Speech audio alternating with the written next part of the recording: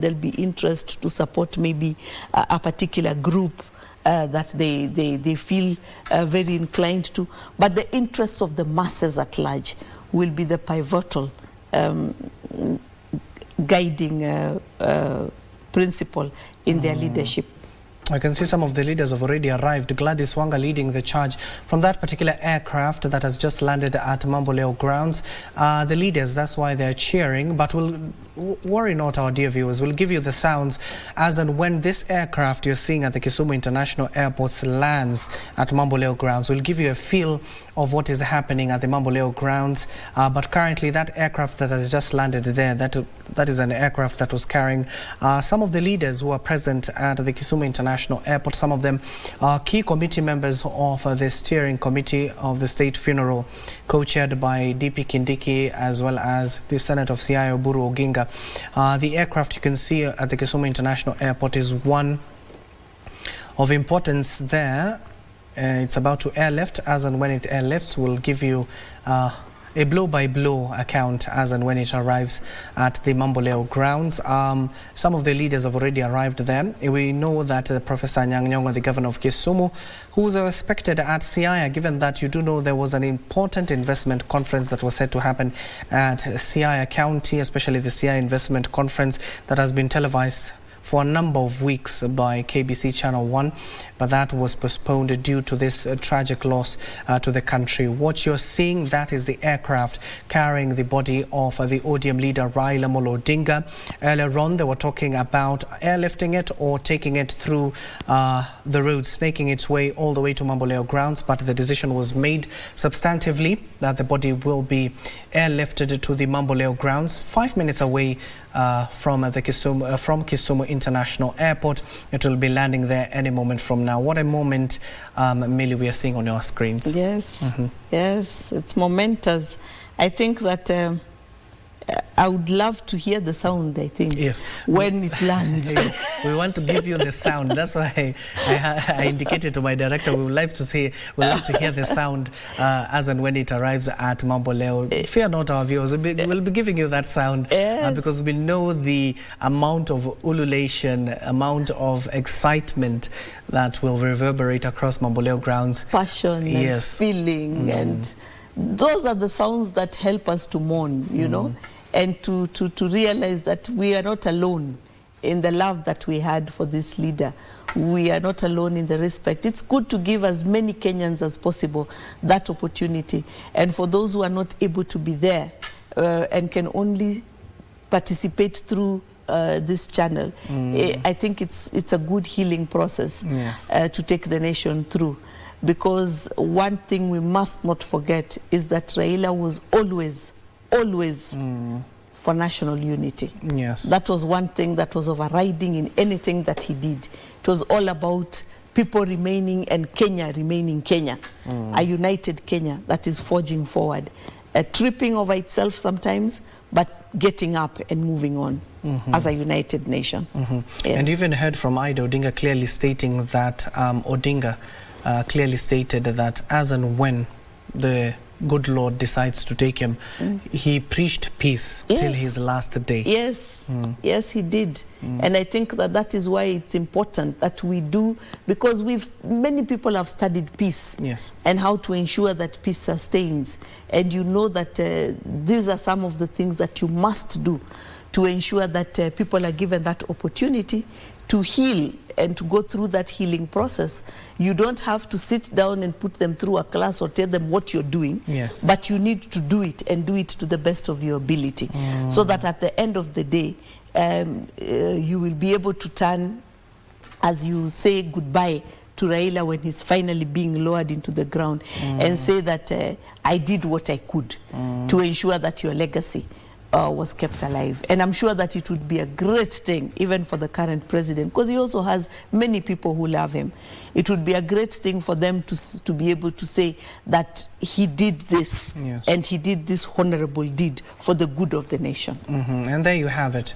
The aircraft is airborne. That is the aircraft currently carrying the remains of the ODM leader Raila Odinga after the committee decided it should be airlifted and it should not go via road, so that to save up on time it can land on Mamboleo grounds. In the next 5 minutes, by 8:45 exactly, it will be landing at the Mamboleo grounds so that the people can start their healing process. Merely, this is a healing process not only for the great people of the lakeside city, but for the country at large. What was witnessed here from Nairobi will be replicated in Kisumu County before the body is once more airlifted to Bondo, Siaya County.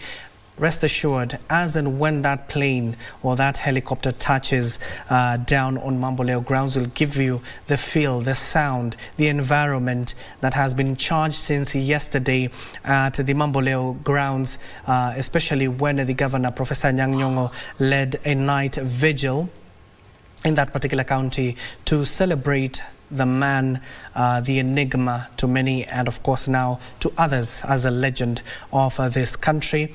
And we await to see how the program will be carried out, given that the itinerary was given out by the committee yesterday, spearheaded by the Deputy President, Professor Kithure Kindiki, as well as the Senator of Siaya, Dr. Oburu Oginga, who clearly stated that today it is the day of people of Kisumu, and I'm sure, Millie, it is not just the people of Kisumu. Many people have trekked from Western Nyanza, the great Nyanza region, Rift Valley, even here in the capital. Yes. Some were not even satisfied. They decided to go to Kisumu to continue, and then they will follow this particular body to Siaya, where the final resting place for ODM leader Raila Odinga will be. You can see the aircraft hovering slowly across the airspace of Kisumu County, headed to Mamboleo grounds. It will be landing there in the next few minutes or so, and as and when it lands, we'll be giving you the feel of the Mamboleo grounds. Already even outside the Mamboleo grounds, people are still awaiting to get into that particular ground, but you can see it's already filled to the brim. The leaders already led by Gladys Wanga, Busia Governor Paul Otuoma, and a host of legislators from the region, as well as here from the capital, are already there just to cool down the tempers of the crowd and to assure them that they will get a chance to view the body of the ODM leader Raila Odinga.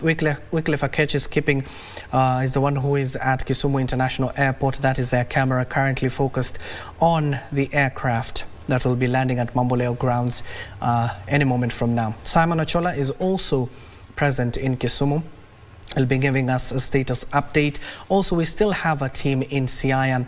We'll be bringing you the latest from their end, given that Bondo, Siaya County, is the main venue where the family, the mourners, as well as supporters are expected to converge and congregate to give their last respect to the Odinga family. Also important to note that the aircraft carrying the body of the ODM leader Raila Odinga exactly left here a few minutes past 6 a.m. Through a Kenya Air Force carrier. It landed at the Kisumu International Airport a few minutes after 7 a.m. in the morning, where the consultations that were carried out by Gladys Wanga and senior KDF officials in terms of how the body will be transported to Mamboleo grounds, but that was decided after a few minutes of consultation that the body be airlifted. But unfortunately, a crowd had already gathered outside the Kisumu International Airport, of course wanting to replicate what was witnessed at Jomo Kenyatta International Airport.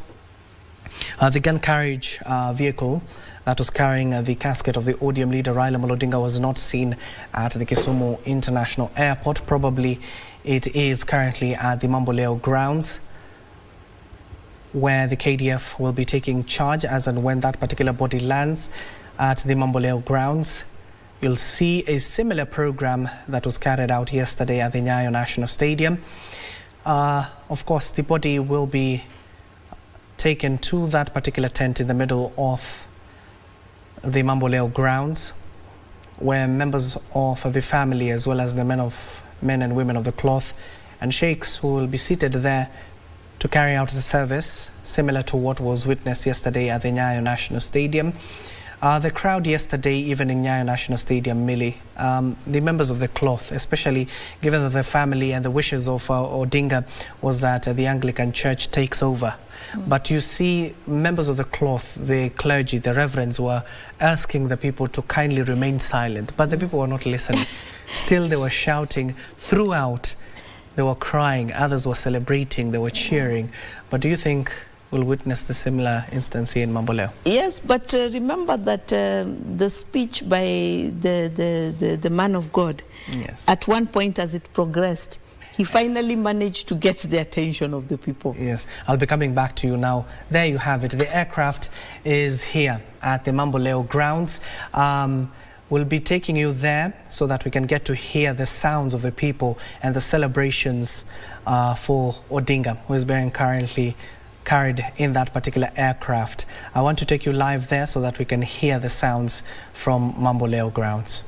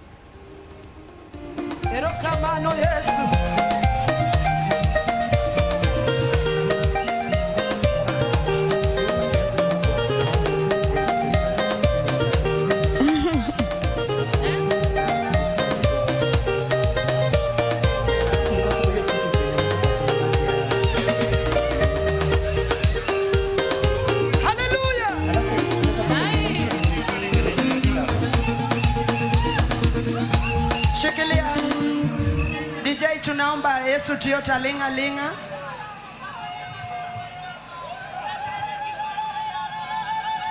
Ah Yesu. Ah Yesu.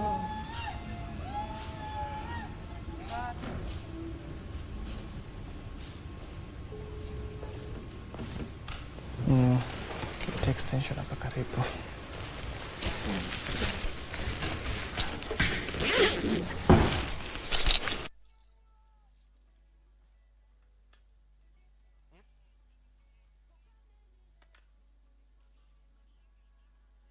Well, what you're seeing on air currently is the aircraft that has airlifted the remains of the ODM leader Raila Odinga. It has arrived at the Mamboleo grounds, and that is where the proceedings will be starting in just a few.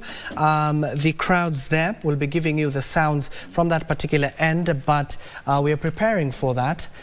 Given that the ODM leader Raila Odinga is currently in his casket and in that particular aircraft. Any moment from now, KDF officials, especially the Kenya Army, who have already mounted a guard of honor for the ODM leader Raila Odinga, will be arriving there. Have already mounted their guard of honor, and he'll be brought out any moment from now. We are waiting to capture that particular sound as and when his body that is currently in a casket is brought out. We wait to see the sounds that will reverberate across Mamboleo grounds. This is a very important exercise, given that unfortunately they did not use the gun carriage vehicle that was used at JKIA, where many people had already converged outside the Kisumu International Airport, maybe for easier access and to ensure the itinerary is of course to ensure that the people get a view. But right now, let me take you to the Mamboleo grounds, given that the body will be brought out from that particular aircraft. Let's listen in.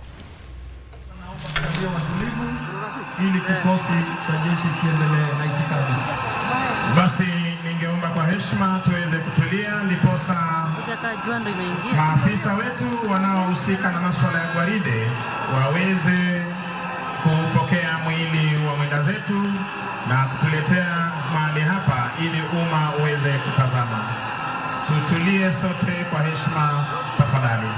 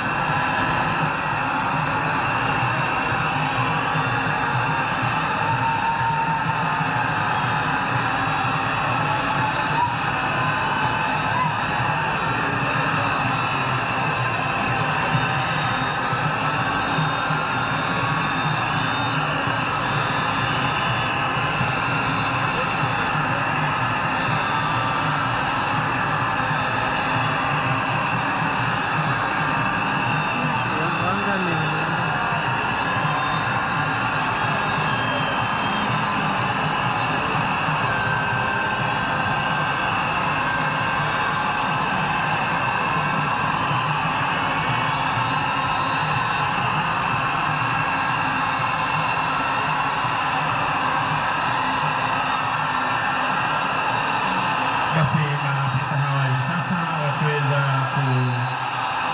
kuelekea upande wa pili kuweza kushukisha mwili wa mwenda zake kiongozi wetu Mheshimiwa Raila Odinga kutoka kwa helikopta hii hivi sasa.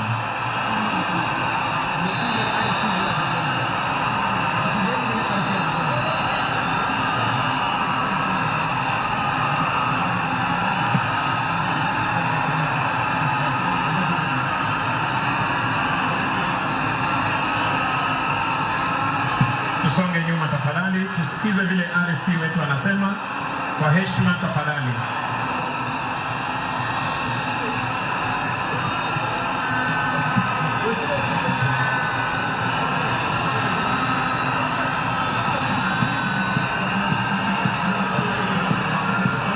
Tafadhali tutulie, studio tulia hadi tuweze kupokea mwili mahali hapa.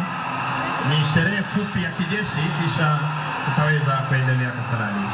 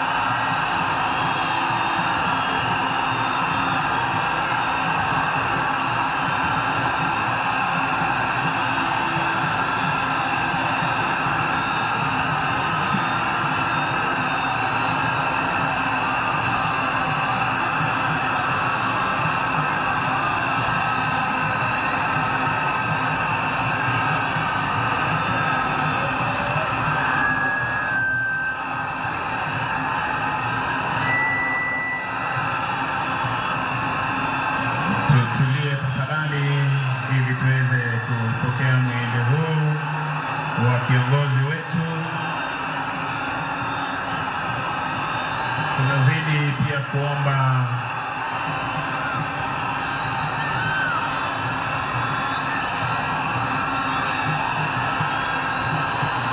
kushirikiana na maafisa wa usalama jinsi tulivyokuwa tumesema hapo jana.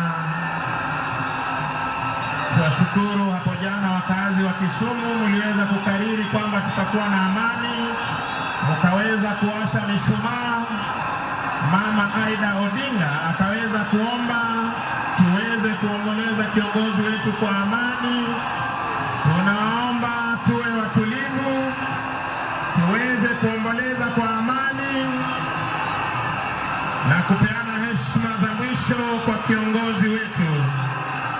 Mwenyezi Mungu ameona ni vyema Mheshimiwa Raila Amolo Odinga aweze kutangulia mbele za haki, na inshallah mimi na wewe siku moja tutaweza pia kuelekea kule.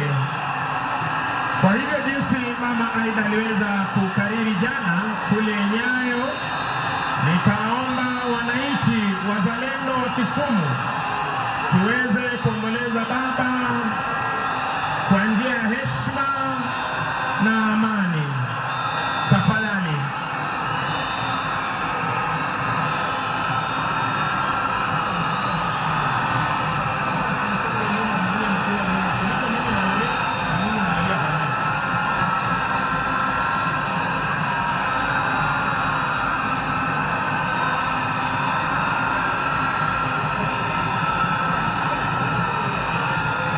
Security officers, tafadhali mnaomba.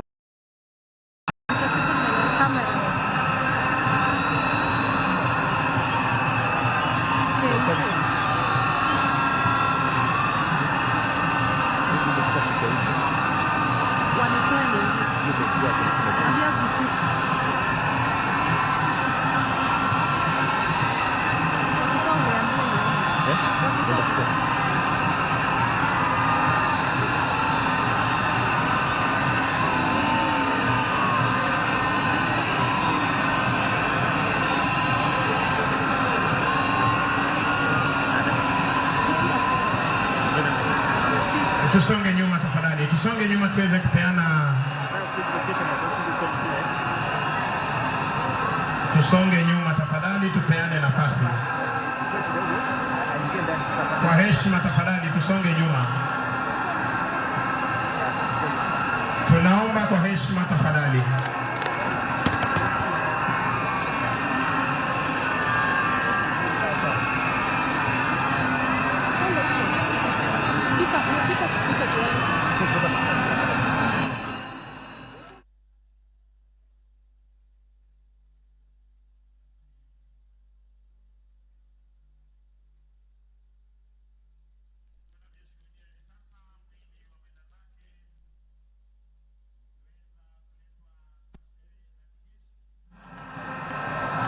Kwa tafrija za kijeshi hivi sasa wakiongozwa na viongozi wetu wa kidini kutoka makao makuu ya majeshi ya ulinzi. Unavyoshuhudia kiongozi wa kanisa la Kianglikana Mheshimiwa Raila Amolo Odinga ni Mwanglikana, kisha kiongozi wa dini ya Kiislamu na kiongozi wa dini ya Kikatoliki.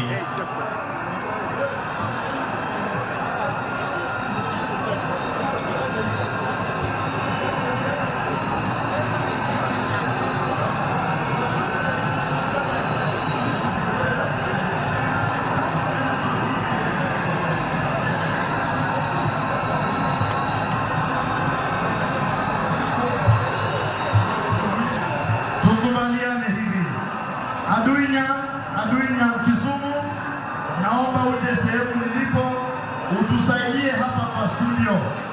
Naomba Aduinya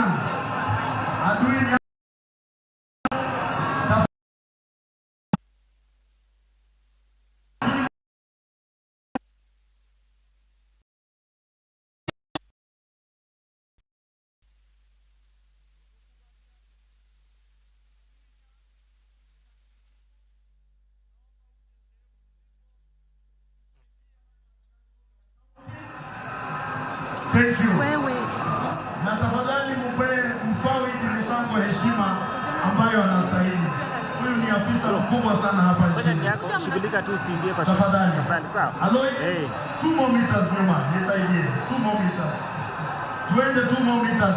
Askari wa county, 2 more meters. Na upatie. Asante sana mdomo. Bagi tunazidi kushukuru. Basi pindi tu tafrija hizo za kijeshi zitakapokamilika, tutaweza kuwa na maombi mafupi, kisha baada ya hapo tutaweza kuelekezwa jinsi tutakavyotazama mwili huu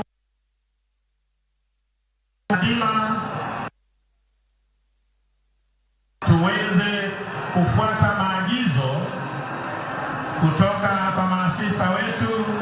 Tuna muda wa kutosha kuweza kutazama mwili wa kiongozi wetu, na kwa heshima tafadhali tuweze kufuata zile itifaki ama kupenda protocols zile ambazo zitakuwa zimewekwa na maafisa wetu.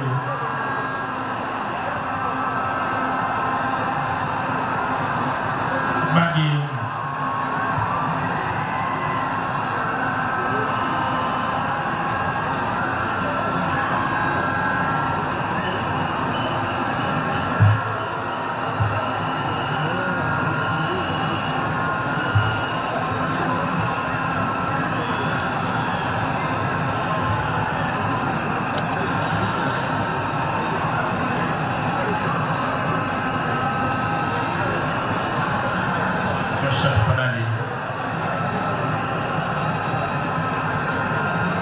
mwenzangu chini, tafadhali wapo mko tayari, wenzetu upande ule wa pili wanaweza kukamilisha zile tafrija zetu za kijeshi, na ninaomba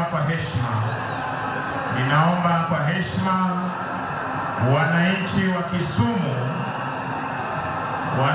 Kisumu, ninaomba kwa heshima, vile jana Mama Aida Odinga alituomba tuomboleze Mheshimiwa Right Honorable Prime Minister Raila Odinga kwa njia ya heshima, nitaomba tuweze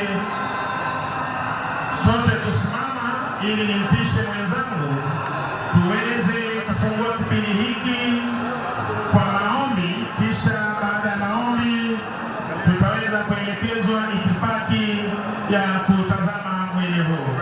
Kwako Ochieng. Asante, niombe popote ulipo usimame kwa heshima ya taifa. Kofia zote zisizo rasmi zisalie kuvuliwa. Kila mmoja kunyamaza kimya. Maafisa wa itifaki sasa wasitembee jukwani.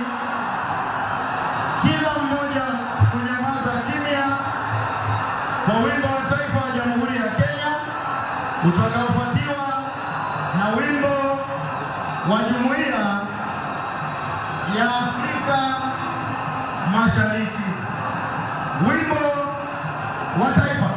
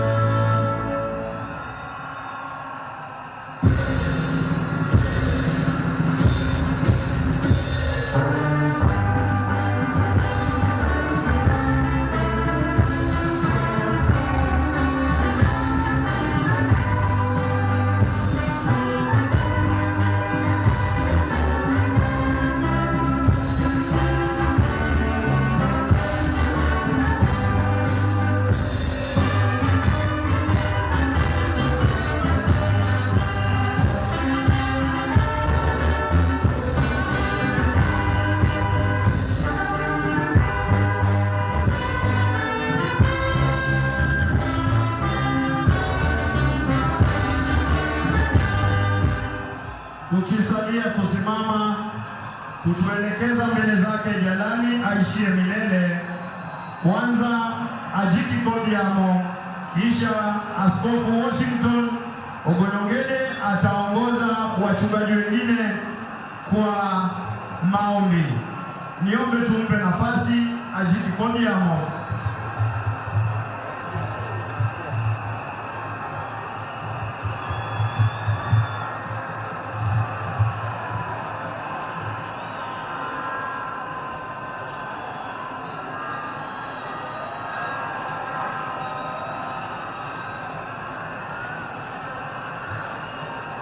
Ajiki Kodiamo.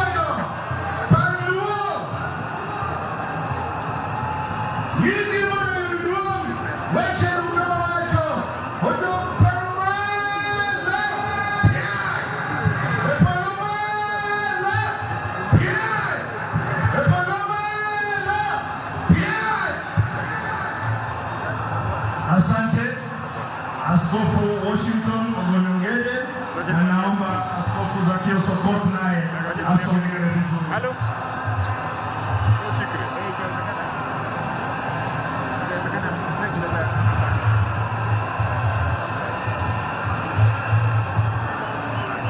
Haya, tufunge macho, tuombe Mwenyezi Mungu aumba mbingu na nchi. Baba Mwenyezi Mungu, siku hii ya leo ni siku za huzuni nyingi kwa wakazi wa Kisumu, wakazi wa Nyanza, wakazi wa Kenya wote kwa jumla. Baba, tunakuja kuombea mwili wa mwenda zake, rafiki yetu ya ndani kabisa, Right Honorable Engineer Dr. RAILA'S Odinga. Baba, wakati tunaomba kwa mwili wake, naomba Mwenyezi Mungu kumbariki mkewe ambao tunampenda sana, ambao wanamtumaini kwa mambo yote. Kwa hiyo saa hii Baba ana huzuni mwingi wa kupoteza mpendwa wake ambao ni mke wa bwana wake. Mungu mbariki mama wetu mpendwa Excellency Dr. Ida Betty Odinga, na Baba naomba kwa mtoto wake Rosemary Odinga na Raila Junior Mawili.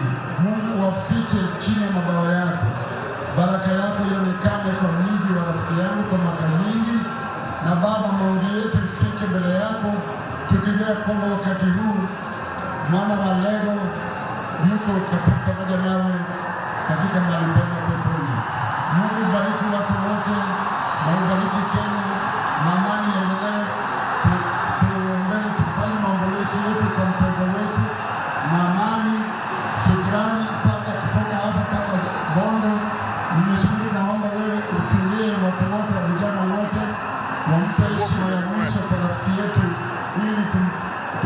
afanikishe na furaha na amani kutoka juu mbinguni.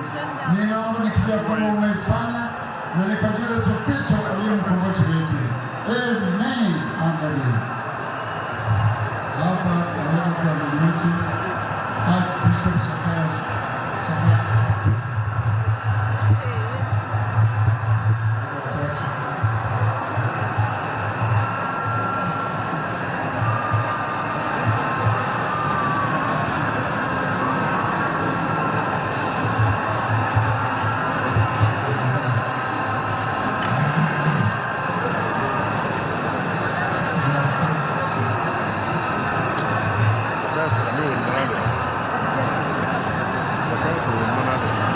Kwa jina la Baba na la Mwana na Roho Mtakatifu.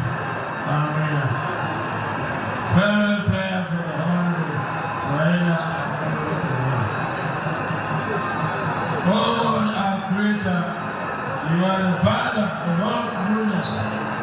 We thank you for the life of the Right Honorable Raila and the many years you gave him.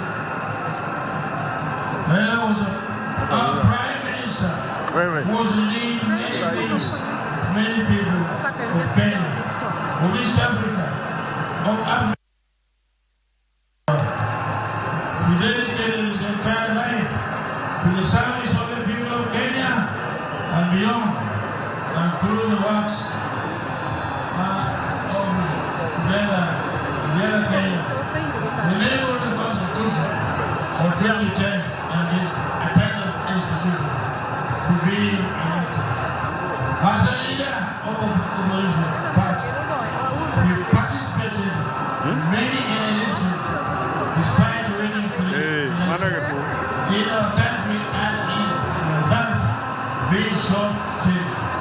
Raila would always forgive and moved on. He taught us forgiveness. He accepted the verdict of the Supreme Court.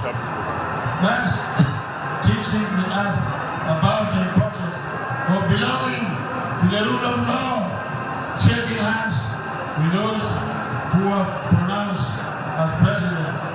He had the heart of forgiveness.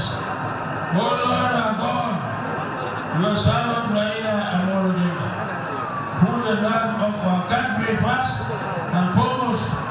He always put his Kenya first. May he always learn from him. Management was in example. And peace for our motherland. Kenya contact and enable the importance of freedom of speech. Almighty God, I thank you for the habit given me the courage to save the life after his second detention. Kana yote mpeni duwatu na lazima wa Yesu. Yesaino na kwa mjini Egypt. Ame kana na ya mbio na lako na kurudi katika Kenya. Today has been farewell.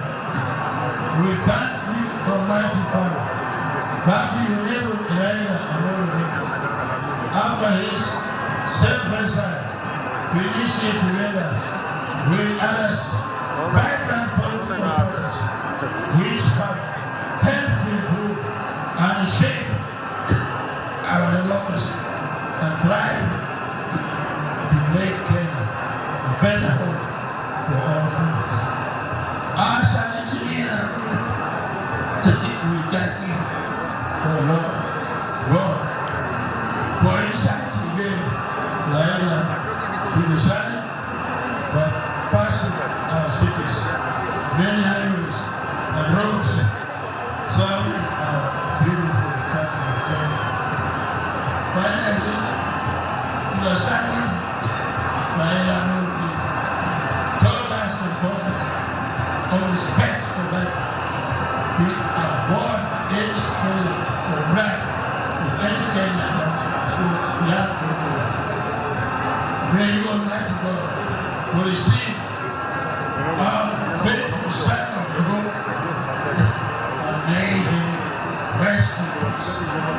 We pray to our Lord Jesus Christ, the Son, who lives and reigns with you, unity in the Holy Spirit, God forever and ever. Amen.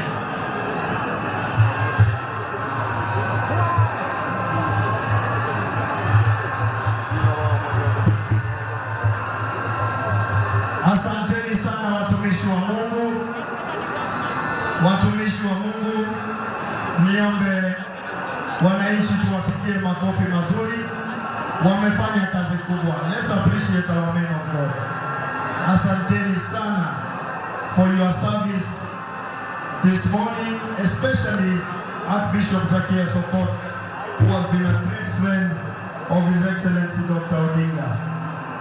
Niombe maafisa wa itifaki tusaidiane wakati askofu anasaidiwa kuelekea upande mbadala. Kuna nafasi ya kuketi imetengewa viongozi wa kanisa. Asanteni sana. Asante. Tuelekeze hapo kwa heshima na kwa polepole. Thank you, men of God. Thank you, men of God, for your service. Thank you. Samahani kidogo. Thank you.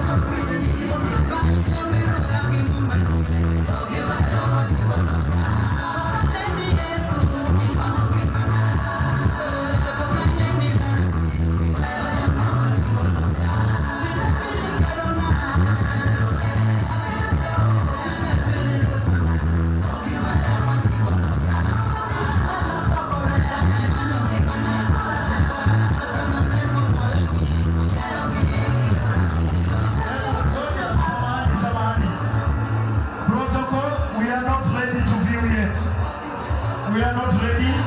Just get them ready, but we are not ready to go in. Yes, but we are not ready to go in yet.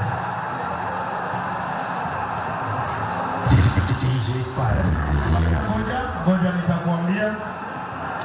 Waheshimiwa magavana, waheshimiwa mawaziri, tunaomba kwa heshima mweze kuketi kwenye jukwaa kuu. Tunaposubiri kamanda wa jeshi letu la wanamaji tuweze kupokea mwili, aweze kupokea mwili hapa rasmi, kisha tuweze kuendelea. Hiyo ni itifaki ambayo nimeweza kupewa. Tafadhali. Vile vile nitasisitiza kila jambo litakalotendeka tutawapea mwelekeo. We will guide appropriately on every matter that is going to take place.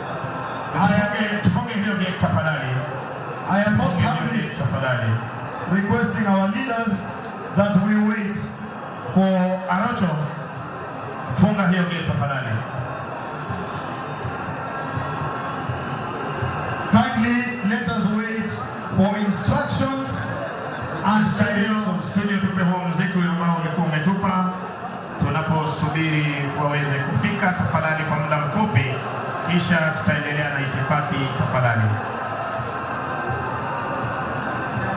DJ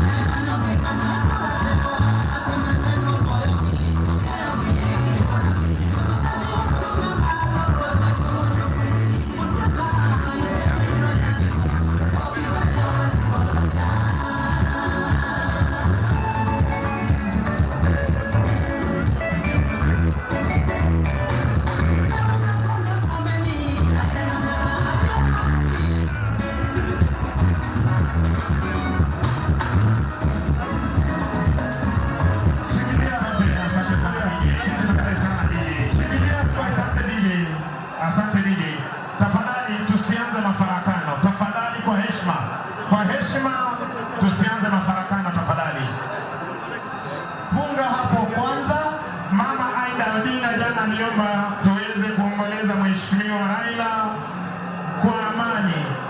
Wanasiasa wetu tafadhali, tunaomba tusianze hivyo. Hatutaweza kudhibiti.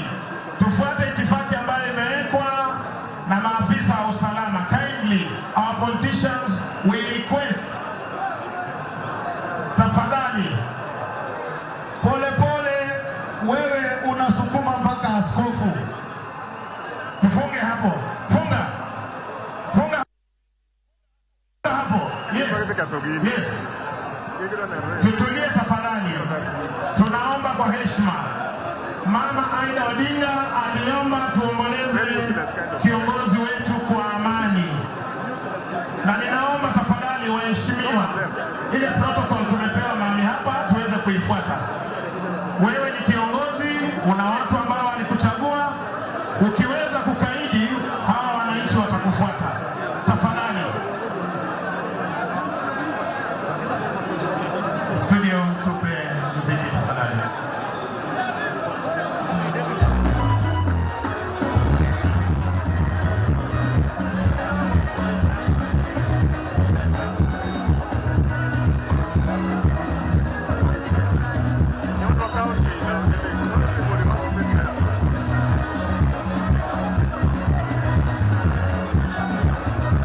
Shikilia kidogo, wakili Otienda Molo aweze kuendelea tafadhali. Dotorwa, mali enta kom en man state. Wanuru kaka giwacho mondo gini odhi mayot.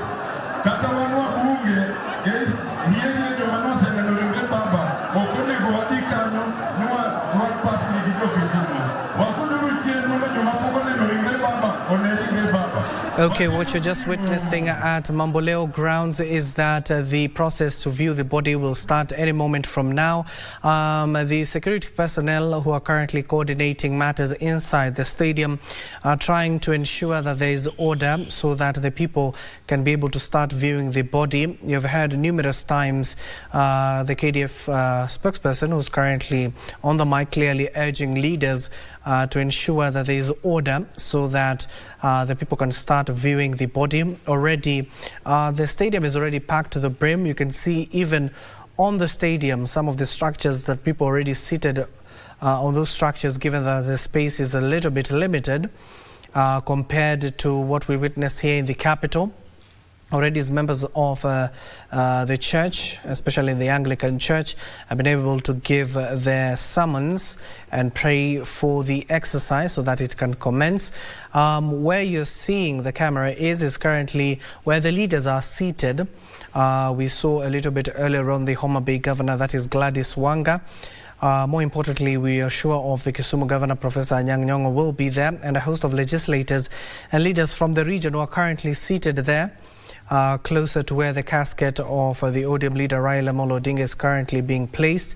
It's a multi-agency approach from the Kenya Defence Forces, the National Police Service, as well as other critical security operators in the country, just to ascertain not only the security of the family and the body, but the security at large of the people.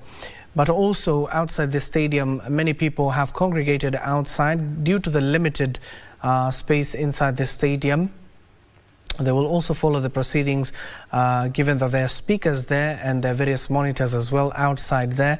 And of course, if you're unable to watch what is happening inside and you're currently listening to us and viewing us from whatever outlet you're watching us from, we'll keep this images rolling so that you can have a feel and see what is happening inside the Mamboleo grounds. The process of viewing the body will start shortly, and it will be done in the manner that was witnessed in Kasarani and Nyayo National Stadium, where the security officers will form some sort of two lines so that the people can pass in between them, so that they can coordinate them appropriately and ensure many people will get to see the ODM leader before the body is airlifted once more all the way to Bondo, where the body will spend the night in Bondo ahead of the burial on Sunday, where a number of leaders have confirmed for their attendance.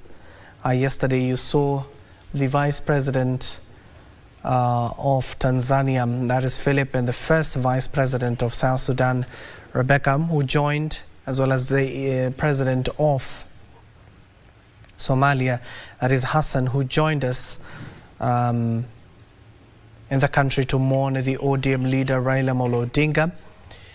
They're preparing, they're just making arrangements so that at the end of the day, we take you back there so that you can have the feel and sound of that particular area, so that the people can see and view the body of the ODM leader Raila Odinga.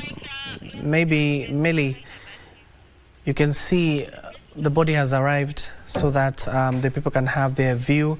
You've even heard, we were talking, making fun a little bit earlier on where the members of the cloth were urging the public to keep quiet, but yet they were still not keeping quiet due to the jubilation that their son has come home. Yes, they've given him a true hero's welcome, even within the constraints of sitting arrangements that they had.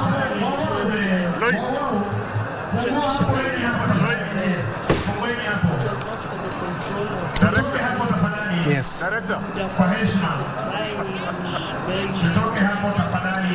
Okay, we're changing the microphone.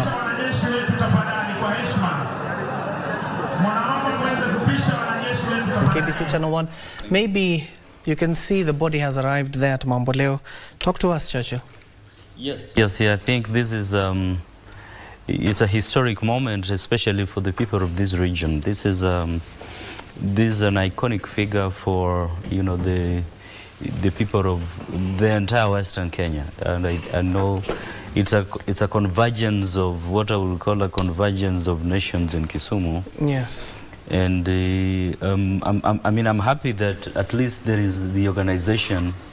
You know, it's a little bit organized as opposed to what people are expecting.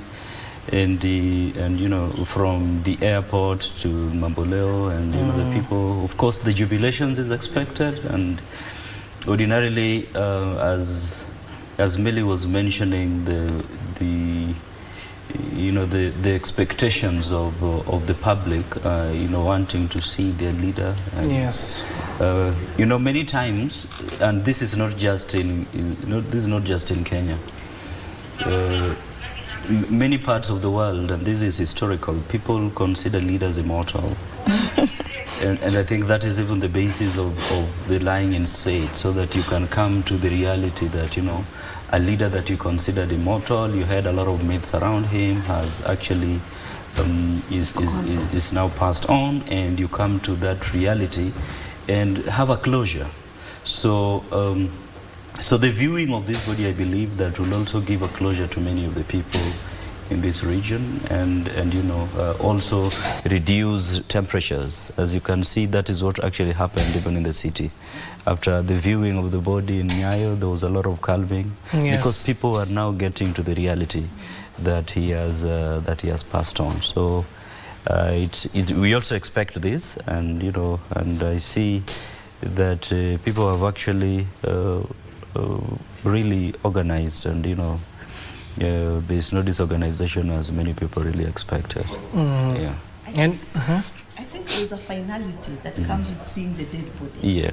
You know, you even hear when families have lost their people, have disappeared, you say, just bring us the body, you know, yes, bring us the body, so that we see and we are sure we touch, and that body has no life in it. So it's true that gives a lot of finality to it. And that crying, much as they were not able to come forward, you know, traditionally in this region, they would come, they would lie on the vehicle, yes, that is carrying, yes, the body, you know, they would stop it, yes, it would move at their pace, until they are happy, exactly, and that they have brought the person back home. That is traditionally what they would do. Yes. And it would not have been a misbehavior, it would just be that is their cultural way of bringing home any person who has died. That is the tradition, and more so a person who has lived for more years and therefore done a lot more for the community. you would find that that is what they've done. So I'm glad already I can see that they have tried to listen to the prayers of the family and accord the body the dignity that it deserves, so that they were just making their sounds from the podiums where they were seated. Yeah. And I don't think that there was too much, although of course we're hearing, but I hear that was more directed to the leaders than to the people. There was not too much attempt to breach the barricades. And indeed, of course, as I informed you a little bit earlier on, many people are still even outside the Mamboleo grounds. They are trying to access it, but the security personnel have been ordered to close the gates because the stadium is already filled to the brim. And there you have it. Some leaders are currently seated, including the Homa Bay Governor Gladys Wanga and a host of family members, as well as members of Parliament who are currently seated there, so that they can give their last respect as well. Some of them are even serving in the committee that is steering funeral preparations for the ODM leader Raila Odinga. That is set to kick off tomorrow at his home in Bondo. That is in Siaya County, and we'll be speaking to our reporters who are currently there as well. But we also have Wycliffe and Chola in Kisumu County. They'll be bringing us a blue account of what has been happening. If you're just joining us, dear viewers, is that the body landed at exactly Kisumu International Airport at exactly few minutes past 7 a.m. in the morning, given that it had left few minutes past 6 a.m. here at the Jomo Kenyatta International Airport. It is just a 1-hour flight from Nairobi all the way to Kisumu. But interestingly, when the body arrived at the Kisumu International Airport, the committee alongside various KDF officials were able to decide that the body will be airlifted from the airport to the Mamboleo grounds, which is not that far from the Kisumu International Airport.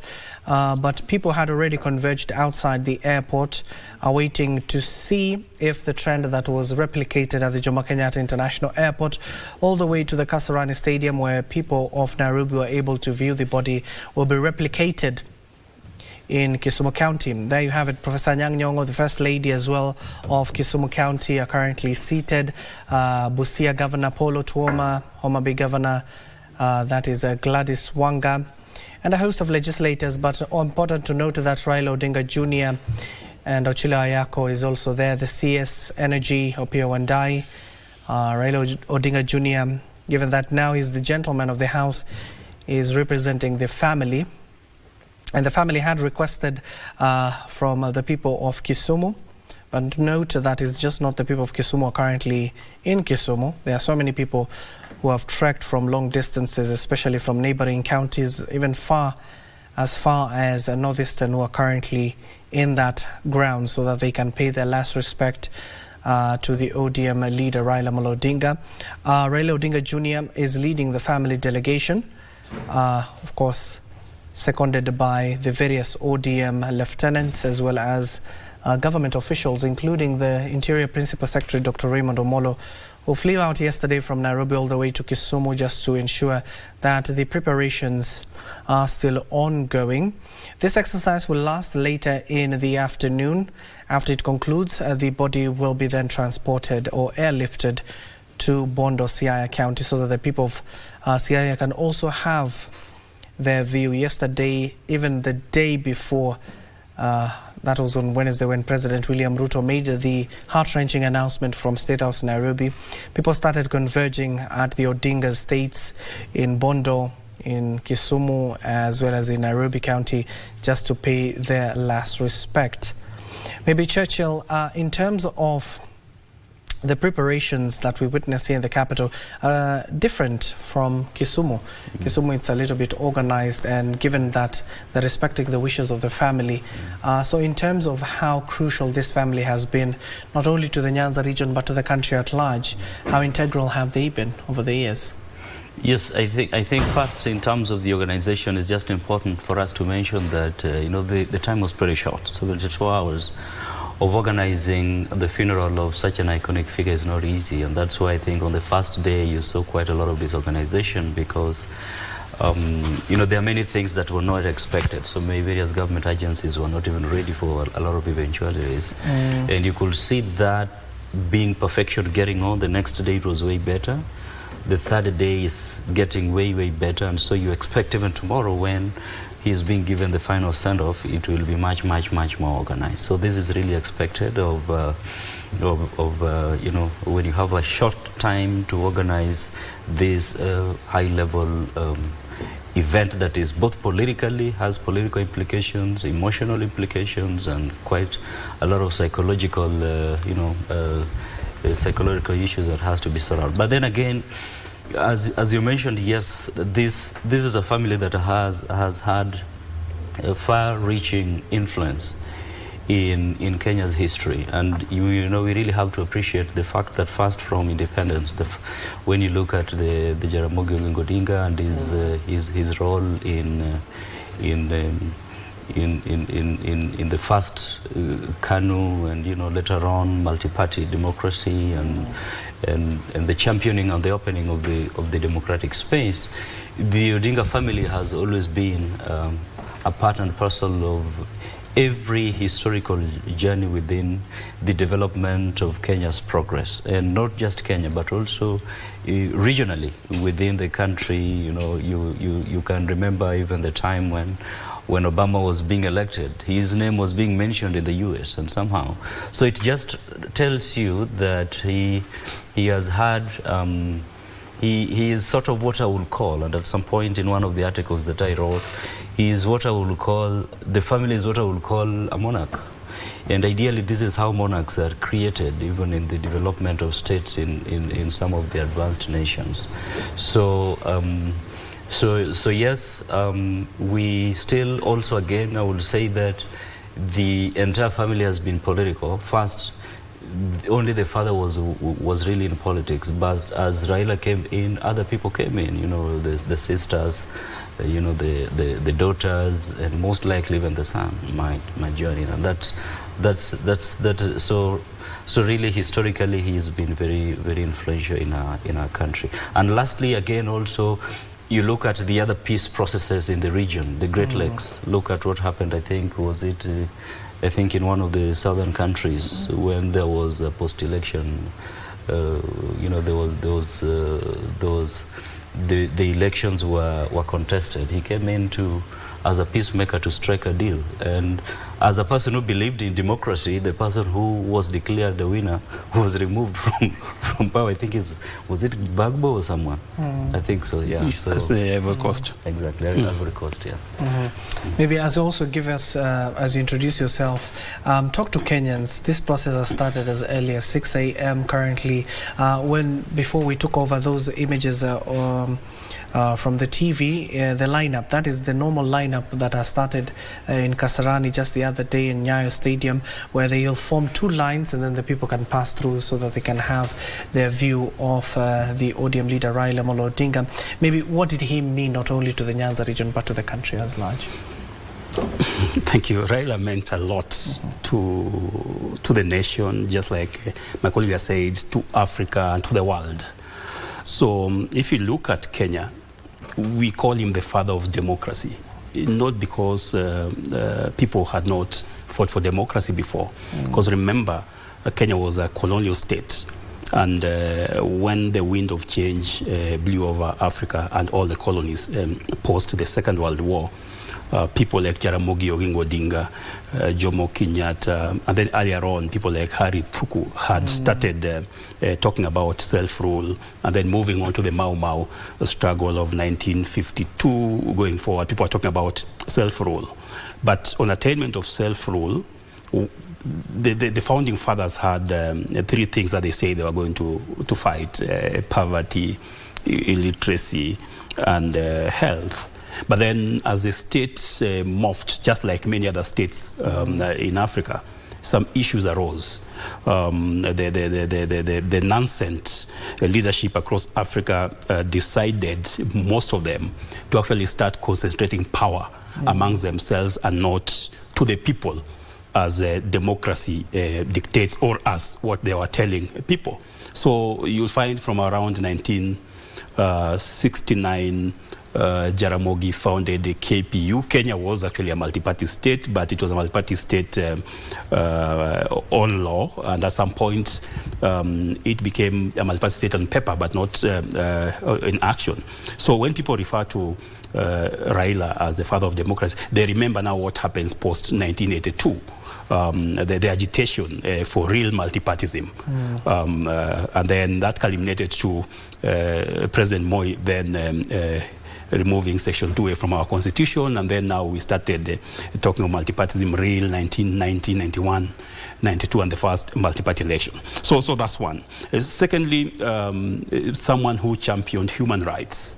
Raila is known as a liberator for human rights because as he was fighting for democracy, it was not only democracy, it was human rights. What are our rights as a citizen? And this moved on all the way to the point where he declared himself the people's president. So that people's president meant the rights of the people and the people's right to actually self-govern. Then people talk of devolution in this country. They call him the father of devolution. It's true because we started this nation as a Majimbo nation in the early 60s, if you go back to history. And then at some point we lost it. We became centralized as one nation. But there was always that desire by the populace. And you can see this now when the new constitution process started. Everybody will say, we want resources and power closer to us. So Raila again embodied that. And during his tenure as the parliamentary constitution chairman during the last years of Moi, and then moving forward now as a leader of an organized group, including a political party and the civil society. One of the key messages, as he was talking about democracy, human rights, was devolution of power and resources to the people. So he's the father of devolution as well. And then one other key thing I will add now within this country is he was a peacemaker. In many of these cases, as he led some of these struggles, there will be elections, there will be contested, and there will be rabid division amongst people who have gone to these elections. He will always emerge to demand rights, just like we know him. But at the same time, he will seek out, or he'll be sought by the other party, and they make peace. And it was not peace for the sake of it. It was peace so that some of the issues that had brought about some of the contestations get resolved, so that when people move to the next level or the next election, then things are better than they were. And of course, he was Baba. He was the father of all of us who are younger than him, and a brother to those who are actually his age mate. So he's being held profoundly in this country. But beyond that, he was a Pan-Africanist. Whenever you will hear him talk the Jumuiya ya Mashariki, you'll hear him quote the Nkrumahs, just like my colleague has said. You will hear him talk about these regions. And this became so amplified when now he was given a role as the AU Commission Chairman for Infrastructure. He will say why Africa needs to be one. And for him, whereas there's all these political and social tenets that need to drive or to anchor that oneness, he felt like opening up Africa from an infrastructure perspective, and where we can move from Cape Town to Cairo, and we can move from Ouagadougou to Mogadishu, will make us now be really one. So he was a Pan-Africanist. And then he embraced globalization. So he will talk about the political and ideological fight between the West and East. And for him, he used to say that what works for Kenya, that we can borrow from what is in the West, was in the East, works. So he embraced globalization as well. Yes. And we can see a host of crowd at least has pushed past the security barrier. They also want to have a chance to view the body. Given that I told you a little bit earlier on, a number of people are still locked out of the Mamboleo Stadium, given that I think they will be allowing them in intervals, given that there are many. But Millie, as you're speaking to that as well, in terms of how these leaders now are going to move forward, not only as ODM, But in the terms of representation, given that they have been mentored by the great man who's lying in state at the Mamboleo grounds, so how should they move as leaders? What should they embody at the end of the day? You know, every time we have lost a leader, people normally speak about keeping the traditions and the ideals that that particular leader had alive. We constantly now talk about Kibaki and his great attempts to try and get the economy, turn the economy around in this country. I think that one thing that has become quite apparent with the passing on of Tinga is that he touched the political lives of so many of these leaders. Everybody has a story to tell. An amazing one was one who said he even stood on another party ticket and ODM had a candidate and Raila gave him 3.5 million contribution towards his campaign, you know, and he said that on the floor of the house. He said he had to say it. Yes. So they know that he had an interest in having good politicians, a good representation or representative space for the people. They know that that is what he's always tried to achieve. Even the bedeviled BBI was all about just trying to improve the things that we have in place to ensure that people have the democratic space that works for Kenya and that we are able to grow as a democracy and as a nation within the presence of the law. So I think that if these leaders would keep that alive and realize that they can continue to compete politically but still have at the core Kenya. And we must thank Raila because we struggled for years to become a nation. We were many nations within one. But he fought very hard to ensure that we had a constitution. And that constitution is a rallying document. Many people would have wondered, is it just so that he could create prime ministership or what? But now you see every Kenyan identifies with the constitution. And you'll find everybody saying, no, it's against the constitution. Can the constitution be respected? It is not in our constitution. Our constitution cannot be changed that easily, you know? We are all very proud and protective of that constitution. He gave us things that brought us together. Devolution, which my colleague has spoken to, and which was then made almost a taboo term to utter, he again turned that around so that now devolution is a principle that we don't want to lose.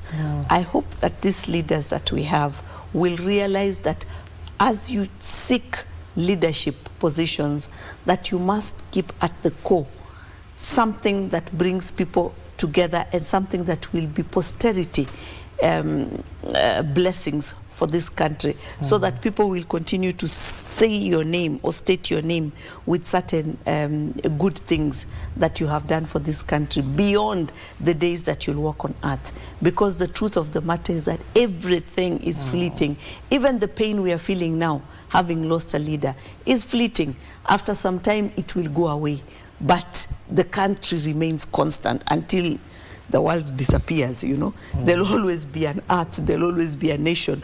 It will be called, whether it's called Kenya or it's called Raila, as people have proposed, whatever it will be called going forward. We will always have a nation, there'll be people, and therefore we must remember that those people will have, if they don't have your blood, they will have your spirit. And Churchill, and of course yesterday you even heard from the former President Uhuru Muigai Kenyatta clearly stating that what Odinga fought for will be fought for by them, and they will ensure that at the end of the day it is achieved. So what are these things that Odinga was able to fight for and be attained?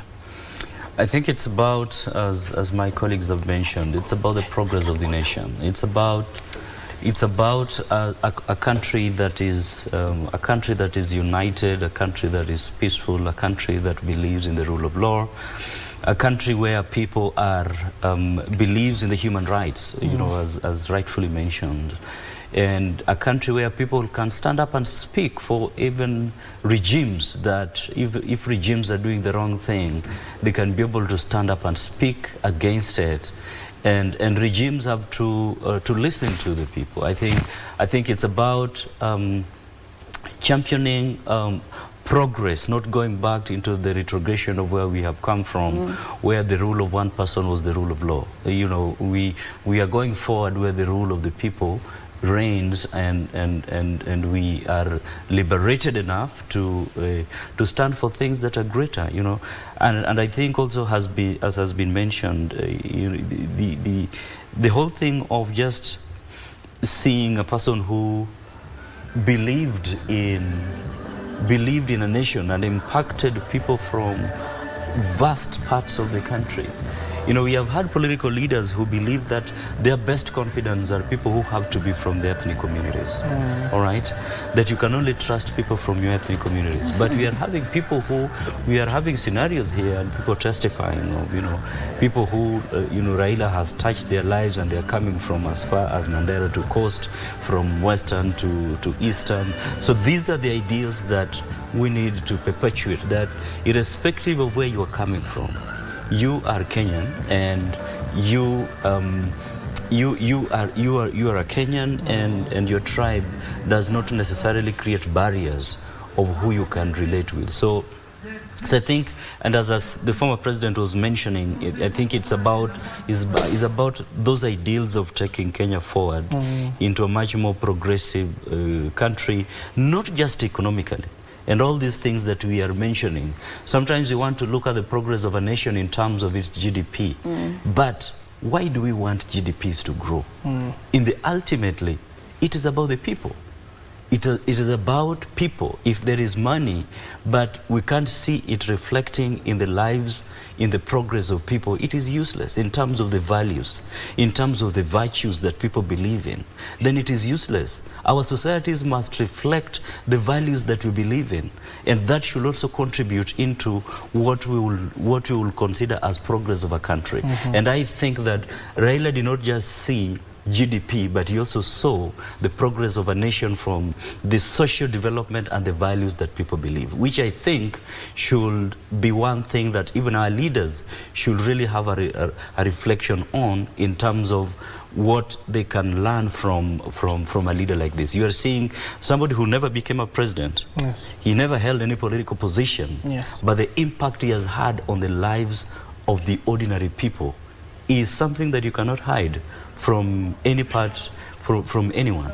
And for me this is the one thing that I personally learned, that the pinnacle of leadership is not position, but the impact that you have on the lives of people through the service that you deliver to them.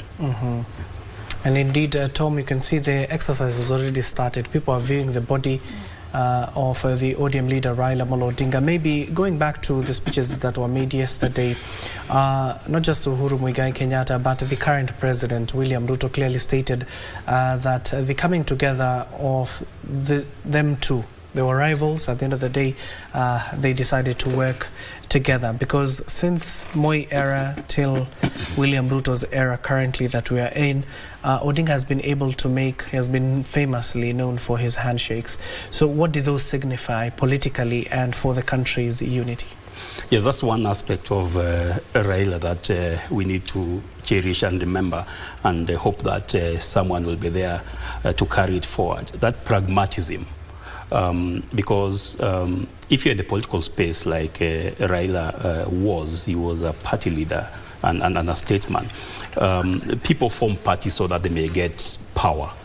And they go for power so that they may have a chance to influence how a country is run now, from a perspective of the power of the power that they have as a party and their manifesto and constitution. So Raila was such a pragmatist that he knew that if an electoral process has taken place and he was not declared the winner, he will still want to influence now from the other end what it is that the country as a whole and the running administration will do towards fulfilling some of his beliefs. My colleague here has mentioned, and she has also mentioned some of these things. Raila believed in the holistic nature of what a country should be. So it is the social, economic, political triangle. So the social aspect of it should be moving. Things like women empowerment. He was quite a champion that. And whereas my colleague talked of this person who Raila went and campaigned for and gave her money. A good example is in Kisumu County. Raila believes so much in women leadership, even before this issue of the county women leadership, that at some point, I remember in Kisumu West constituency, when the ODM primaries took place, and Mheshimiwa Lagalwach beat Mheshimiwa Rosa Buyu. Rosa Buyu moved to the other party, I think it was Charity Ngelu's party. Raila actually supported her there. And people wondering what's going on. This is the father of ODM. But because he really wanted to see an elected woman leader in some of these regions in the country. So pragmatism is the thing, and always being there, not for self, but to ensure that a country moves forward to the ideals that they were fighting for. And that's why he will handshake these people. And not it's not all the cases where he's the one who reached out. In fact, in most of these cases, it's the other party who reached out. But the fact that he was magnanimous enough to say, yes, we've competed politically, in some cases at very great cost to him, like during the Moi time, remember he was detained then. Post Moi, during Kibaki times, you know what happened. Kibaki reneged on what they had agreed upon. When they moved to Huru time, some of the issues, when they were agitating for those rights, became very violent. People were getting shot. The same even the first 1 year of President Ruto, those mandamanos about Sufuria, you say what? But he'll say yes. Well, that has happened. We are competing. We were pressing, but now let's talk and agree on points to move forward. Like in the current scenario, when they formed an agreement with President Ruto, they put a 10-point agenda, and you could see it's not about him. It's about some of those ideals that he has been fighting for since 80s that have not been met. And if his union or handshake with the current leadership will make even 2 of those 10 things get progress, that's called progress. Yes. And indeed, we can see some of them even being carried by emotion. Some of them were even wanting to touch the body, but because you can't touch that particular body currently, given that it is lying in state, so the security personnel are trying to organize that. But Millie, as I let you go, given that I've kept you since 6 in the morning, maybe give us your final remarks. What would you remember who this man was? I think that one of the things I'll remember Raila for is showing us by action rather than too much talk. I think that he walked, or he put his money where his mouth was. Take an example of inclusion in leadership. He was one of the first persons to appoint persons with disability, to nominate them into positions because of representing disabilities, and true Raila style, not the normal traditional disability that we are used to, but a disability that was really really ignored, you know, and yet the people who were living with albinism were going through a lot, including people thinking they should be sold for good body parts and for charms and things like those. And he brought such a person, gave them that platform at the national level as a nominated member. He has nominated women such as Mabona, who then subsequently went and became elected. I think this is the second time she's been elected. The first time having been nominated, and then twice elected, and currently is the minority whip, showing that I know he has nominated a number of ladies into positions. Some may not have gone on to pick political positions, but here a number of them have then gone to grow. Look at Gladys Wanga, for example, who was given a party ticket to come in as a women rep for the county, and subsequently has, with the support of the party, been able to even become governor and became chairman of the party at the county level, and now national chairman.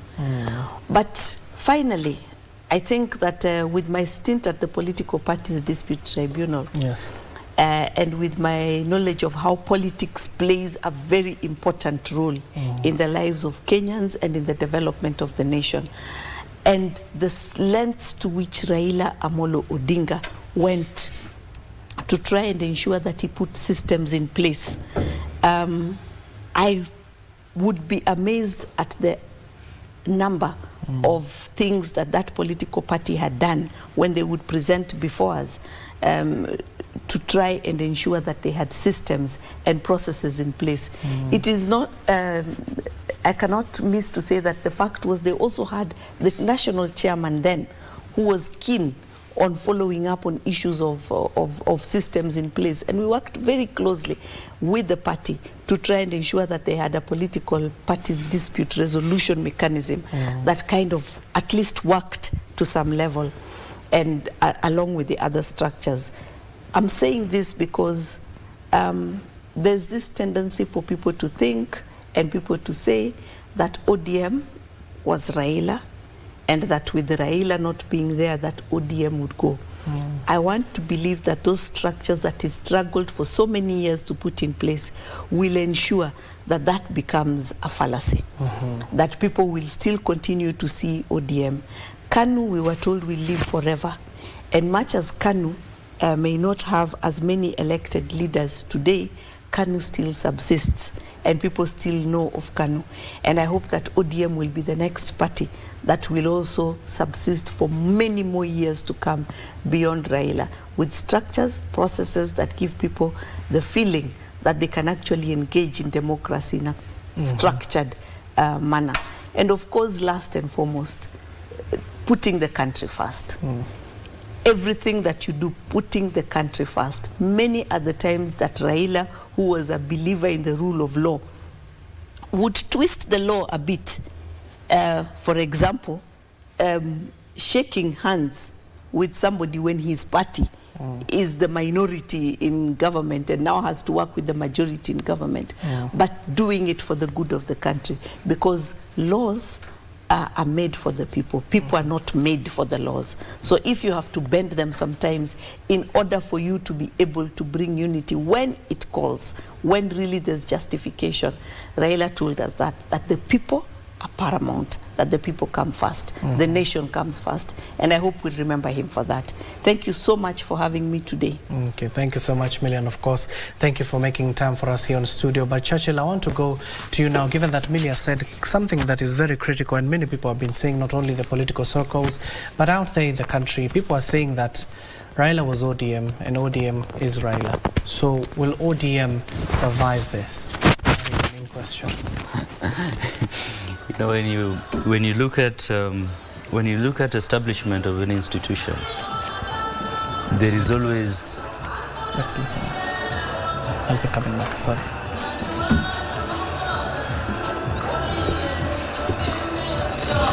Hi Tom, uko salama?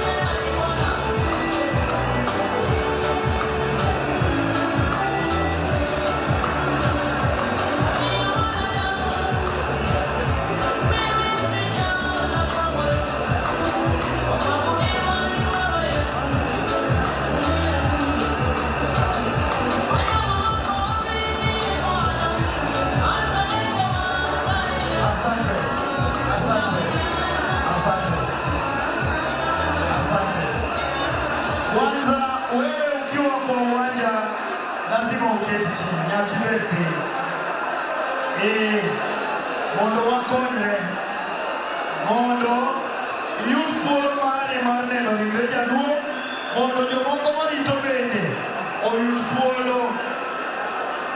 Omiyo bed abeda piny kanyo to koro kik ichori mbele.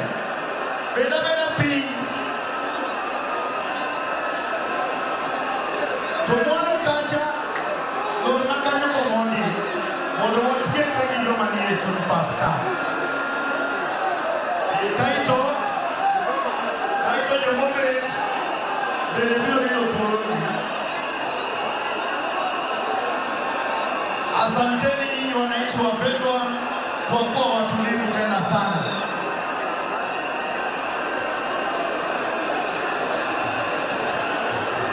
Usisukumane mbele wewe. Ukiwa hapo keti chini, wacha kusukuma wewe. Well, the people are trying to get a view of the ODM leader Raila Odinga. Now, the security is urging them to at least ensure that they come slowly so that the process can be smoother and so that everybody can have a chance to view the body of the late ODM leader Raila Odinga. That is the same avenue they use to ensure that the locals are able to view the body and see it at least. Given that this crowd is even larger than what we witnessed yesterday at the Nyayo National Stadium, even in Kasarani, people are trying to come in slowly, but the security are trying to form up two lines to ensure that at the end of the day they're able to see as many as possible before the body is flown to Bondo, Siaya County. I'll be giving you those sounds as and when we get them. But the tributes are still flowing in, especially from a notable figure, that is a former US President Barack Obama, who paid a moving tribute to the late former Prime Minister Raila Odinga recently, describing him as a true champion of democracy whose courage, sacrifice and devotion to peace inspired generations across Kenya and Africa, as well as the whole world. Now, in a heartfelt message, Obama reflected on Odinga's lifelong struggle for justice and democratic governance, noting that his impact reached far beyond Kenya's borders and, of course, revered across the planet. He stated, and I quote, "Raila Odinga was a true champion of democracy, a child of independence. He endured decades of struggle and sacrifice for the broader cause of freedom and self-governance in Kenya." Now, the former US president further clearly stated that the leader shared ancestral roots with Kenya, recounted moments of a personal interaction with Odinga. Remember when he came to Kenya, when he was a sitting president of the United States, praising his selflessness and commitment to national unity. He stated, and I quote, "Time and again, I personally saw him put the interests of the country ahead of his own ambition." They're referring to the number of times he had attempted to, of course, become the president of the Republic of Kenya. 5 times. Odinga, who died in India October 15th at the age of 80, said that he was a central figure in Kenya's democratic journey, a man whose political resilience and reformist zeal shaped the country's governance for over 4 decades now. Obama noted that Odinga's political life was identified by an extraordinary ability to reconcile without surrendering his convictions. He says, and I quote, "Like to reconcile without surrendering his convictions, to choose the path of peaceful reconciliation without compromising his core values." Odinga, known to millions simply as Baba, which was widely reflected to us, the family, yesterday. Unfortunately, they clearly stated that he was not only the head of their family, a beacon of hope, even the daughter referring to him as a superhero, but they had to share the man with the whole country and the continent at large, stating that he fought for multi-party democracy during Kenya's years one-party rule and his role in promoting peace after periods of political turmoil. His efforts to bridge divides, Obama said, was very critical, and it set an example not just for Kenyans but across Africa and around the world. Now, remember that the two leaders, that is Barack Obama and Odinga, shared a cordial relationship rooted in mutual respect.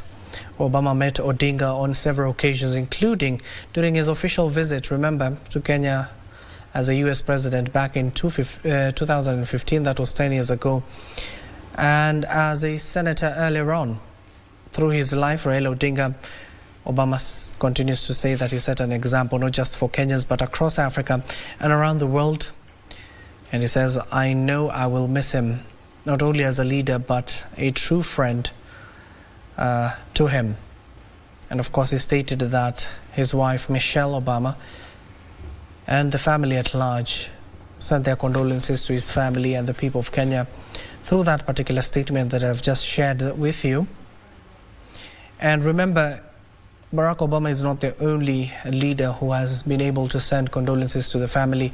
As far as even from India, where Raila Amolo Odinga drew his last breath, the Prime Minister Narendra Modi was able to send out a message of condolence to the family and Kenya as a whole, and also other key political figures, including the President of France, Emmanuel Macron, and other key figures, even including his favorite club, that is Arsenal, was able to send a statement.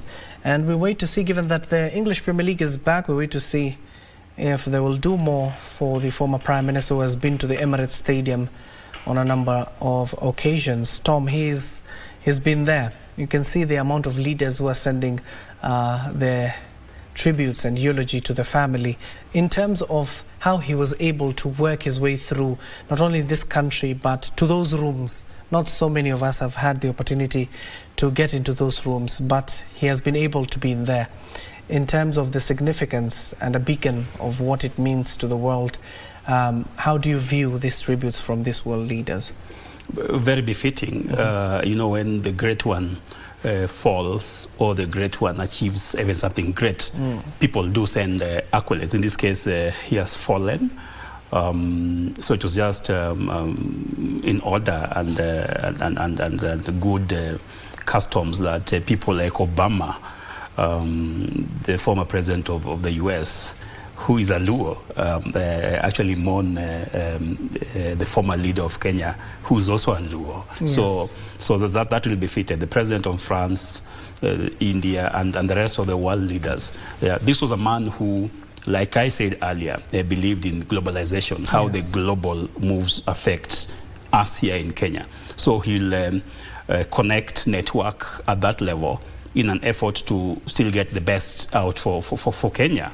So that will just come nicely, and it shows for us Kenyans as a proud moment, because it shows that our leader, the departed Raila, was recognized. And that's something that we should keep up as well, even the present leadership, making those connections internationally. And the good thing about Raila was that he was not focused on one end of the geopolitics of the world. Yes. Some of the things that mistake that some leaders make in Africa is to put yourself on one side of the geopolitics. The world is complex. There are several poles, and a good one is that person who strategically knows you could be getting much more from one end, but you don't discard the other. So Raila will be in the east, he'll be in the west, he'll be in the north, he'll be in the south. And socially, just like we said, one of the other key things Raila really wanted to do was a social progression of the people. He was an added sports fan. He was the patron of Gor Mahia, the leading football club in this country. He supported Arsenal, one of the biggest clubs in the world, and he will show it. So it's not a love by just thought, just like my colleague who has just left, Emil will say. It was love by action. So I love the club. I have to go to the Emirates. I have to be next where Thierry Henry has been statued. I love Gor Mahia.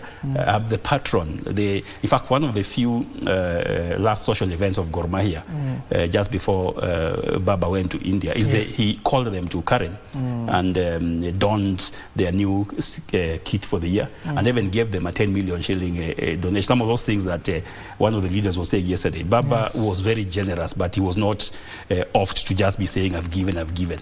But for this of Gor Mahia, because Gor Mahia who announced it themselves. Raila never said in any press statement that I've given 10 million to Gor Mahia. But the Gor people are so happy. They went starting tweeting all over that Baba has given us 10 million. So actions will always magnify what it is that he was thinking about. And that's very key. You don't talk, plan, think, but please execute. Because the well thought out plan, if it's not executed, means nothing. It's as good as not even having planned it. Indeed, indeed. Yes. And Churchill, of important to note, we have seen the Cabinet Secretary of Energy, that is Opiyo Wandayi, who yesterday went to Opoda Farm, the home of Raila Amolo Odinga. That is where he made that particular statement that continues to reverberate, of course, both on and offline, and people talking about the future of the broad-based government. Where you sit? I think, as was mentioned by Job, you see, before before the former Prime Minister passed on, there was what I will call the 10 points agenda that helped from these help from the broad-based regime. And you know, with the departure of Raila, you still see the obligation of the president now to ensure that at least those 10 points agenda are still executed. Yes. Because really, as was well mentioned again by Job, is that you read through the 10 points agenda, it was about the progress of the nation and how best where we can take the country.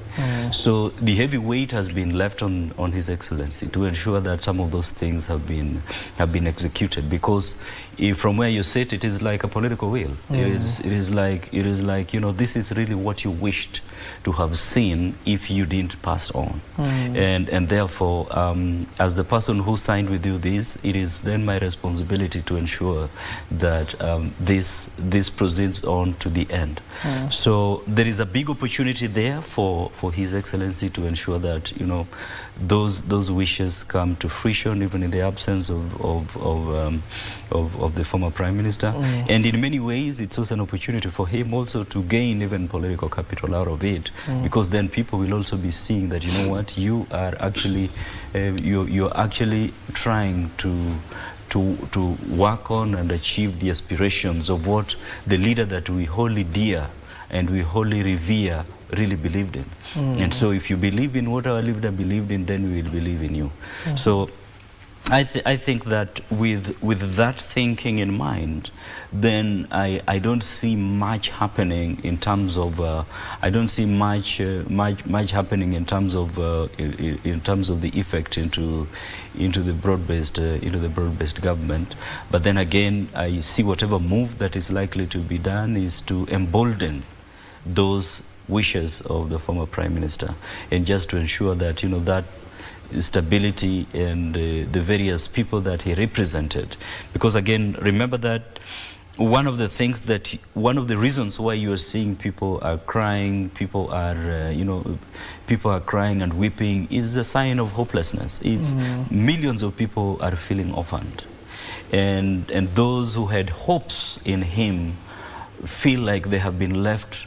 So it is actually incumbent still on the broad-based regime to ensure that these hopes still are not crushed, and they bank on these hopes and aspirations to ensure that, you know, the people who believed in Baba have got their hopes not crushed, and still feel that they are still part of government, they're still part of the country, and everything moves on as the former Prime Minister would have wished to. And indeed, images you were seeing, especially at the middle of the pitch, you can see people are still seated on the stand, Job, but look at that crowd. Yes. Inside the stadium. Yes. You can imagine what's outside the stadium. Yes. Yes. Because you see, Job, at the end of the day, yes, the security personnel here are in for a long haul, and the people will not leave here until they view that particular body. But commenting on the same thing that Churchill was talking about, because these are some of the fears and concerns that were raised by the locals of Kisumu and CI in terms of the future of the arrangement between ODM and UDA. Where you sit, do you think it will continue? Yes, it will continue. And just picking up from your question to Churchill, CS Opio and I spoke about it yesterday. Dr. Oburu Odinga, who's now the acting party leader, has also spoken about it. And really, it behoves on the president to keep that going, because it's very important for him to do that. This is a man you agreed on some gentleman understanding which was put in paper. Yes. That all the 10 points were just showing progress to us, be it socially, be it economically, politically. So he just has to go on with it. And that will be actually one of the things that will signify what he said yesterday, and even what President Uhuru said yesterday as well, that we are going to continue with what it is that Baba was doing. Then secondly, the party now has to, after all this, I think the party will call some of its top organs very quickly, and then just affirm what is that they want to do. Remember, Baba passed on when ODM was celebrating his 20th year, and there are a lot of plans, including sometimes in November, for him to lead President Uhuru, President Ruto, Vice President Kalonzo, and all the former big people who originated from ODM in a very big jamboree in Mombasa. So that also needs to continue one way or the other, and the party now needs to organize itself and make sure that that goes on. Two things typically happens when a leader passes on. It can be an inflection point, either on the south or on the north. So it is our hope, and I believe in the structures that the ODM party has had. And I believe in the goodwill that His Excellency the President had with the broad-based arrangements. So with the President's goodwill and the structures that the ODM party had, it can only go north. It can only be well. Yes. And indeed, Churchill, we saw the urgency, especially from the National Executive Committee of ODM, the NEC, had to sit down even before the body of the ODM leader, Raila Odinga, came into the country. Of the importance is that they needed to appoint somebody in that acting capacity. Why was that important? And secondly, is it in preparation as well, aside from taking over the Orange Democratic Movement, but you do remember an important exercise set to happen in November, especially the by-elections? Yes, you see, and this comes to what I was beginning to mention earlier. You see, in the formation of any institution, whenever any institution is emerging, it always coalesces around personalities. Any form, be it governments, be it nations, be it churches, any. It always coalesces around personalities. And initially in as long as those personalities are still within the helm of those institutions, people always think that those institutions are those persons, and those persons are those institutions. And so people are right to think that, you know, with the exit of Raila, ODM will be no more, because for them, in as long as they have ever seen ODM, they've always seen Raila. So they are like to say that with the thinking. But then again, when you look at the formation of that party, there are structures. They've been able to institute structures, and those structures are the ones that sustains that political party. Remember, this is 20 years. So 20 years. The decisions that have always been being made by the party is not necessarily the persona-based, which may have driven the party in its formative years. So these structures are what forms the decision that maybe this party has been making in the recent years and will sustain it beyond. Yes. And this is what happens with any institution. Beyond the person who formed it, beyond the vision bearer, the exit of the vision bearer and how that is handled is very important in institutionalization of the party beyond the vision bearer. And I think that this is what the National Executive Council is really trying to do, to manage that succession, right? To manage that succession, for people to know that, yes, the leader has passed on, but the party exists, the institution exists, and there are people who are able to make decisions even in the absence of the leader. And the person who then will take up this role will then be inducted into the values, into the processes of this institution, so that they can be able to take it into the next stage where the past leader was not able to take it to. So my thinking is that the urgency to have a meeting and to have somebody to take up that role was a significant step that any institution would naturally do. If the country, for example, if Raila was the president, I mean, he was a flag bearer in 2022, if he was to die in power, immediately Martha Karua would have been already declared president. It is naturally what happens when you have a hugely influential institution that people are looking up to. You do not want to create a void of power, All right, people were seeing Raila not just as a politician, but as a leader who will give them direction. And so you do not want to have vacuum where there is nobody who is able to give direction to these huge masses of people. So by urgently running to have somebody to take up that role, it is giving the authority to someone who can give direction to these masses. So in my view, it was very proactive, it was very progressive and very important, not just for the party, but also for the stability of the country. And Job, in terms of even the magnitude of the role that the Senator of Siaya, Oburu Oginga, is taking over, he even admitted yesterday at the Nyayo National Stadium, the only thing he had achieved in his life was being older than the ODM leader Raila Odinga. But when it comes to the political scenes, he was a stature that even he is struggling to fill the shoe. But he assured he's up to the task. Is he up to the task? Time will tell. Just adding on to what Churchill was saying, ODM has very nice structures. If you go to their website and see what they have. So they have the Central Management Committee. It is of very few people who can meet even on video and agree on what to do. And then you have the National Executive, the one that met the other day.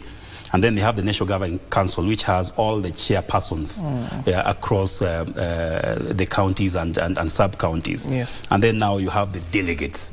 So ODM is a bit lucky in the sense that they had actually completed their grassroots elections. They were just waiting for the by-election. The delegates to meet and now say who's the party leader, the chairman. So they had finished. So what really prevented them from moving ahead was the celebration of the 20th years.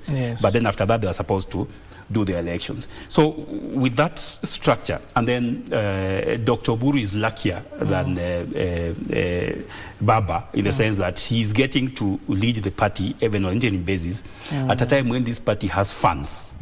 You know, when Baba formed the ODM, there was no funds for parties.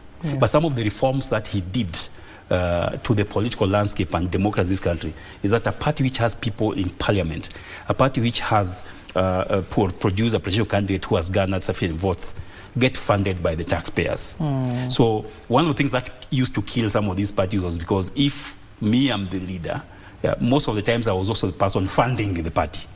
But now the party has good funds from we taxpayers, so there will be no issue to do with the funding because the vision bearer, Prime Minister Raila, is gone. So we will need to see how Oburu picks this, but it's going to be very tough for him in the sense that Raila was a colossus. Raila was an enigma. Raila had all this in his mind from the 80s, thinking of what it is that I want for a party. He'll talk about CCM. He'll talk about ANC. He'll talk about the Indian Congress Party. So you already knew, and the CCP, he'll talk about the Chinese one. So you had already known where this is. Dr. Oburu has just been thrust into it. But he's going to play a very significant role in the sense that he's interim. If he's going to be interested in it post-interim basis, then when the delegates of ODM will sit down, he'll put himself up for election. But at the moment he's interim, and it's important somebody must be there to chair this and to give directions of the collegiates of the Central Management Committee, the NEC, the NGC, and the delegates. But it could be daunting. But Churchill, you see, at the end of the day, many people are even arguing what Job is clearly stating, that Odinga was literally a walking history book. He will refer to an issue and solve it at the end of the day. So in terms of the party organs, what do you think they should do to help Oburu? And the first step that Oburu is supposed to make that will ensure there is unity, there's no disunity within the party, what should be that step? And thanks for that question. I think for now, what the political party needed is that sober voice that is able to calm the emotions of the supporters of the former Prime Minister and make them know that the future, there is a future in whichever decision that will be being made. And I think that in the stature of Oburu and his experience, his age, it gives that soberness in terms of the direction that this huge mass should follow. Because at the point when you look at the body language of the former Prime Minister, when he was even striking a deal with the president and creating the broad-based government, it was transitioning his people from the advocacy kind of politics of the streets into a more government engaging mode. And when you look at Oburu has really been into that, we need to find ways of working with government and as a party working with government and not just opposing government. So the only thing that, when I look at it from that perspective, Oburu provides a very sober voice for the political party.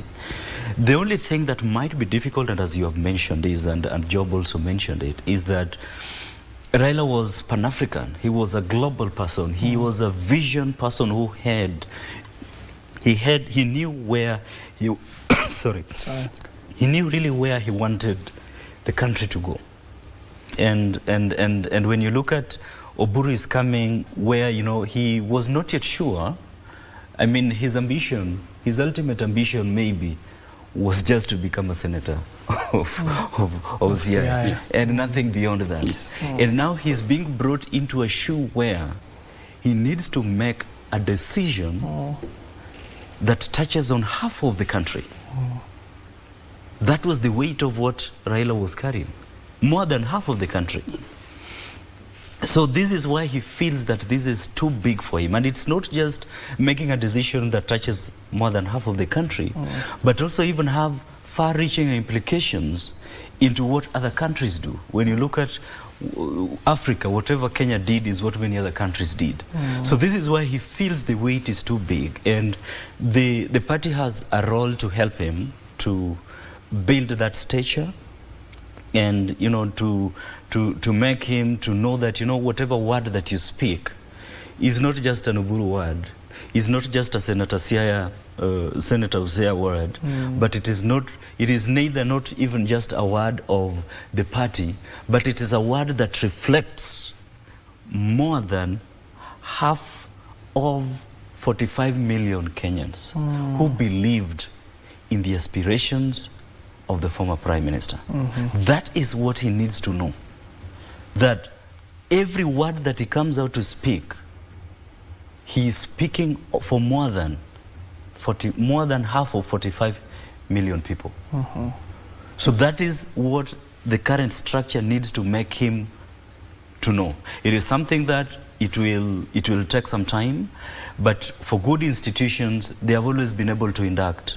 They've always been able to induct leaders. When you look at the former president, when he first came to the limelight, and after he came for presidency, there are two different people, way apart. It is part of induction that institutions take people through. So I think that for the short term, he's a better person to lead the political party, and be inducted into even how to handle himself. Beyond him, there is need for a much broader thinking on how to groom somebody who is able to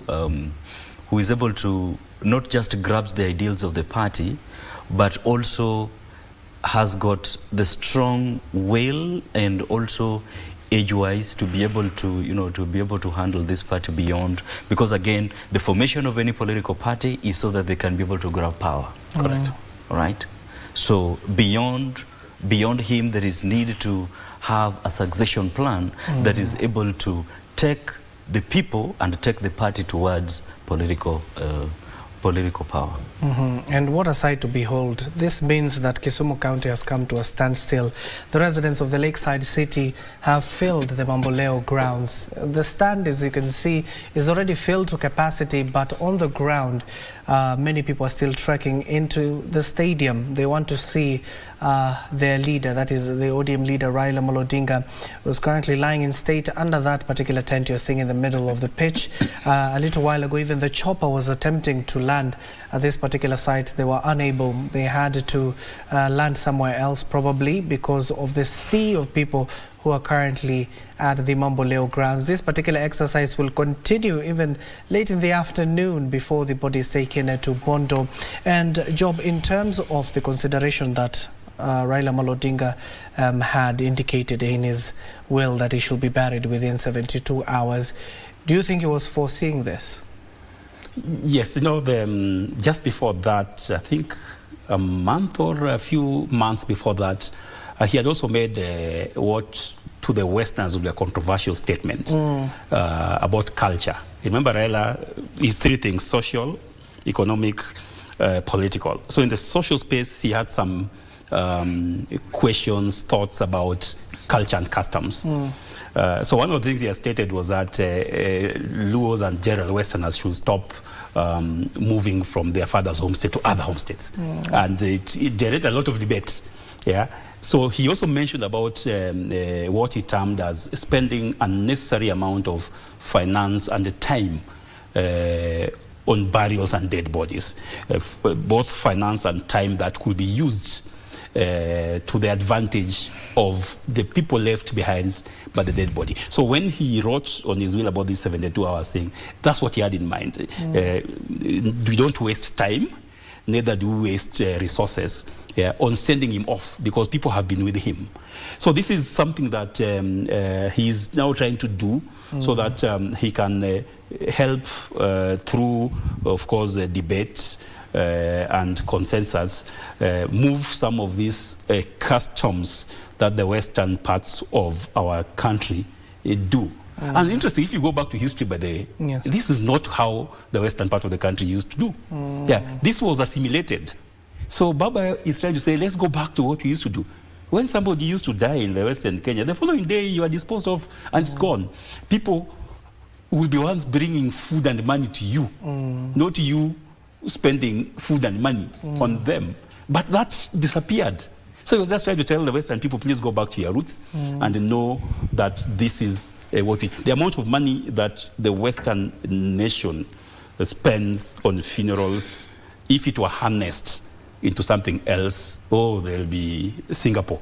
It's a lot of money. Yes, and that needs to go. Yes. But now for a person of his stature, after that had happened, there was nothing wrong if maybe day 7, people say, let's have some other celebration, just to recognize and take time to say the things that maybe they have not said now. But I love this. In fact, it's unfortunate that we moved it beyond the 72 hours by another 24 hours.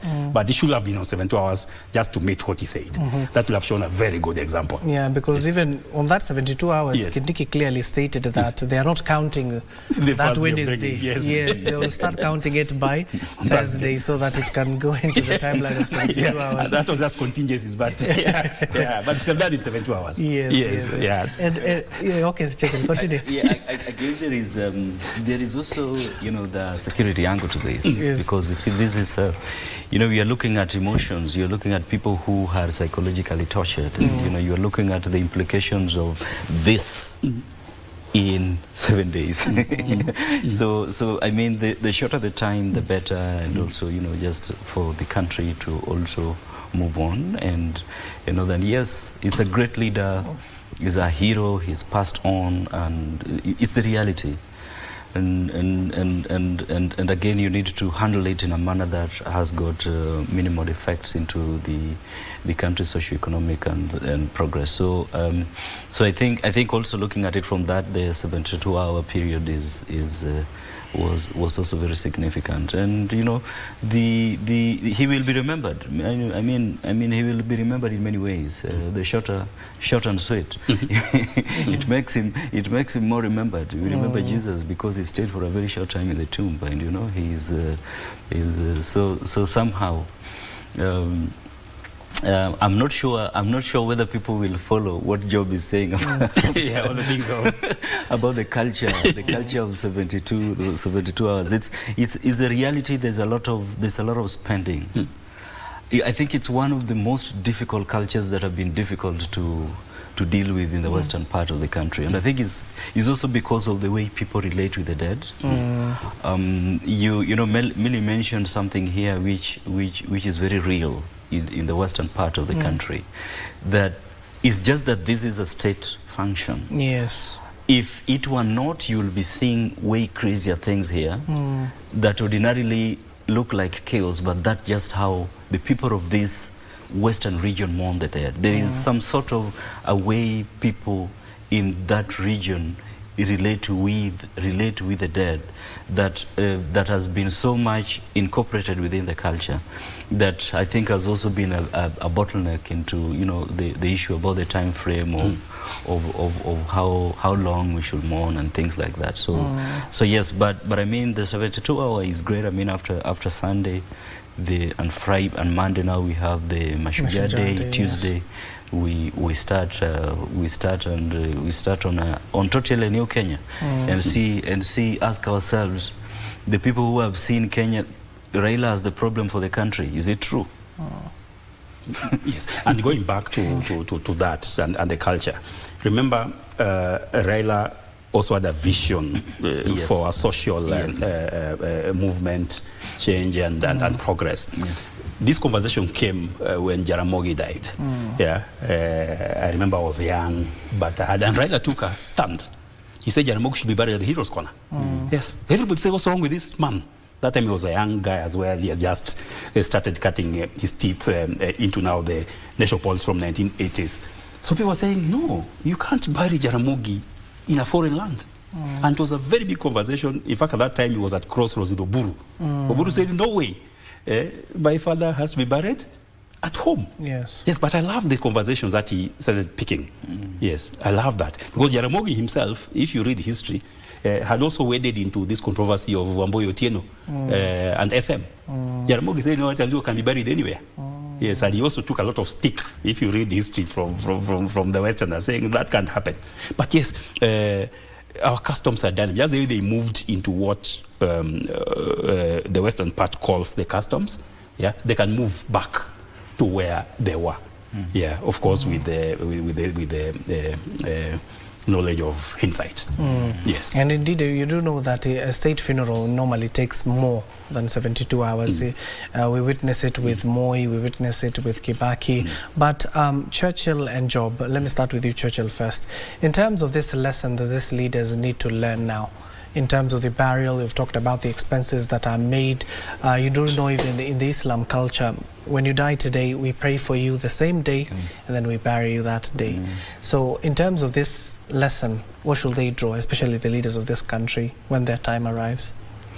I think it's about the flamboyance, and as Job mentioned, you know, it's about, we need to reflect on the flamboyance. It's never about, I think it's never about the flamboyance around, you know, making the burial of a person so extravagant and putting very, very expensive things around it that gives honor.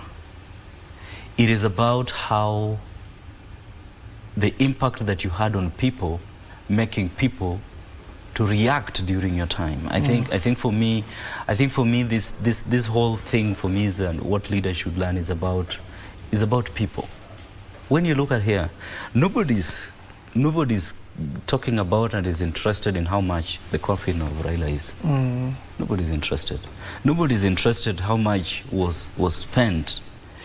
But it was just, they're just interested in the honor that is given that deserves as an individual who contributed into the lives of the people. And sometimes the honor that you give people has got nothing really to do with the expenditures that you give or that you put into the burial, so, or even the time that you give into the burial. You know, the president did a very simple thing just by, you know, declaring its state and giving a proclamation and having the former prime minister lay in state in parliament and things like that. You know, little expenditures, but then it shows so much to the people. It shows so much even to politicians that, you know what, this is a person who just had impact in the progress of the country and is being given this kind of honor. So I think in my view, we need to look beyond money. we need to look beyond wealth in our acquisitions, in our quest for power. We need to look beyond wealth. We need to look beyond money and look at the impact that we have on the people and how this will bring honor in our last days. Yes, and secondly, just following up on what Churchill is saying, I think as our leaders see this, stating on your will how you want to be interred becomes very important. Yes. Yes, so that the moment one passes on, there's a guide that you have left us. Even if we try to battle that guide, but at least you have left a guide. Yeah, so all of us, most of our leaders, please just amongst the many things you say in your will, please state how it is that you want to be interred. And then secondly, what you're seeing on the screen are the cows that have been taken to Siaya. Yes, because that's cultural. Yes, that's cultural. When a Boma person died, and you go to the Boma, according to the Luo and the Western culture, you will need to go there with cows. In fact, even before, the real culture, if I read it, was you will actually drive there with all your herds. Those days when people had herds, yeah, so in your homestead you have herds, in churches you have herds. So because Baba has died, we all go with our herds. The cows go into that homestead, and then you leave a few there to also be used now to take care of the visitors, and you take back yours. That was normal. So they're just doing what they're doing traditionally. So the second thing is that modifying what lying in state it's also become very important. Yes. Lying in state should not be literally taken that you must be. Parliament can be very small for some of these people. Like just in Parliament is small for Baba. Which was witnessed just the other day. Yeah, so lying in state needs to be defined appropriately. Yeah, you can declare, if needs even a gazette, you can declare Kasarani a state symbol for the period of the death of one of these leaders. Yeah, so that we don't have to force everybody to go to Parliament, which can't hold anybody. Yeah, so that's another lesson that we have learned. Then the third is that even as we do a state funeral, open up a small window for the people from where the person that we are mourning from a state perspective also be able to do one or two things that are required within that time. For instance, I know the ODM people are really yearning to have gotten a space to do something in an ODM way. If you saw how this one started today, it started the way ODM functions typically start. Baba was an Anglican. So when yesterday at Nyayo Stadium, Bishop Cordia plus the Nairobi Bishop were there and leading the charge, in a typical Baba event, those will not be the people. Even Bishop Cordia will not be the one. If an Anglican to be an Anglican who has been known to be an activist within the ODM party. So the people who saw praying at Mamboleo, those are the ones who will actually be leading that service and opening it. And that person who was doing the Daj, Ajiki, those are the kind of things you will see happening before the things. So some of those things, I'm happy that they allowed them to do that. And you get to the and then ODM is a very big machinery. And I'm happy that in Kisumu they have also deployed some of the ODM protocol people to assist them manage that crowd. That crowd can become very including there at Opoda farm, of course, where well-wishers have brought those cows. Yes. The ODM protocol people need to be there because they have been used to holding hundreds of thousands of people without the police and controlling them well and ensuring that the dignitaries come in and they do their thing, they even eat and go. So please incorporate them. Even formally, you can even accredit them. Now I'm talking to the national people. You can even accredit them officially that ODM protocol, please give us this 400 people. We know their names, we know where they come from, and assign them some role. Just as we assign the NYS and the police and the army some roles. It can make some of this easier to handle than just let it with the security agencies. It becomes very difficult. Which we witnessed even in Parliament. They had to bring out some of those leaders to address the people who had congregated outside the gates of Parliament, awaiting to see the body of Odinga as and when it arrived into the country. Where we're seeing viewers on your screen is Opoda Farm, the home of Raila Molo Odinga. This exercise of bringing cows, which is a cultural practice within the Luo community, started yesterday. We witnessed even a number number of them including leaders as well as residents from that particular area, and expect that particular farm to be filled by cows, Churchill. Oh yes, indeed, and even from other communities. You will expect way more from the neighboring communities like the Luya, the Kisis, and the Kalenjins. They share a lot of this because it's a sign of honor. It's a sign of the way they want to it's not just support, but it's a way of honoring the dead.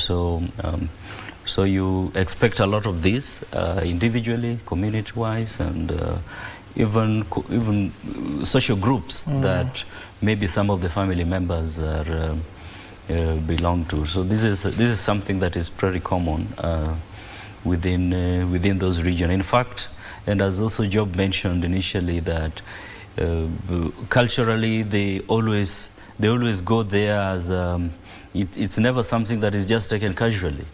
You find them running with it, with these with the leaves, and they are moving because to the homestead with the cows and the leaves, and as a group because they are going with singing digests.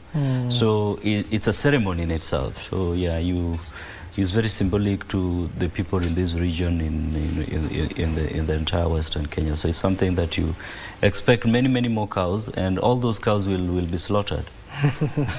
Indeed, it is a celebration because in that particular community, of course, even the neighboring community of the Western people, death is not the end, it's a celebration of a new life and a new venture. And of course, the large crowd continues to increase by the number. You can see, at least a while ago, we were able to see the grass of this stadium. But right now, we are unable even to see the grass of this stadium because the numbers continues to surge. Even the people on the stand are unable to join the long queue that is there.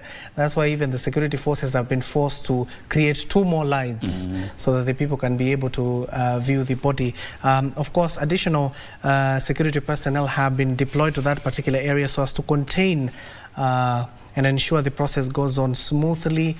And I'm sure the leaders even in that particular area, including the governor of Kisumu County, that is Professor Anyang' Nyong'o, and the neighboring Homa Bay County, Gladys Wanga, as well as Busia Governor Paul Otuoma, will be urging and calling on the people for calm so that they do not disrespect the guard of honor that has been set up by the military, especially around the coffin of the late Premier, that is Raila Amolo Odinga.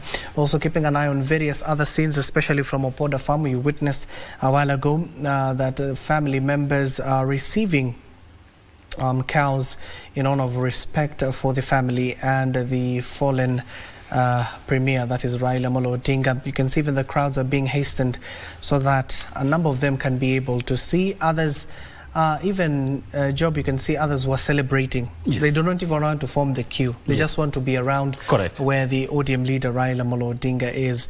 In terms of how he pulls crowd, yesterday you even heard from the Reverend all the way from Bondo, clearly stating that, posing a question to the politicians, did Raila rose up from the dead, paid people to come and watch him, and then went back to sleep? Yes, he didn't. He is the mystic Wanagwambo. That's what it means. When your idea or your vision is aspirational to people, they'll come. It becomes very easy to pull them. And now they help you achieve that idea. So you are just a vision bearer, but the people who will execute this idea are the people who believe in the vision. And Raila Baba was one such people.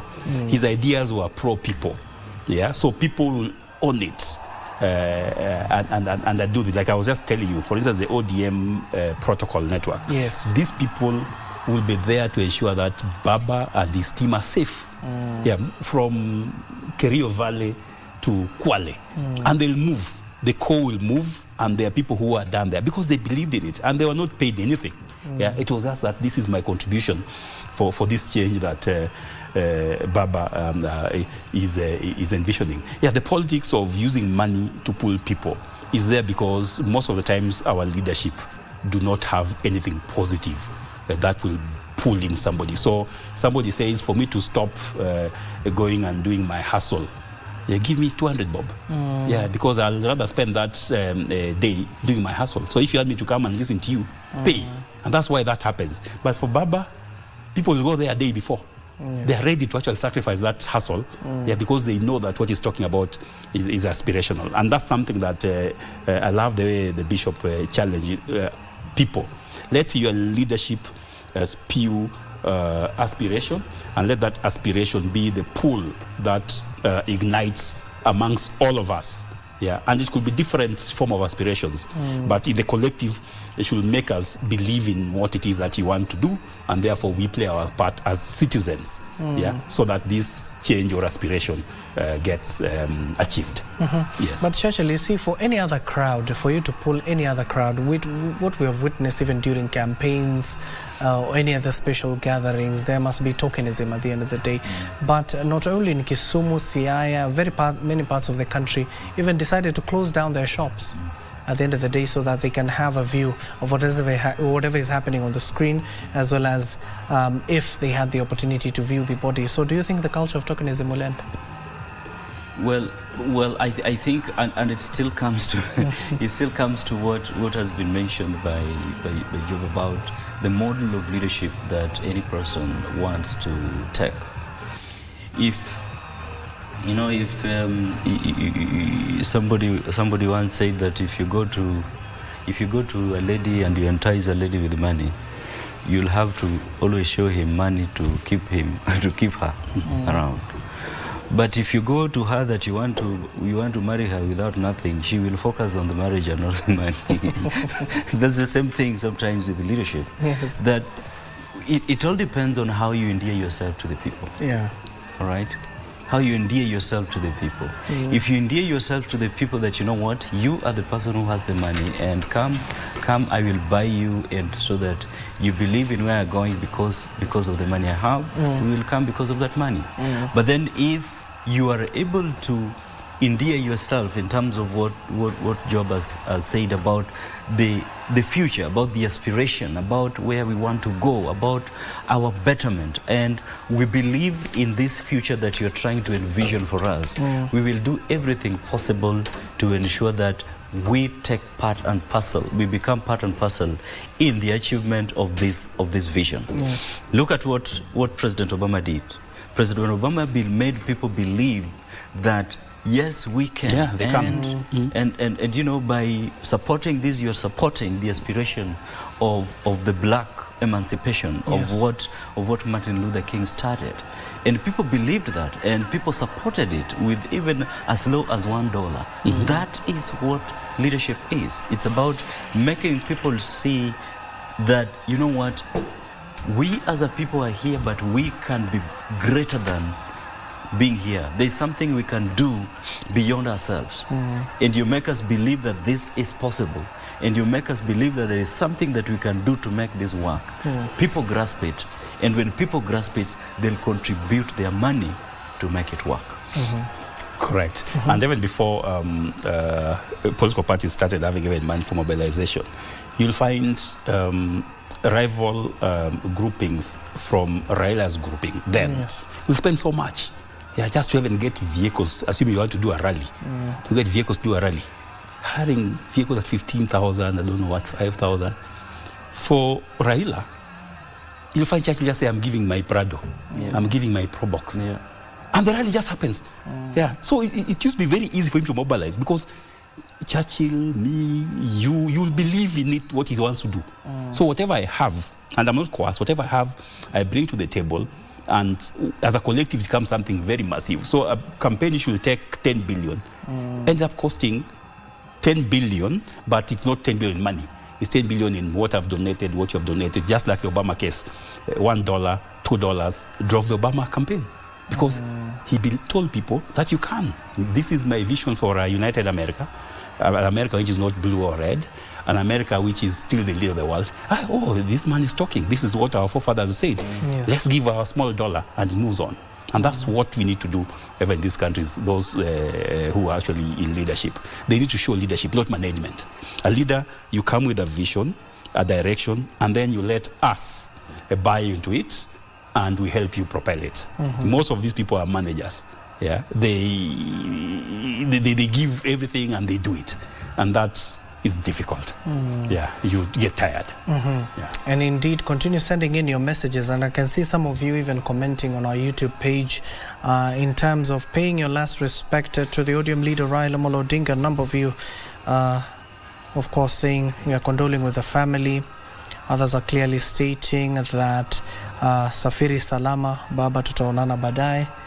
And as the numbers continue to grow inside the stadium as well, continue sending in your feedbacks. We'll be reading them as the show progresses on. I can see Duncan Rono clearly stating, rest in peace, Baba. And of course, Vincent Zablon clearly stating that a king has rested. And of course, he has reminded me something, Churchill. Yesterday, Winnie Odinga made a remark that, of course, resonated across the country, clearly stating that the king has died, but the crown will remain on. Yes. So in terms of symbolism, what did that mean? The crown remains because the kings never die. I mean, the crowns of kingship will always fall into the next, and that next will champion it into where it wants. This is common with history. It's common with both biblical and Quran stories of leaders who once championed causes and were not able to reach where that cause was able to, and leaders emerged that were able to take it to where it was meant to be. So kings die, the crowns will always live, and there will be somebody who will rise up in the formation of this is the hope that maybe the supporters of Raila across the country should be able to have, that in the formation of countries, there is a time when revolutionaries and leaders who were perceived to become the people who were to take, the people to where they aspired to pass us on, and the people feel like their hopes has been crushed and despair is the day.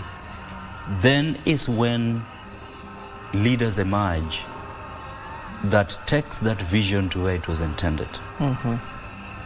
So this, in my view, is going to be the beginning of the rebirth of the achievement of Raila's vision.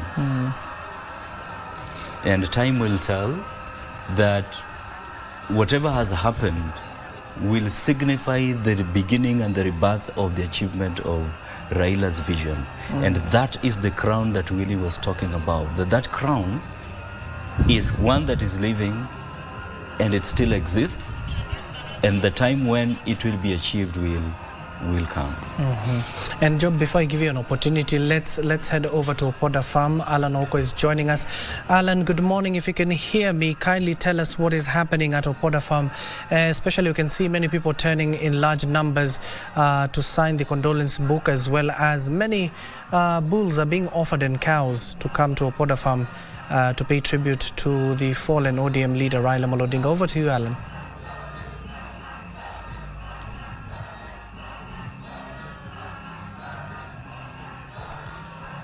Greetings to you here at Opoda Farm in Siaya County, Bondo, of the former Mr. Raila Odinga. Here there's a beehive of activities. Since we came here at around 7:30, we did see a lot of such as the of the premises, a setting up of tents and facilities that are supposed to cater for some guests.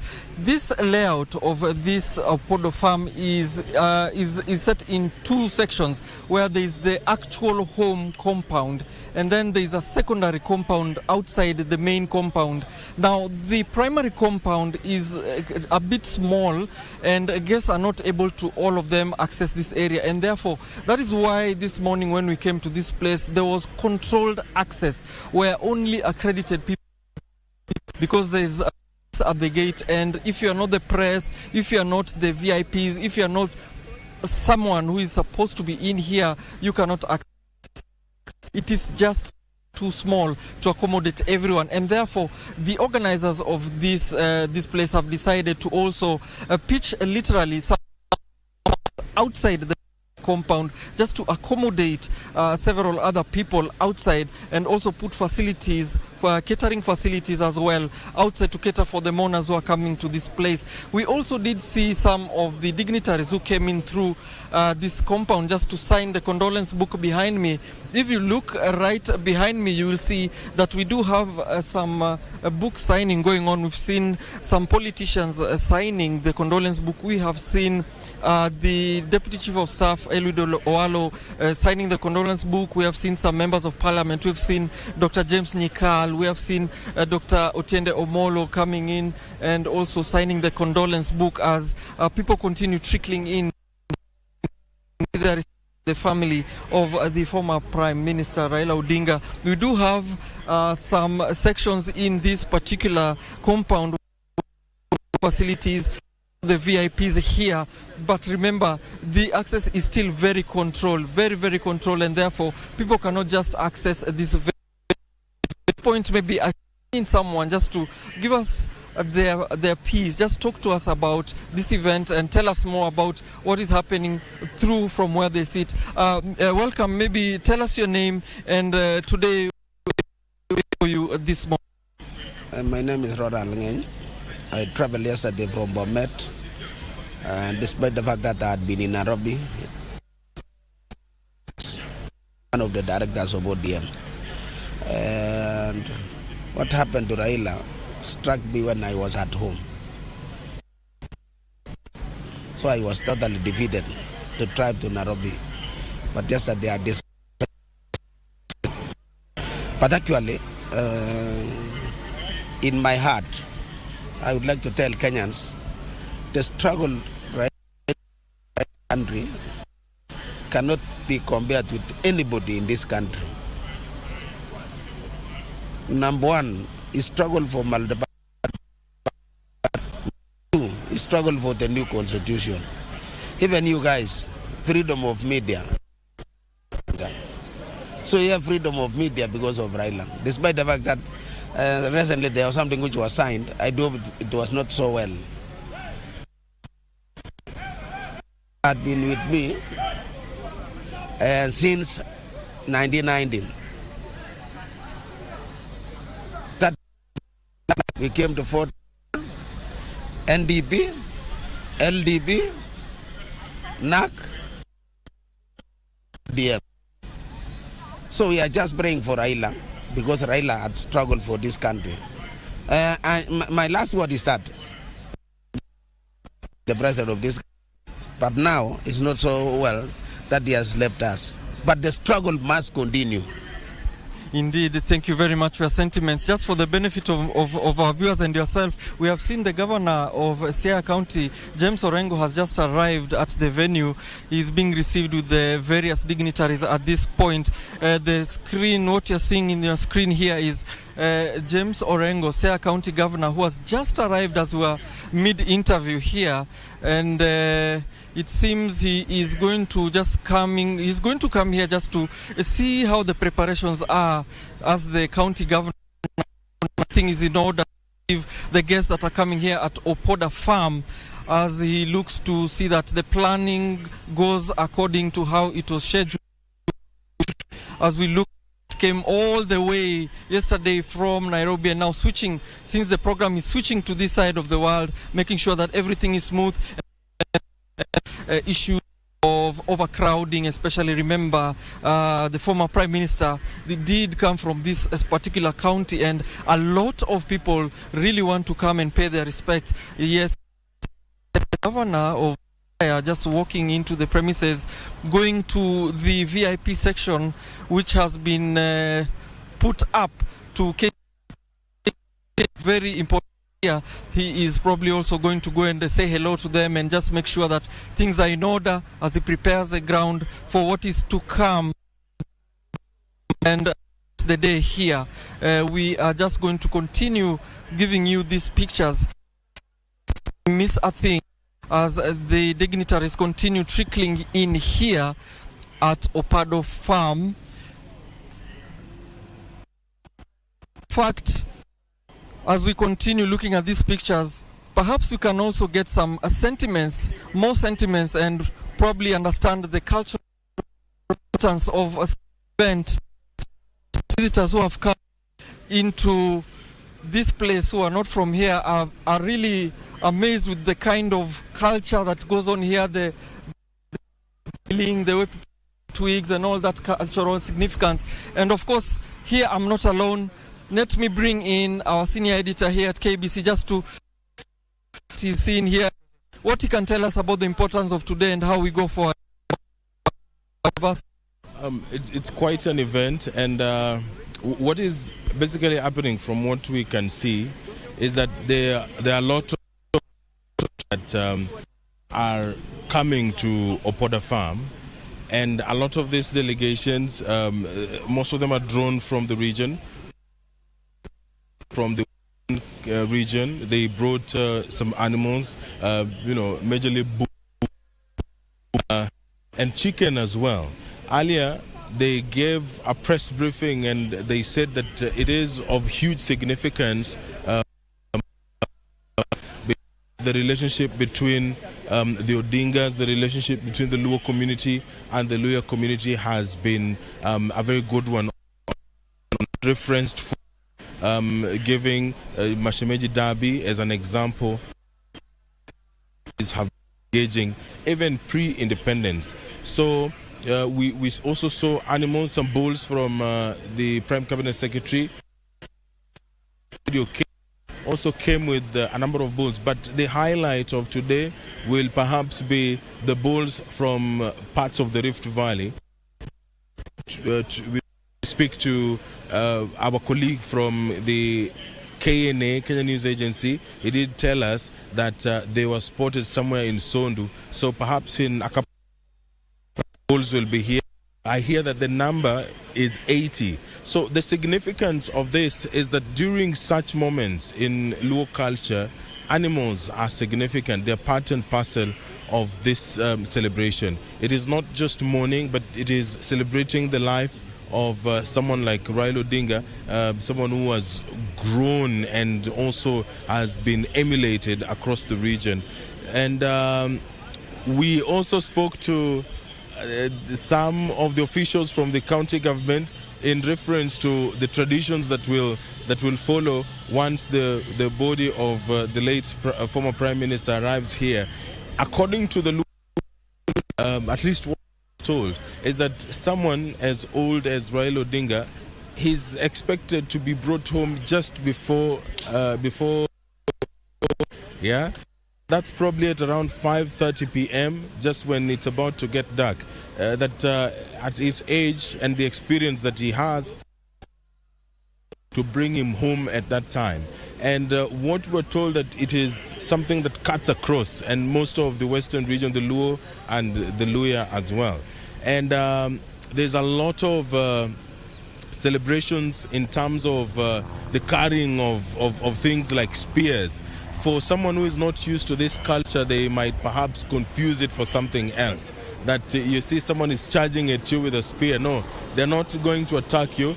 It is a Luo culture. It's a celebration of the life and times of the departed, and we have seen that ever since we came to Bondo and even parts of Siaya. So there's going to be more of that going forward, and once probably the community or the host community gets the opportunity to view, because that's the tradition, they have to view their they can open it up to the rest of the country. So there will be a vigil tonight, and after the vigil, tomorrow we will leave Jaramogi Oginga Odinga University of Science and Technology, and thereafter be taken to Kango Kajaramogi. We did speak to Raila's brother, Senator Oburu Odinga, and he said that the desire was to bury him, father and mother. And a little bit later, we'll be showing them the preparations at Kango Kajaramogi. the private conversation that he was having with the family members and the extended family, he did warn them that what we saw in 1995 could probably be little compared to the magnitude at hand. He said that during that burial, the fence was flattened by the mammoth crowd that attended that burial. And he told them to be ready to welcome the huge number of mourners who will descend on Nyamira Kango or Kango Ka Jaramogi when rest on.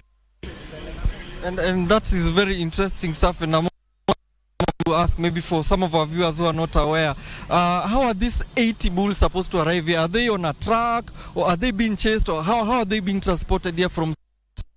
Traditionally, you put them on a truck because there's a huge significance in driving the bulls on the road, and traditionally that's how it's happened. If you look at the Kalenjin community and the Luo community, they are neighbors in areas like Son, Kipkeli East, Kipkeli on West actually, and these traditions normally borrow from one another. So the bulls are being strong young men who have been given that responsibility. Of course, the elders will not walk all the way, but we await to see the spectacle. 80 is not a small number. 80 is a really huge number of bulls. And most of the time, I don't know whether this will also be the case, but the tradition is that you run with the bulls inside the compound. I don't know whether they will allow that to happen, but there's a lot of order because this is not just a wedding. It's not a traditional wedding or a traditional burial, but this is being run by the will be different. But I'm assuming that in the next couple of hours we'll have a true picture of what the situation will be when the bulls. And just for the benefit of our viewers, VIPs continue to arrive here, and we are seeing members of Parliament still continue is arriving, but we continue to be here just to show you the pictures of what's happening. It's a very tight, controlled access kind of situation going on here, and we are seeing a lot of protocols. We'll continue to conversate here a little bit. What do we expect in terms of security measures? How are they going to? Because they are fearing things that might have happened in Nairobi, they aren't the same here. I'm looking at things differently because planned. This is Kasarani was an impromptu. You've seen the images from Kisumu. There was planned on that, and drawing from our culture, the Luo culture, it will be manageable. I know the numbers will be very huge, but look at this. There's a huge number of mourners who are not from the region. They'll be running around like the locals. I doubt whether the locals will really outnumber the visitors at the region. So it will be a typical Luo burial ceremony, one that is but like you said, a number of ODM luminaries are here. The governor walked in, and there are a number of MPs from senior ranking members of parliament from ODM. Milio Diambo is also here as well. I've seen Oku Kaunya and Opondo Kalov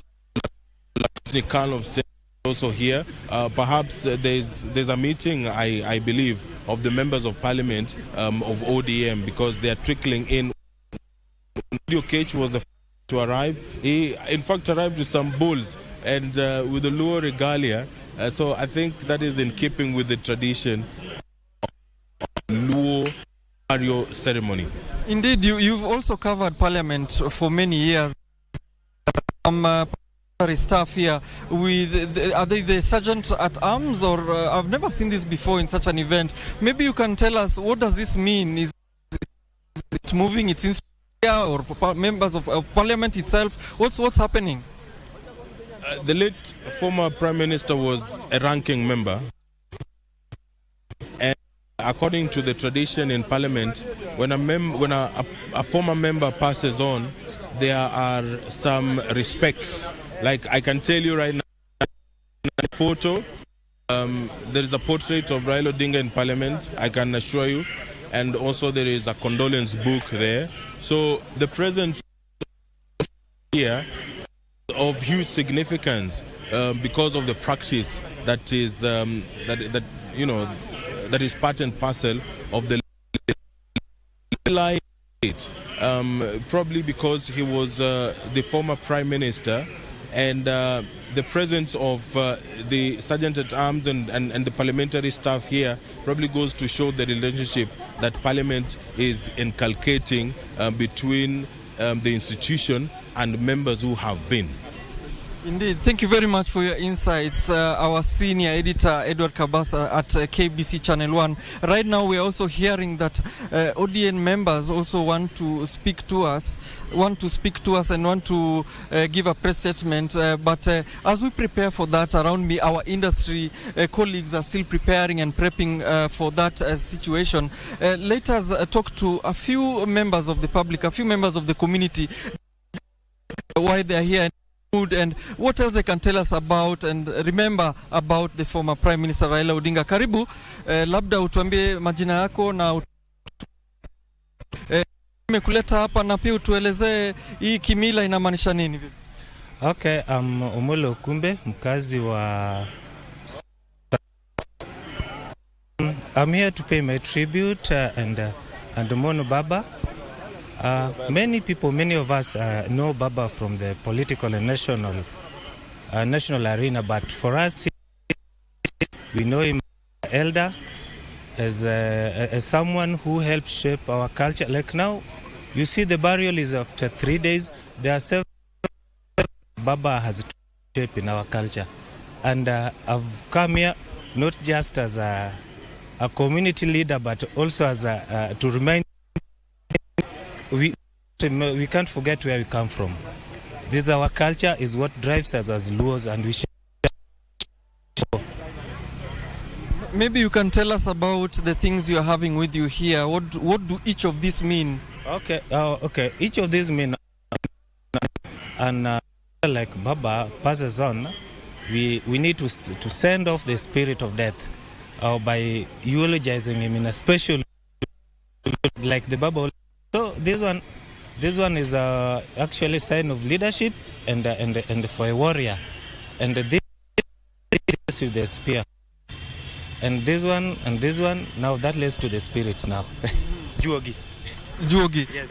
And I see your helmet is made of. What do they mean? Okay, the horn is a sign of leadership and war and might, Joey, and the same one is just for interacting with our culture and the firing of the spirit of death. Yeah. And what is this? What are you allowed to put in the horn there? Oh, my special concoction. Concoctions. Thank you very much for speaking to us. As we talk to our viewers, we want to continue showing them the pictures of what is happening. Beehive of around us, we have industry colleagues, we have VIPs, and things are very fluid. And if you look keenly behind me, we still have the governor of Siaya, who is making sure that things are going on well, making sure that everything is okay and that there is no issue.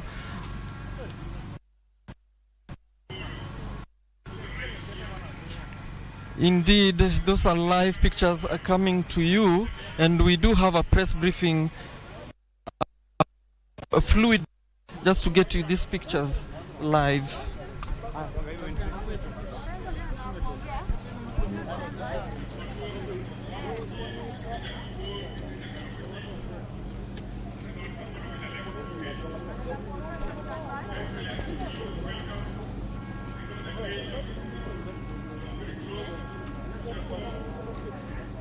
Thank you, gentlemen, ladies and gentlemen of the media.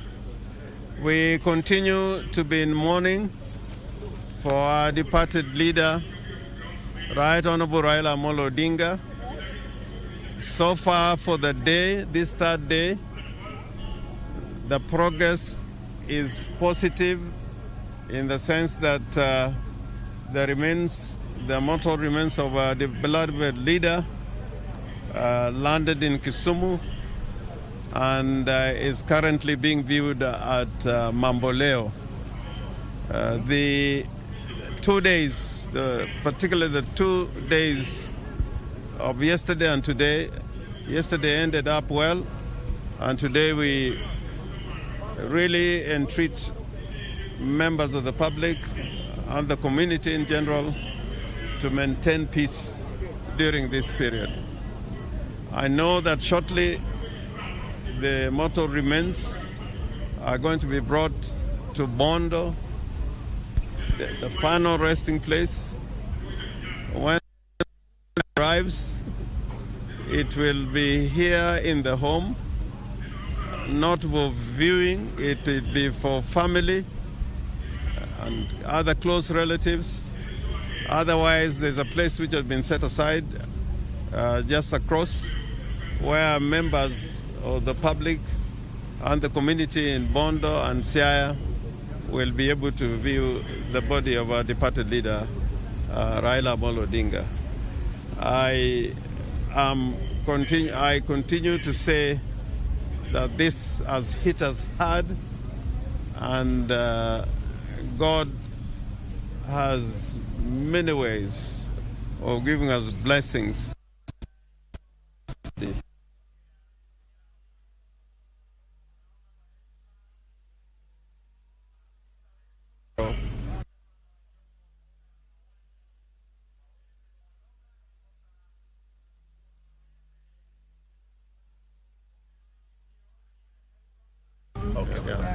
Thank you. Let the questions come a bit later.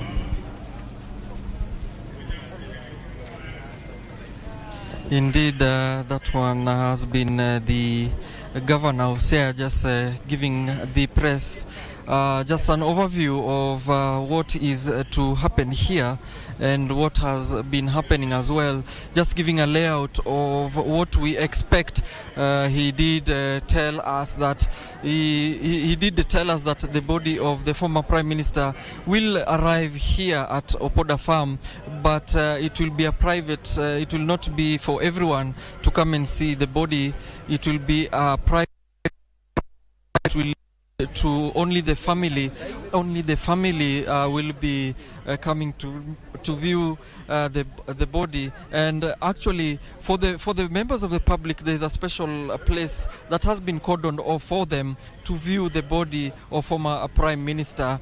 So therefore, I told you earlier, this is a very restricted area, and only VIPs are here, as you can see on your screen.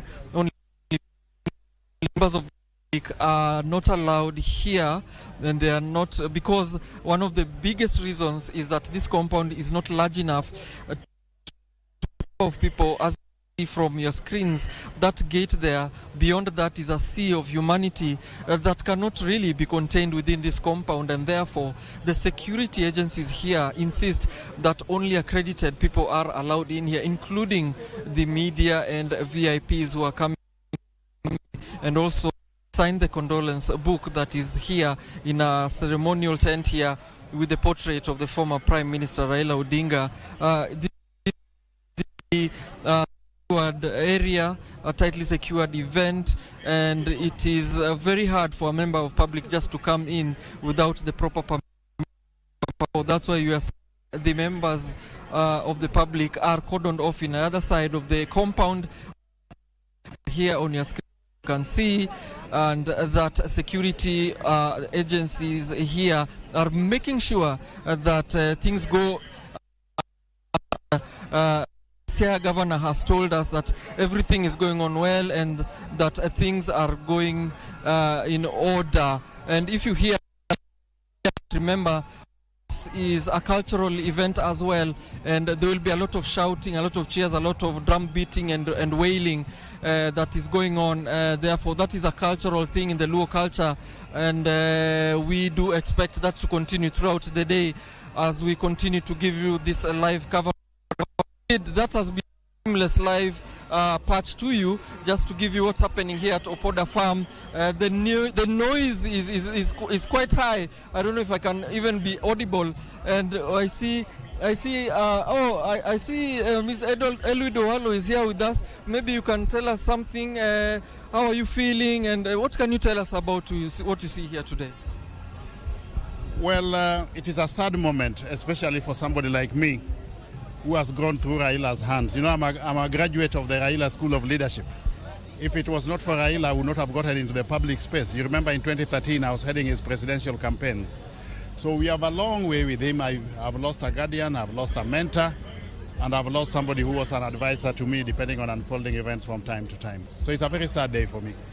Perhaps maybe from where you sit, what can you tell Kenyans about the love for the former Prime Minister, and how should Kenyans now follow on? What we need to do is emulate the virtues which Raila stood for. He fought for the democratic space. He's somebody who was an advocate of human rights, integrity, but he loathed corruption. So perhaps what we need to do in his absence is to emulate the virtues and the values which he stood for. Indeed. Before I let you go, maybe talk to us about these preparations and how you see it going. I mean, in Nairobi, there was a lot of love for the former Prime Minister, and here we've seen a very nice order in Kisumu as well. How do you feel the Bondo people, the Siaya people will receive the body of the late Prime Minister? It will be a difficult moment because they are actually receiving him for the last time and on the verge of also seeing him off. But I would really... I'll calmly give Raila a befitting burial, a burial befitting of somebody of his stature. Yeah. Thank you very much for continue to tell our viewers what is happening here. Maybe do you have anything else you can inform our viewers to understand, because this is something many of them have not seen, and wow, it's supposed to happen. I think the culture is like a culture shock, literally. What do you think? The Luo culture is there, but you need to understand that there can only be one Raila Odinga. You cannot have another one. So you expect the Kenyans as a extraordinary. Yeah. To ask you this final question. Indeed, we continue to speak to, and we await him to give us a few answers. Of course, I'll never fill Raila's shoes. I'm a pro, but I'll try as possible to go in his footsteps, do what he was doing. We have worked with him very closely from the time I was but also my history with Gor Mahia spans over 2 decades. Yeah, I became a Gor Mahia fan when I was still a student in 81. And I've followed Gor Mahia closely since then. But that said and done, we really want to grow that club success in Africa. And I think we'll make Raila proud if we achieve that feat. Yeah.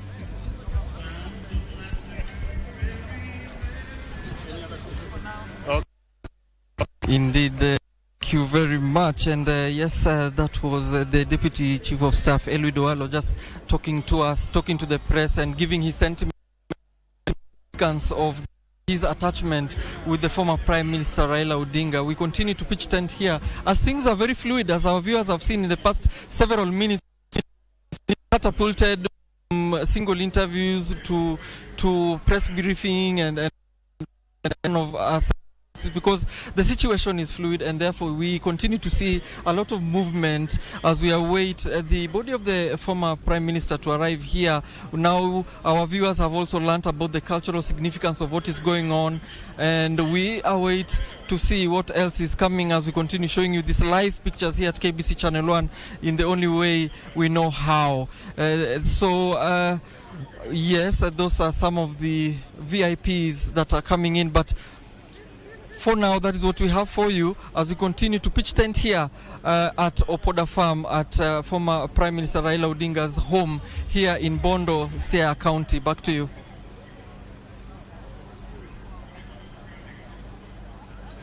Naoko, who is bringing us up to speed from Opoda Farm, of course, will be coming back to you, Alan, given that the beehive of activities that are currently ongoing there at Opoda Farm is very critical, given that as and when this particular public viewing of the former Premier Raila Odinga concludes at the Mamboleo grounds, it will be airlifted to Bondo, where it will be the final resting place for the former Premier. Of course, we have heard from the Siaya governor, the host governor of the Odinga family, clearly stating the procedures that will be followed, asking for the privacy of the family as and when the body arrives at Opoda Farm.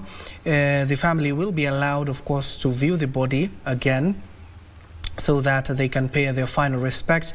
They've asked members of the public as well as members of the Fourth Estate to give them the privacy as and when the body arrives at their home. Of course, you do remember the Luo culture. The doors of Opoda Farm, especially to the house, were opened by the head of the family, that is Oburu Oginga, who went to, of course, communicate to the elders, signifying the start of the mourning period for the Luo community, that indeed their leader is no more. Of course, the exercise continues in a hastily process there at Mamboleo grounds. You can see the security forces have created 2 barriers for the people to see the body of the ODM leader, that is Raila Odinga. And they will ensure that at least everybody gets a chance to view the body. Also, we've heard from the Deputy Chief of Staff, who was also the former ICT CS, Elido Walo, just eulogizing and paying his tribute to the ODM leader Raila Odinga. But the main question, let me start with you, Job, is drawing a fine line between the cultures of the Luo community and what is expected of a state funeral. Yes, and it's important that both get incorporated, but within the dictates of what Baba himself wanted, based on his will. Despite the fact that Raila was a Pan-African, he is a global leader, he was also a Luo leader. Yes, and he's a Mzee. He died at 80. Yeah, so there are some of those things that need to happen when you are a Mzee. He has a boma. Like typically in a normal Luo or even Western environment, you can't close the home for mourners. But now, because of security issues, they may be forced to do something to filter. But typically, anybody can come and mourn you when you die. Balancing that becomes very important. Even balancing the political aspect of it. Like you can see now, the ODM protocol is really active here. Yeah, that's why that's happening well, because they know all these people. They know the one who will come with 50 youths accompanying him. They know the one who will want to come and jump on the coffin. So they know each other, and they can help do that order. So yes, a fusion of all this. The tradition, state, and the party becomes key, and so far it's working well. Yes, so far it's working. Indeed, Churchill, you can comment on the same, of course, drawing a fine line between what the community wants to go the cultural way, and of course a state funeral that was accorded by President William Ruto. But of important to note, our very own Edward Kabasa has told us that you might decide to try and control the crowd at Opoda Farm. We have seen the gates being locked, and they're only allowing members of the Fourth Estate as well as other dignitaries who are flocking there. Do you think they will be able to sustain that gate to remain locked at the end of the day? Well, I think it's about looking at the security arrangements and seeing where do you begin creating the blockade. If you create the blockade just immediately after the gate and allow people to come closer, you'll not be able to. You can't sustain it. But when you begin to sieve people as far as possible and create a little bit of a bigger circumference before the gate, then it might be easy to manage. You can actually even see here. Initially, there was no crowd within. As you mentioned, there was grass. Yes, we were seeing the pitch itself. Exactly, but just the fact that we already allowed people around, they had to push they pushed the barrier and were able to get in. So I think they need to think through the circumference of within which they they are creating the barrier or within which they can be able to allow people to access. The longer the better, so that then you have enough distance to create to have control over before even the gate or before the fence. Otherwise, if that is not done, then people will want to find their ways over the fence into the homestead, and the homestead is small. It might end up into fatalities because of stampedes and things like that. Yeah, because naturally, and as we mentioned, the people of this region have got them seeing the someone who is one of their own who has passed on is something that they really value, and so they would want to do anything to ensure that that happens. So I think it might be important for them to create a good safe distance that has got a better buffer zone, longer buffer zone where they can have control and people cannot be able to access before even they get to the goods. So you, and I'm sure that our security operators have got that capacity, and especially if they are working in collaboration, as Job has well mentioned, in collaboration with the party structures, and in collaboration also with the security agencies, the party structures, and even the family. That is very possible. You can look at this also with the way in which many of the ODM political rallies have always been organized. They create buffer zones from one end, from one stage to another, to an extent that within the area where the main leaders were, nobody can be able to reach there. So these are things that the protocol team of the party has been well versed with. They'll be able to know how to manage their people if they work together with, of course, the experience of our security operators. You have even seen the DIG himself, that is Masengeli, was stepped in even in front of the coffin just to hasten people, because you see that crowd that has converged there. It's a large crowd to try and control, because they were aiming at least by 3 p.m. They will be flying this body out of Kisumu and all the way to Bondo. But as things stand, Job, will that be achievable?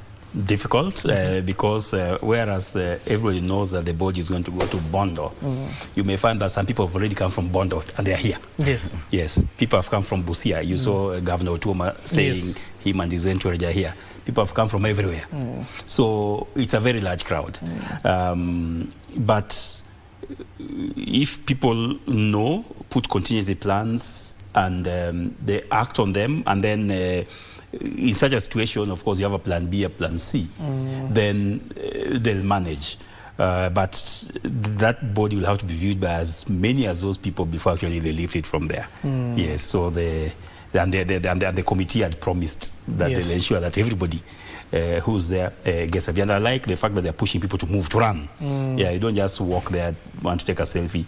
It's you just because they're not allowed to take even a photo. Yes, you just move fast and you go. But it shows the love that people had for Baba. And yes, let them give him their last respect and see him. Let them get that closure of knowing that, yes, Baba has indeed passed on, and you mourn, and that's one way of people mourning. So if we manage Nyayo yesterday, this is several times bigger than Nyayo, I can see. Probably it will be later than 3 p.m. Yeah, I know they talked of 3, but it's, at this rate it may be probably just around the time that a body should be at home. Yes. Yeah, 5 o'clock, 6 o'clock of a big man. Yeah. But indeed, even the governor, Churchill, we were listening to, as he was urging members of the public, as and when the body arrives at the Opoda farm, they should allow it first to go into the house so that the family can be able to see it. But the governor assured that across there will be another venue that will be set up for people to be viewing the body. So the same people who are here, not just from where those areas our good friend Job has been able to say, they will be flocking there. So in terms of also controlling there, that's why we were hearing the governor calling for peace. Is that essential? Yeah, it's very important. It's very important because it's about dignity. It's about allowing the people who, the people who the program has given an opportunity to eulogize the leader, to really eulogize him. And remember that, yes, you who is present, you are privileged and present to be around the homestead. And yes, you might want to grieve and express your emotions in many ways, which is fine. But then again, there are many other people who are also watching this, who also want to see who is this man who is being celebrated like this. And some of these things are going to come out from the mouths of the few people who are going to have the opportunity to speak during the funeral service. So it's about creating an opportunity for these people who do not, these people who are way far, to hear what other people who are present there are speaking about the great leader. So I think, and also practically, it's also not possible for everybody to be around the funeral service of such a person. So I think what the county and the national government has done of creating a place where people can watch even the live proceedings is pretty good. I mean, and I think this has been done across the country. They can be able to watch the live proceedings so that they can use that to sort of what I would call decentralize. You don't have to be there. Sometimes you can be there and you can't see what is happening. Someone who is as far as Mombasa or somewhere as far as Mandera is actually seeing more of what is happening on stage than you. So I think that somehow will be very helpful in terms of just making people to see what is happening and seeing what other people are saying during the funeral proceedings. The more those screens maybe are, the more they are, the better. And again, the farthest they are, also the better, as I mentioned, because it creates the buffer zone for security purposes, just in case there are people who might want to break the barriers and want to get into zones that they should not get into. Because there was that fear, Job, as and when that particular body arrives at Opoda farm, we were shown the stretch to where the homestead is, because we were seeing it. It's not rather a big estate when it comes to the homestead, but the area where the Opoda farm is, it's larger. Yes. But the homestead, it's not that expansive. Let's go to, let's hear some of the proceedings in Mamboleo first. Na mila na utamaduni wetu. Yote ribori na maanishaje na ina umuhimu upi? Ile tu sasa kusema kwamba ile spirit ya mzee iweze kupumzika kwa amani. Mwenyezi Mungu sasa ampe raha ya milele na mpumzishe. So ni ile tu kuachilia spirit yake, tunakubali kwamba baba ulikuwa umetuchunga sana. Ile maadili yako ndio itabaki na sisi. Lakini hatutaki kukushikilia ili tukufungie njia yoyote. Tunawachilia spirit yako uweze kuenda kupatana kule na wakina Jaramogi Odinga, wakina Kenyatta, wakina Nkuruma, bila uliweza kusikia. So hiyo ndio maana ya sisi kuja hapa leo. Najua mmezungumza mengi kuhusiana na Raila Odinga, lakini wewe binafsi unamkumbukaje kwa dakika? Mimi Raila namkumbuka sana, ndio baba yetu wa kisiasa. Sisi wengine kutoka tukuzwe hatujajua baba mwingine wa siasa.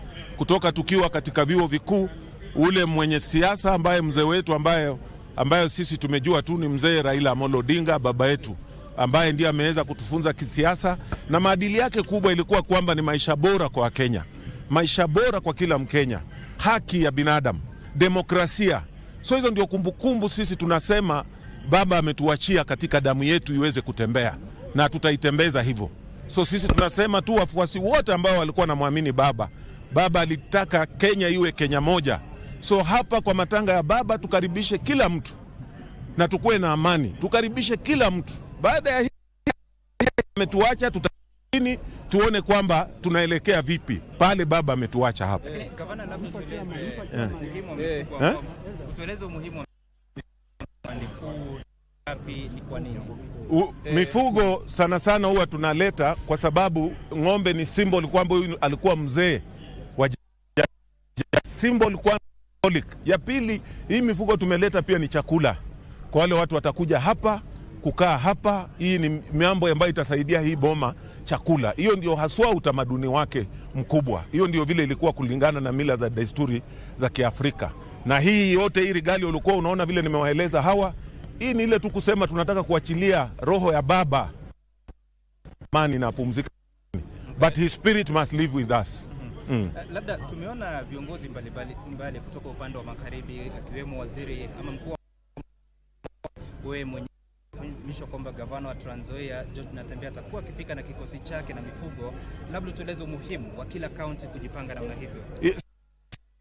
Kila county, unajua county ni serikali na baba ndiye alileta ugatuzi. So gatuzi ya serikali ya Busia, tumekuja na wananchi wa Busia na kesho watakuwa hapa kwa wingi sana. Leo tu ni wazee, hii ni sample tu ya wazee ambao ndio wamekuja kufungua njia na kusema tunawachilia spirit ya baba. So hiyo ndio muhimu. So katika zile gatuzi zote ambazo baba ndiye amekuwa kiongozi wetu, atakuwa hapa. Na kumbuka pia baba ndiye alikuwa kiongozi wa gatuzi zote 47. Kwa sababu kama sio baba, hizi gatuzi hazingekuwa. So ingekuwa muhimu kama hata gatuzi zote zingekuja, lakini sisi wa kutoka mkoa wa Magharibi, hiyo ndio desturi zetu. Asante. Asante sana. Asante.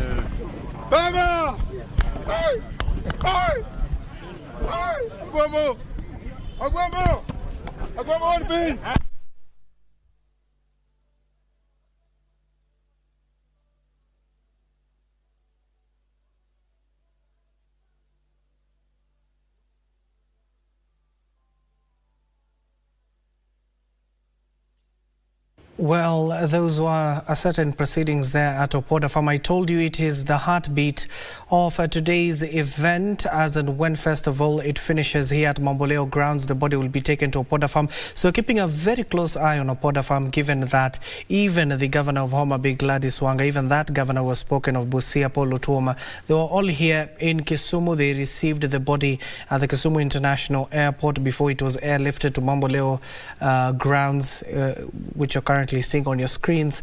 We're keeping a close eye on Opoda Farm, especially for various developments. But I was posing a question to Job here. Job, you were talking about in terms of the fear that is, once the body arrives, yes, and it is taken to Opoda Farm, and the family has clearly stated that they want a private session with the body of the ODM leader Raila Odinga, of course, to pay their last respects before tomorrow he is buried. So in terms of ensuring that people respect these rights, even the governor assuring that across the estate itself, they will be having sessions of public viewing. So in terms of coordinating, even the ODM battalion that has currently arrived at the Opoda Farm, how should they go about it so as to ensure it is smooth?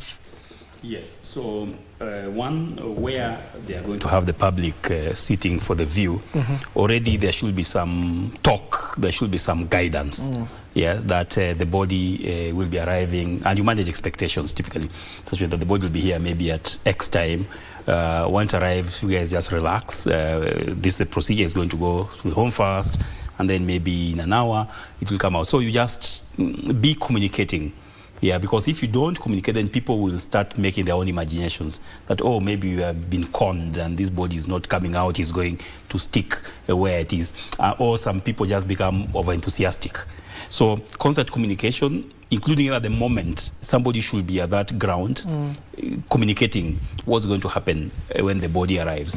And then secondly, the coordination between the national security, the ODM security, yeah, becomes very important because the more people are around in terms of security, the more likely they will be able to do that buffer that is required, like also Churchill was mentioning, that buffer is required to keep people from getting the home. And there has to be a very clear security buffer between the home and that public place, very clear, and with bodies, the way security people will do it, or the ODM people will do it. So that passing through that buffer is controlled, and people must know who it is that is passing it.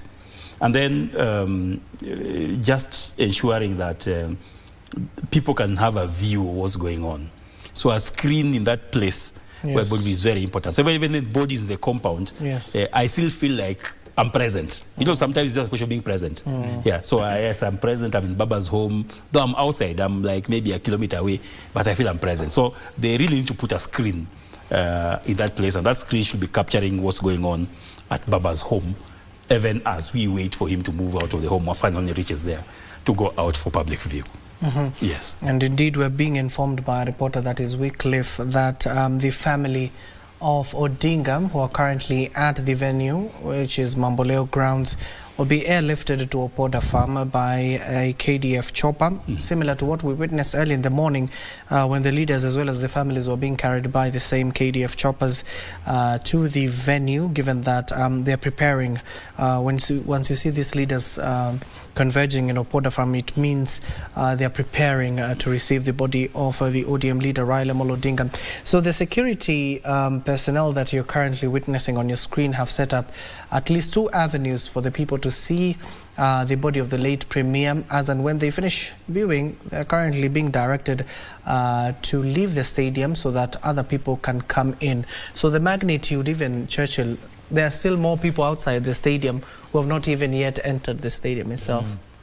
Oh, it's historic. I mean, it shows the love that the people of the entire Western Kenya has got. And as we mentioned again, this is it's a convergence of the entire region here, and so it might be deceptive to think that this is just Luanyans alone, but it's those from the former Western Province, Kisii, Rift Valley, and so all are converging here to come to the reality, especially those who really loved him and were not able to come to Nairobi. Remember that the former premier had got huge following across the country, so there were only 2 places where you could be able to come close to viewing him, either in Nairobi or in Kisumu. So those who are not able to come to Nairobi, they are in Kisumu if they really wanted to travel. So that's why you expect as many people as possible. But then again, there are also those who are coming here not even necessarily to see the body, but just to show the love. Yes. All right. So they might not even be interested in seeing the body, but just to show the love. What we were calling last time, what we were calling in a few minutes ago, that the fact that people believed in the cause and they're able to give up themselves for that cause to the last. You don't incentivize them, but they are just coming because they believed in it. So some of them are coming here just to show the love and to show that, we believed in your vision. We believed in what you fought for. We believed in where you have taken us from. And because of that, we are coming just to show that. So you will expect as many people as possible, the better, so that then that also then reduces the number of crowd that would have been in Opoda farm. The other thing is that the fact that it has come out and it has been mentioned that you will not expect in Opoda farm to have an opportunity to view the body. Most of the people in that entire region are then now seeing that this is the only opportunity to see the body. So somehow it will also psychologically help in controlling the masses and the people in when the body is airlifted to Opoda farm. And we've seen a very heartwarming tribute that the Kenya Airways, they have just unleashed a 3-minute clip of how they picked the body from India all the way to the Jomo Kenyatta International Airport. Of course, releasing that 3-minute recording of the onboard tribute to the late Raila Odinga during flight KQ203 that flew his body from India to Jomo Kenyatta International Airport, JKI, on Thursday morning, October 16th. The KQ plane, remember, it was renamed to RAU 001, a reference to Raila's name, initials, and in respect to the valid contribution towards the country's history. Of course, the video you will hear will be playing for you in the hours to come, narrated by Captain, that is Savimaria Odengo. The tribute revealed how the former Prime Minister's influence transcended across Kenya and Africa. as a whole. Of course, the KQ staff also shared how Raila was a firm believer in the national career, citing how his advocacy played a key role in the aviation sector. Kenya Airways also expressed condolences to Raila's family and the entire nation at large for the loss of a respected leader. Raila, who died at the age of 80, of course, at the city of Koshi in India, where he had been receiving treatment. And yesterday we heard from Winnie Odinga, who, given that she said she was there with him during his last moments, clearly stating even that particular day, Job, he walked 5 times. Yes. And she says that in terms of the reference, let me get also your view, because I posed it to Churchill before we went to Opoda Farm. In terms of the symbolization that we witnessed at JKI when she was carrying Raila Odinga's favorite hat and then handing it over to Mama Ida Odinga, perhaps was that the crown she was speaking of? It could be, but it's powerful. It's powerful in the sense that she was with Baba at that last moment. Mama Ida was not there. So it was important to say that, yes, I'm the daughter, I was with Baba, but now you are Mama. Yes, this was your husband, this was your close friend, please take this. Yeah, and then you do what you want to do with it. That was very, very symbolic, and it showed actually the discipline that even in that difficult period, Winnie could still have that frame of mind to know that that was a good protocol to do, because your partner is your person, and then thereafter she can decide what else happens to what it is belongs to you. Again, it's cultural. The things that belong to Baba will actually be in the hands of Mama Ida, and then if it was just a normal Western funeral, there'll be a day that people will be called to start giving away those things, and Mama becomes very central, and the brothers of the disease, and they say, okay, now this one goes to who, and so this one remains in the house, and so we needed thank God she had that presence of mind, yes, to be able to say, this hat, Mama, please take it, and then do it. And you can imagine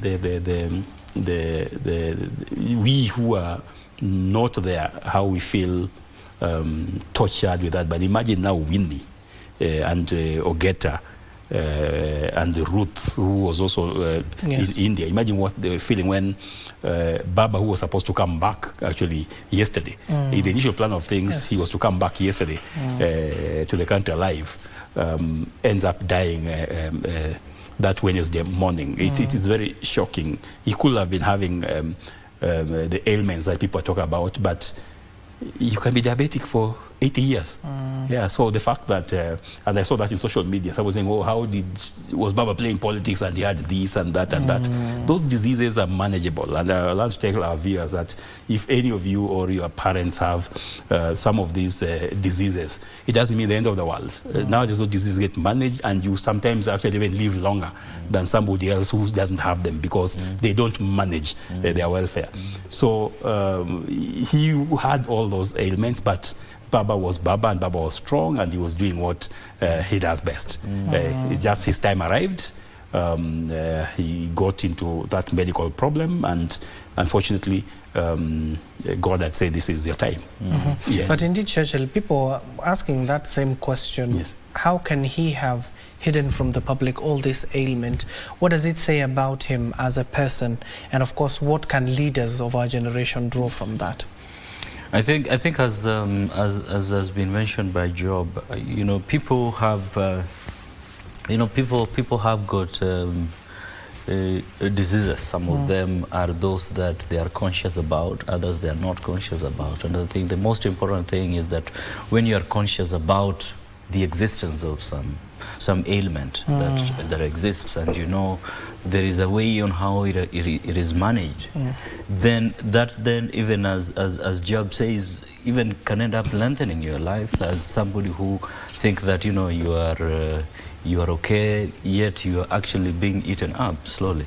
So I think in terms of the most important thing for leaders is to know that, yes, you are in leadership, but then you are also human. And you can get ill, you can get any ailment just like any other human person. And you need to be conscious about diagnostics and getting to know how you're doing, and get to know how to manage your health. And in managing that health, sometimes you don't need to make people to know some of those ailments. The public may not necessarily have to know it, because some of these things, if people knew them in 2007, I'm sure it would have actually affected how people would have voted. Yes. All right, because sometimes so I think that is very important. That consciousness is very important even for leaders. Okay, and of course, let's go back to Opoda Farm. I do understand there are some developments there. Men of the cloth. Let's listen to our leaders. School began, and Mama Ida Odinga, besides being an Anglican, she's been able to put millions, a library and a media hub. Through that work, we've been able to make a canon, a rule, an example of the Anglican Church, which makes the entire of this, the alumni to come with us. We have the principal here with us. We have the priest in charge of mission in the diocese. We have the member and leader of the Mothers Union and the entire of us team here. Besides coming to condole with Mama Ida, we also want to tell the nation that let us have hope. From the Bible we read of the nation of the Israelites people, the kind of feeling that the community here could be entertaining, a feeling that we've lost a leader. There's a brooding pessimism of people who think that there's no tomorrow. But as a church, we want to assure people that there is hope. When the Israelites thought there was going to be no leader, we raised up a leader like Samuel, like David, like Gideon, like Deborah. So Raila is gone because he's mortal. But keep to this pace, a leader will emerge who can even be as powerful than Raila, because there was Jaramogi. That is where he pointed. But Raila emerged, and it's become so international. So a leader will emerge. God does not leave his people. Let us maintain this hope. We are going to participate in the services today and in the services tomorrow. And let us just... As clerics from the South Nyanza region, what impact did Raila have on the church? The building of the multimedia, the work at Toruba Girls High School, which is named after me, and then other schools, because our interest has been schools. Besides the church, the Anglican school also, but Catholic schools and others that I may not know. So that impact is heavy enough. If we don't talk about able to touch, and his hand is here and here and here, and that nudges us to come here without it.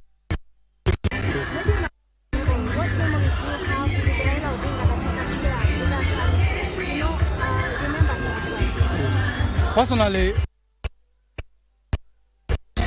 at the home of his mother-in-law in Stella in Uriri, he told me to keep to into politics. And we were making jokes by saying, what is the difference between politics and church? So we're laughing over it. And we are saying that when we talk about people's liberation, the church also will talk about that. Only that then we're making a joke that in the church we can have decorum, but during the politics you may not have the decorum. And we're laughing. So those are some of the we can have about close contact with Raila Odinga. And then just in line with that, how can you comment about Raila's relationship? I think that was the grace of God. Every generation, God raises a person who is so unique. In our generation, we thank God. way of balancing humility and courage. That's strange. Politics and religion. It wasn't just in the Anglican Church. You know, one time His Excellency was making a joke that is Raila an Anglican or a Legio Maria? So that was the unique thing about him, that he was able to be here and also visit others because his people were across. That balancing made him to be the enigma that he was. Yes. Thank you. God bless.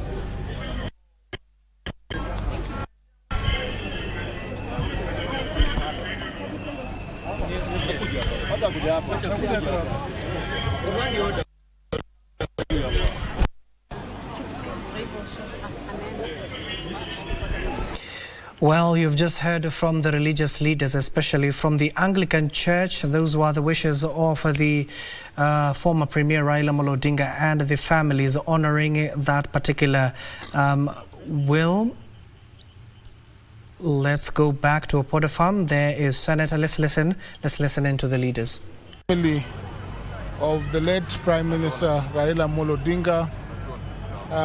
It is important to be here as we await the burial tomorrow. We were in Kisumu and we have viewed the body and we saw the large crowds stand out to give Baba a befitting send-off.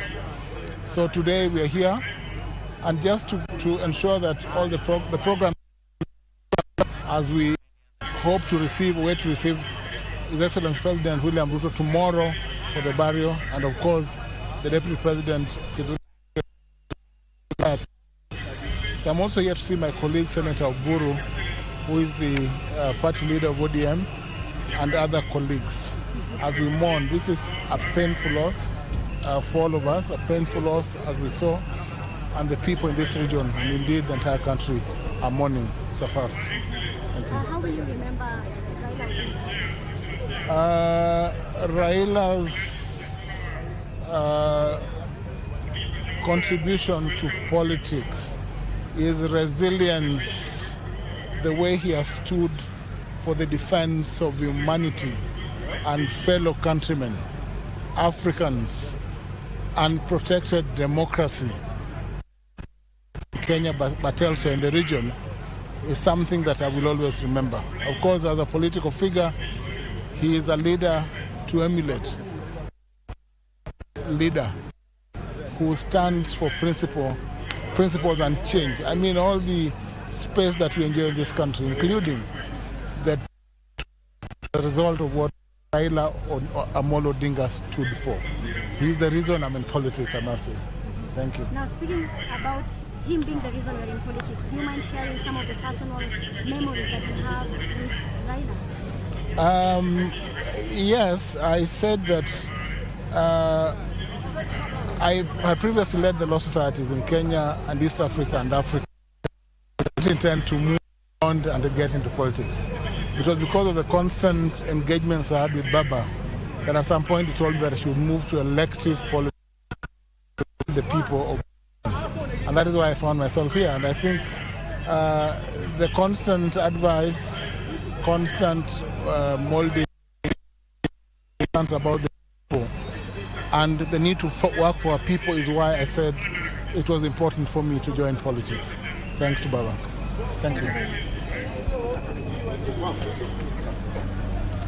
Those are some of the leaders who are currently arriving at Opoda Farm, and they're speaking to the members of the Fourth Estate. As I told you, we are keeping a very close eye on Opoda Farm, given that there are beehive of activities there. The leaders are arriving. If you're just joining us, our viewers, the Siaya governor, that is James Orengo, already arrived, and a host of other governors, including Homa Bay Governor Gladys Wanga, who has been at the Kisumu International Airport since 6 a.m. In the morning, awaiting for the body, which arrived a few minutes after 7 a.m., given that it left JKIA a few minutes past 6 a.m. And of course, taking it to Mamboleo grounds, where She followed the suit, and now she is at Opoda Farm, joining other leaders who are currently still arriving at Opoda Farm, awaiting the body of the late Premier to be taken to the Opoda Farm in Bondo, Siaya County, given that that will be his final resting place. Of course, the crowd, it's not getting lesser by the minute. Actually, there are even more people coming into the stadium, and let's hope at least all of them will get the opportunity to view the body of the late Premier, as has been the case here in the capital, especially in Kasarani and the Nyayo National Stadium, to pay their final respect to the ODM leader, that is Raila Amolo Odinga.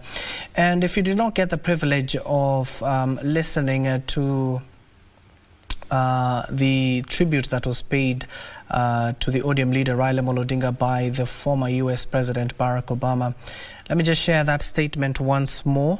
The former US President Barack Obama paid his heartfelt tribute to Kenya's longtime opposition leader and former Prime Minister, that is Raila Amolo Odinga, describing him as a true champion of democracy and a symbol of resilience and reconciliation in African politics. Now, in the statement released early this morning, Obama praised Odinga's decades-long struggle for freedom, justice and good governance in the country. He recalled witnessing firsthand Odinga's commitment to the country's often putting national unity and peace above personal political ambitions. He said, and I quote, Raila Odinga was a true champion of democracy, a child of independence. He endured decades of struggle and sacrifice for the broader cause of freedom and self-governance in the country. The former US president, who has roots in this country, went on further to say time and again, I personally saw him put the interests of this country ahead of his own ambitions. Like few other leaders anywhere, he was willing to choose the path of peaceful reconciliation without compromising his core values.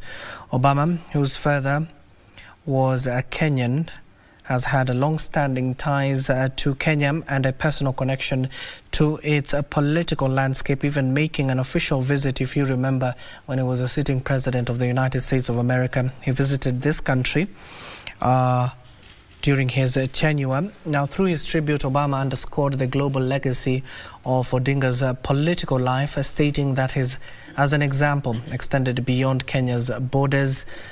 Through his life, Raila Odinga set an example not just for Kenyans but across Africa and around the world. I know he will be missed. Those are the sentiments of Obama. He concluded that the message by extending condolences from himself, the former First Lady, that is Michelle Obama, and of course his daughters and the family at large of the Obamas. Michelle and I send our deepest condolences to his family and to the people of Kenya. He went on further to say leaders, of course, across the country, not only Obama, but leaders across the world have been paying tribute to the ODM leader Raila Amolo Odinga, honoring his contribution to democracy, Pan-Africanism and social justice. Now, the queue continues at the Mamboleo grounds as people are trying to pay their last respect to the ODM leader Raila Amolo Odinga. Remember, this coverage, if you do not have the privilege of even going to that stadium, if you're in Kisumu, you can view it here from KBC Channel 1. We'll be keeping the cameras rolling on that particular stadium until that particular body is taken out of Mamboleo grounds and headed over to Bondo, Siaya, where currently at Opoda Farm there are a beehive of activities. Leaders continue to flock there. We've even seen, we've been informed by Edward Kabasa, also a senior editor here who hails from that part of the country, in terms of the bulls that are set to arrive at the homestead of the ODM leader Raila Amolo Odinga, a tradition that has been revered over the years by the Luo community. As I told you earlier on, death does not signify an end in those communities. It signifies a start and a celebration to mark the life of the person who they have lost, and that person, how it has endeared them. Also, it has been announced then, and we have been even reliably informed that the Prime Cabinet Secretary himself, Musalia Mudavadi, has honoured the late former Prime Minister Raila Odinga with a symbolic gift of bulls delivered to his ancestral home in Opoda at Bondo, Siaya County. Now, the gesture stepped in cultural tradition underscores the solidarity from the Mudavadis and the wider Mulembe community during the nation's mourning of RAILA'S passing. Now a delegation of elders also from the western region delivered those bulls. We've even witnessed from the Busia governor, that is Paul Otuoma, who came with a delegation of elders from that part of the country to eulogize with the family and of course condole with the family since the demise of the former Prime Minister, which they described as a token, the gifts they have described as a token of unity and respect for a leader who had a long-standing with Kenya's political struggle. Clad in traditional regalia, of course, we witness it with the Busia governor, that is Paul Otuoma, the elders who spoke on behalf of Mudavadi, conveying their condolences to the Odinga family, using it as a symbolic proverb. And another added, if you put ugali without greens, it burns you. So we saw it fit to bring greens here. We brought cows and other items to honor the family. Those are the words of the elders who are bringing those bulls at the homestead of the Odingas. Also, the arrival of the bulls was received with appreciations by Bondo MP Gideon Ochanda and members of the Luo community who currently gathered at the homestead and thanked the Mudavadi family and the Mulembe delegation that brought the bulls for their continued support. Also, we're also reliably informed that more bulls, Job, you heard from Kabasa clearly stating 80 more bulls are coming. Yes. From the Rift Valley side. And normally, he says, in their tradition, you'll expect the young men who are bringing those bulls, bringing them also by foot. You see them running into the homestead. Yes. Do you think that will be allowed? I don't know. It will depend on how the protocol of the homestead is, because they can really cause a stampede as well. The bulls will come charged, it will even be a second, but that's not usually what used to happen. Yeah, it doesn't matter how many there are, they'll be driven to the compound and people run and you do your dodge. Yes, so it's how it happens, but maybe with the setup of Opoda at the moment, probably they'll let them come in quietly, but at least they'll have already gone in and people have seen the bulls have come in. But that's the symbolism. Cows come, they mourn with the person who's driving the cows to mourn the departed fellow, and then some are left to be eaten. That used to be in fact, even the neighbors around there, they could be driving bulls there as well if things were not there. Even yesterday. Yes, exactly. They just bring them there, and those which are left to be eaten. Those which go back to the cow sheds just go back to the cow sheds. So you would like to see those ones from Rift Valley, how they come in and what happens there.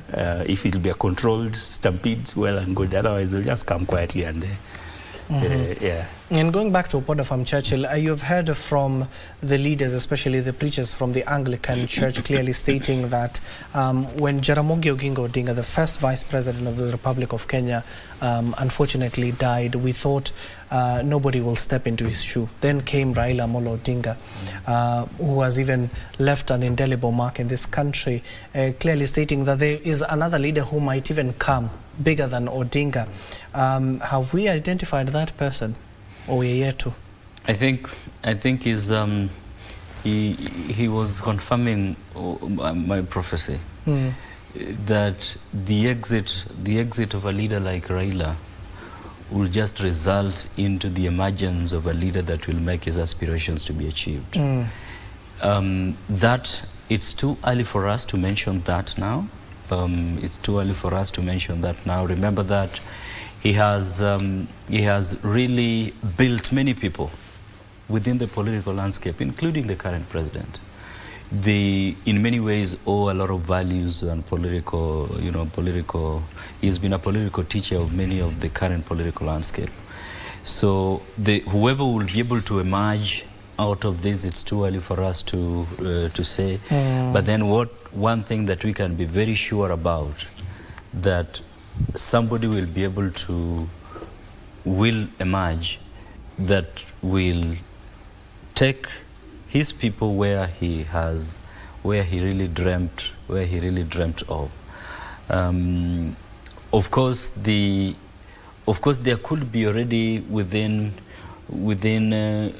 political circles conversations of successions. There are two ways in which that can happen. It could happen in terms of the establishment raising up someone, and the establishment here means the party structures raising out somebody who they believe can be able to take them to the next level where they have wanted. Or the other option could be somebody just emerging out of nowhere and taking up a role outside the structures that exists. Yes. So those are two possibilities. The second possibility is a tough one, because then it means that you have to create your own. You have to begin where Raila started in the year 2000 and in the year 1980s.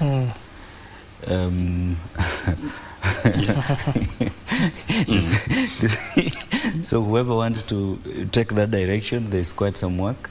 The second path is an easier path, but then it means that you must then have that person then must be able to be India, or he must have been he must really have gone through the correct vetting within the structures of the party, and the party is able to see that you are able to hold and carry the vision of the party, the vision of the people, and take the people that the former premier represented to where the former premier wanted them to go. So those are two possibilities of leaders emerging out of it, and we are yet to see. For now, it's too early for us to predict whether someone is already existing.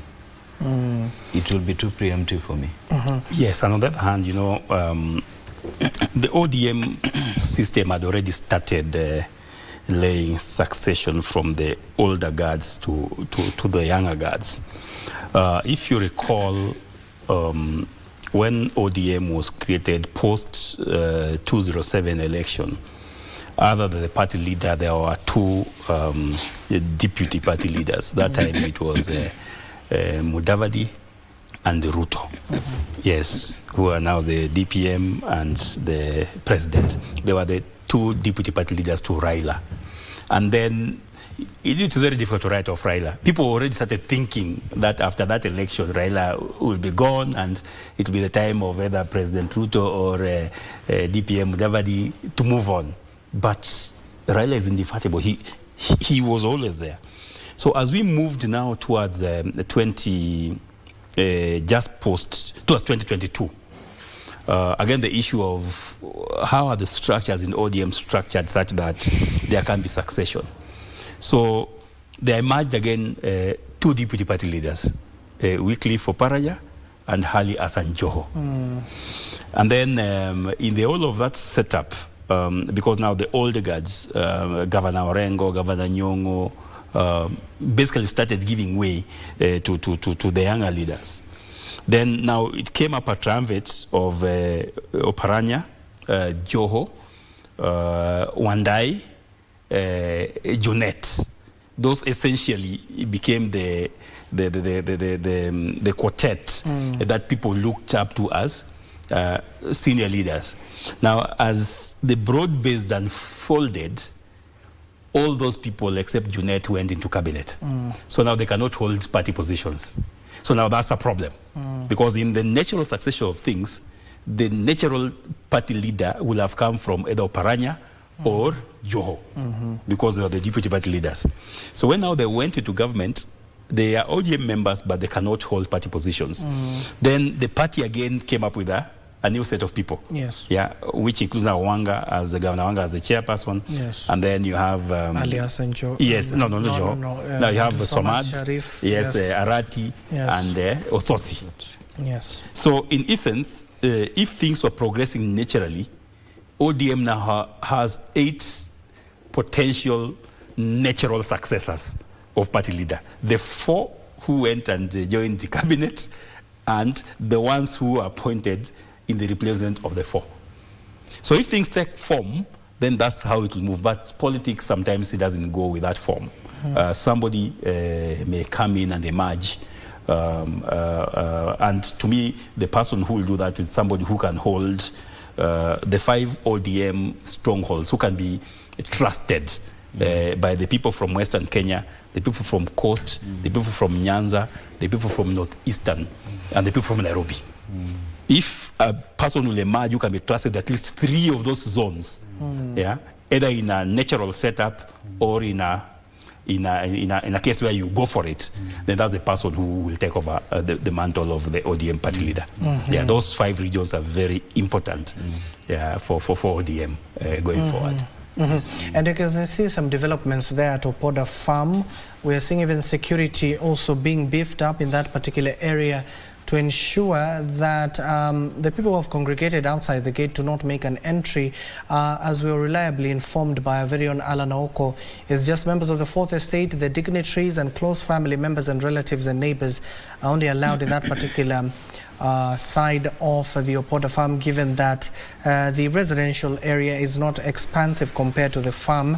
So they would like to keep people out so to allow for smoother transition. But leaders are continuing to stream in as and when we get more from Alan Oko, who's continuing to interview some of these leaders who are streaming in at this moment.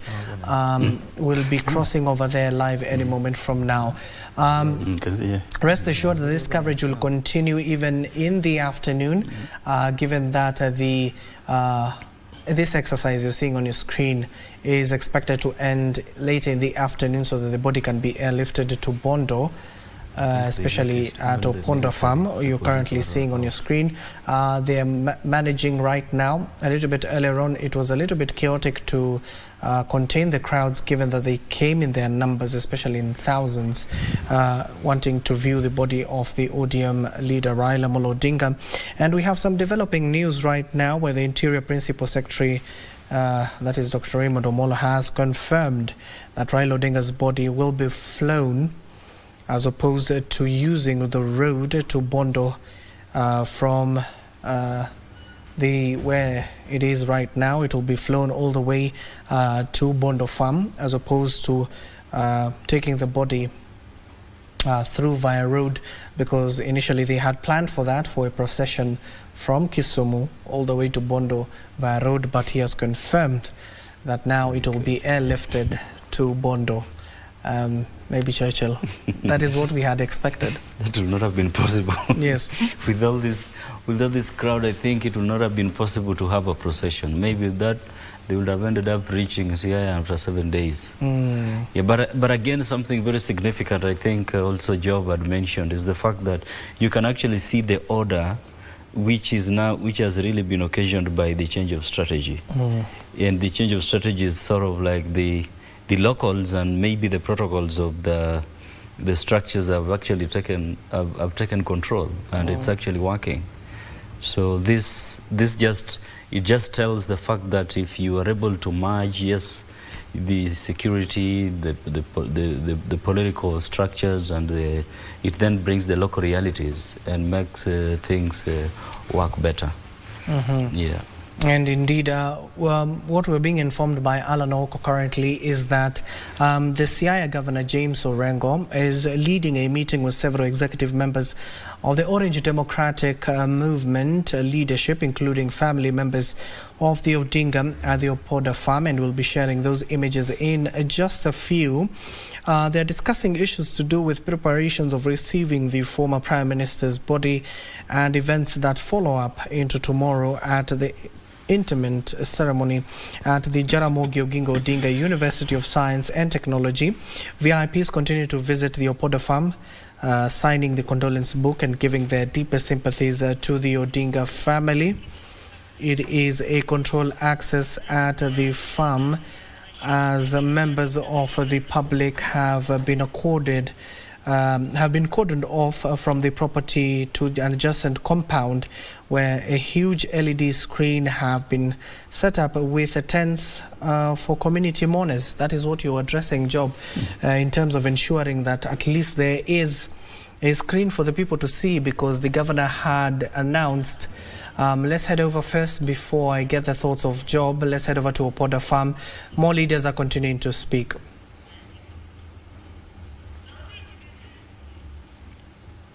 Sema pole kwa wote. Sisi kama wanajubilii, baba alifanya kazi kubwa sana, zaidi ya kuwa ya kwamba watetea wa Kenya kwa kila jambo. Sisi alitutetea sana wakati chama chetu kilikuwa kinanyakuliwa, na alisimama kitete na sisi, na bila baba hatungekuwa na Jubilee siku ya leo. Tumekuja tu kusema pole, na pia to remember that what he stood for.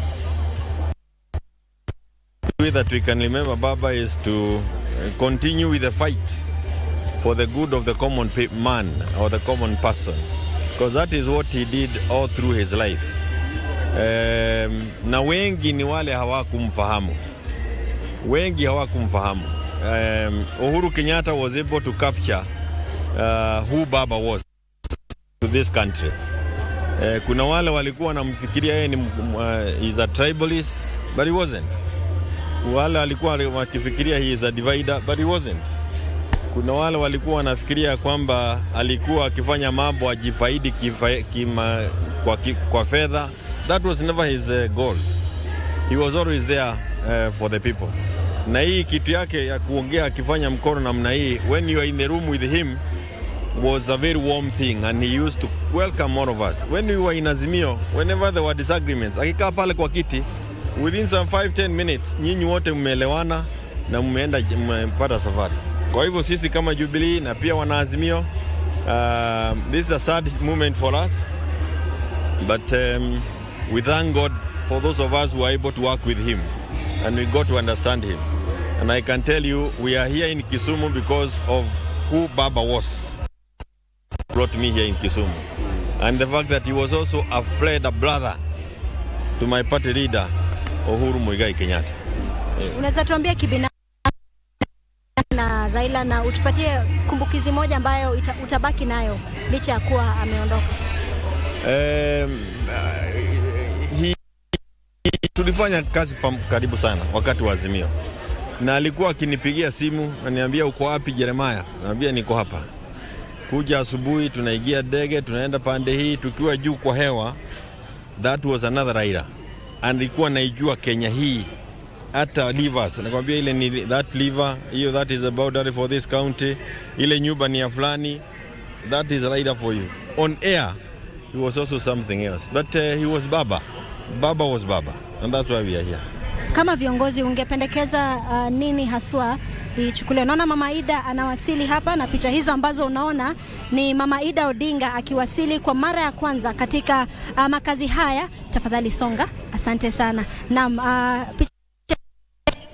Well, at Opoda Farm, you can see some of the family members are currently arriving there. You were hearing from Jeremiah Kioni, who is a Jubilee leader, and of course, who worked closely. He just divulged how he worked closely with the ODM leader, Raila Odinga. The family members have arrived.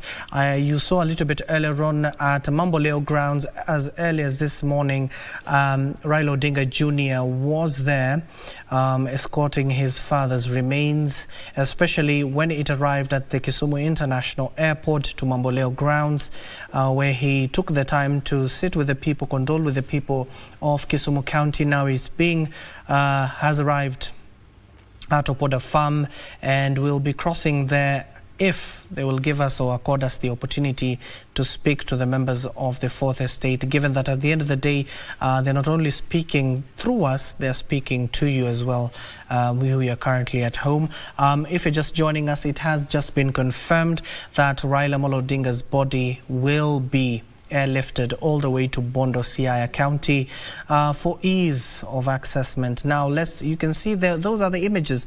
People are trying to get a hold and see the family, but unfortunately, the secretary, not the security, is trying to push them back, because you can see there's a huge crowd. They cannot all go inside the house of the Odingas. The family is requested to go there. Unfortunately, we can see some ugly scenes there outside the door. But Job, in terms of people respecting what the Siaya governor clearly called for, even Ida Odinga yesterday called for, in terms of ensuring there is decorum. Yes, because you see, even Oburu had to use the instance that Raila has been tear-gassed all his life. Let's ensure that he's not tear-gassed even in death. So in terms of calling for peace, and what should the security approach be here? Because you see those ugly scenes we're seeing in front of the door of the Odingas. First, what you guys are doing, the media, by beaming this live throughout, it brings a sense of closure to the collaboration between the family, the security forces and the ODM party. It's very important. And now across home, there need to be closed circuit media between what's happening in the house and the people outside. That's very crucial. That I really hope that they have already done that. Everybody wants to be at the home because they are already there.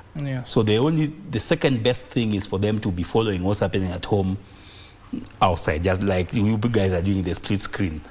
This should actually be there live for them as well on a big screen, so that they can see that, so that they get that closure of also being there.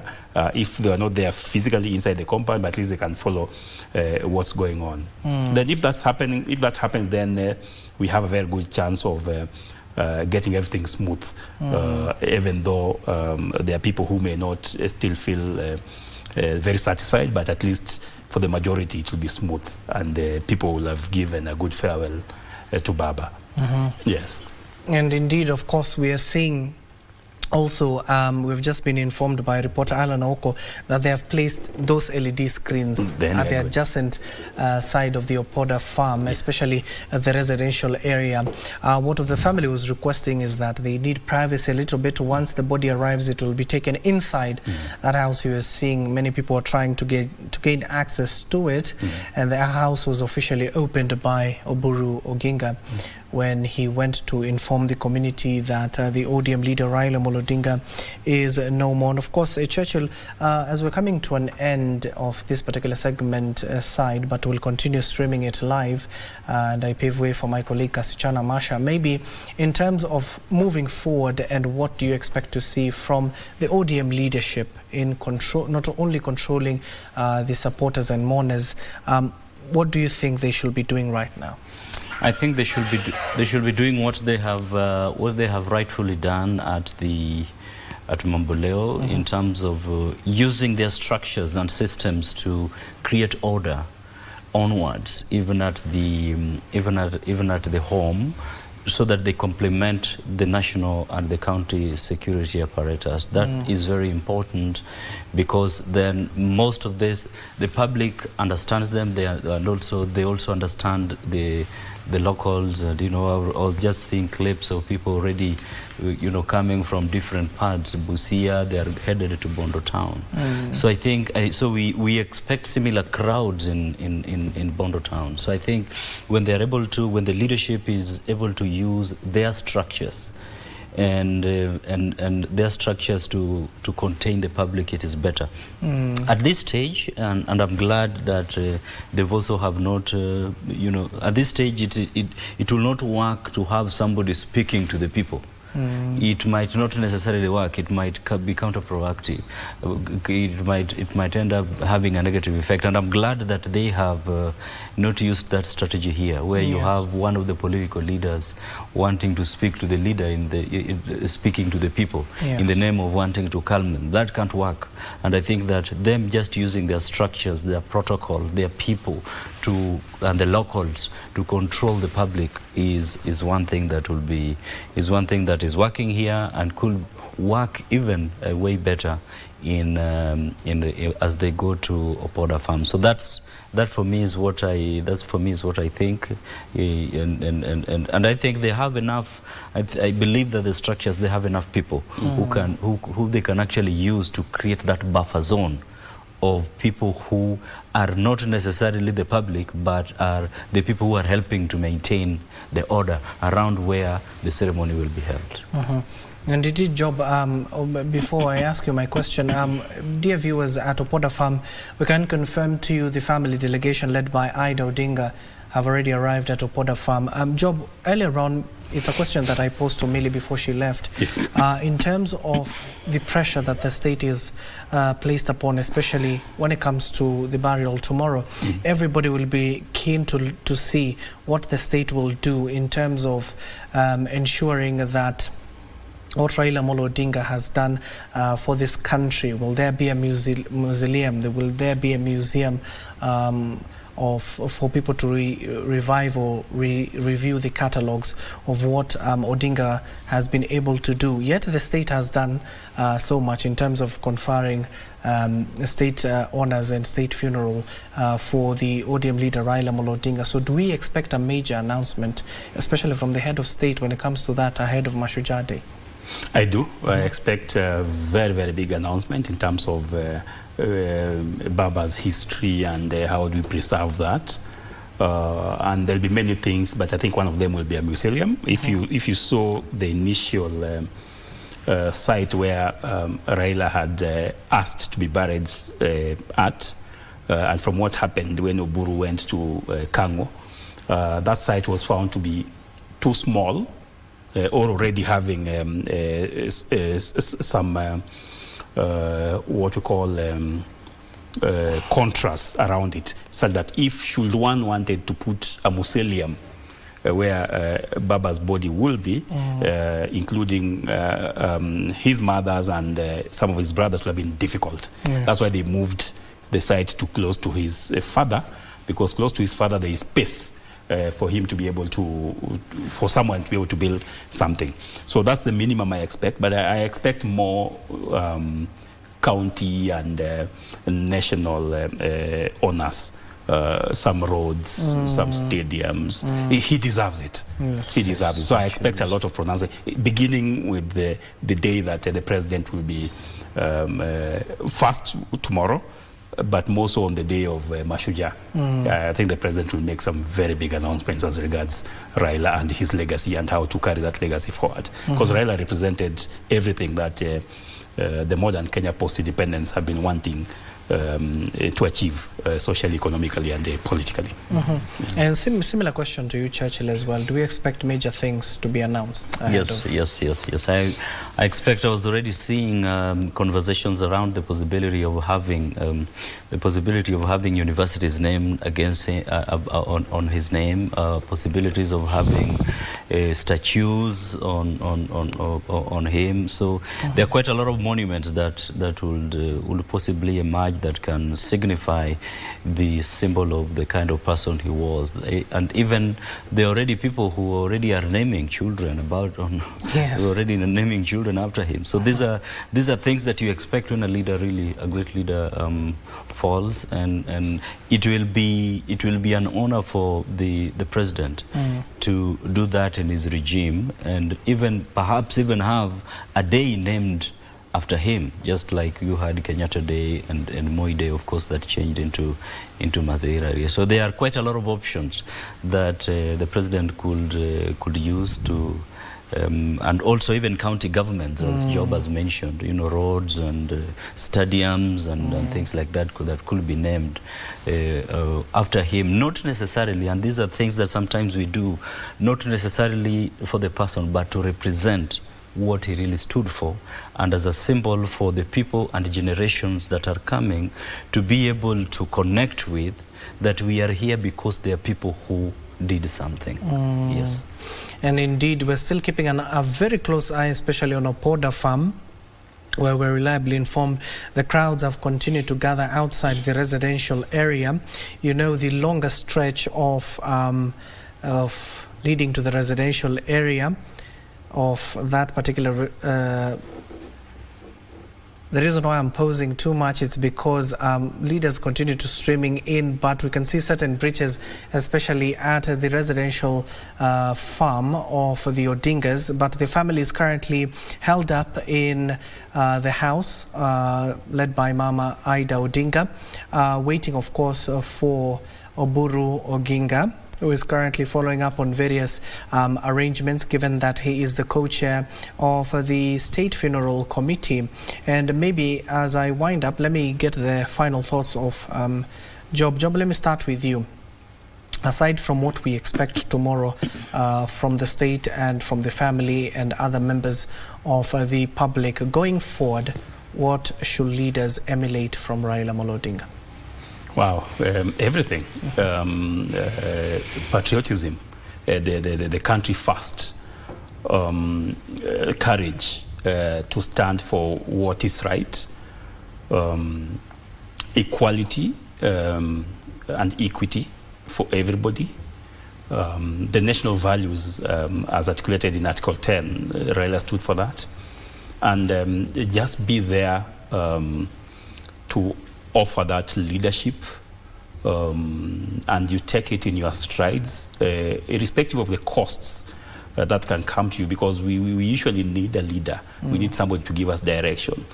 So somebody needs to take that course, irrespective of how much it's going to cost them, and stay on course, just like in the Bible, what Paul told Timothy. Yeah, you run the race, yeah, you finish it, and you win it. And that's what Baba really did. He may not have become president of this country, but just like even what President Uhuru said yesterday, what he did is bigger than a president. In fact, when I look back, and I think I had someone mention it as well somewhere, had Baba become president in 2007, we'll have forgotten about him. Yeah, he'll have done 2 terms and it's gone. But now, because he didn't, he was not declared the president, let me use political correct language, he still was available and free to continue being with us Kenyans and championing our causes much longer than he had become the president. So from his first stab in 1997 to now, 2025, we're talking of about 30 years. So that missing to be declared as president from the first tab has given us 30 years of Baba helping us and leading us as a people of Kenya towards what is right, towards Canaan, using his language as well. Yes. Churchill?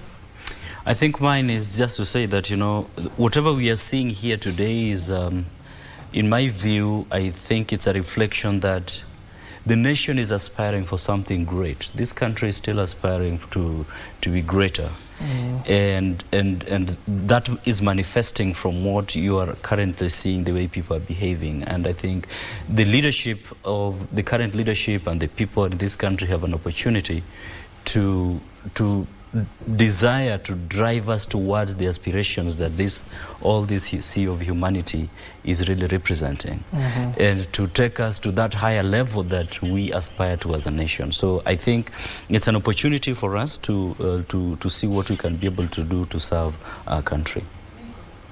Thank you so much, Churchill and Job. I know I've kept you for more hours here. Thank you so much for making time for us, given that this particular coverage will continue till the end of this particular day, as and when we know the body has been taken to the Odinga family at Opoda farm.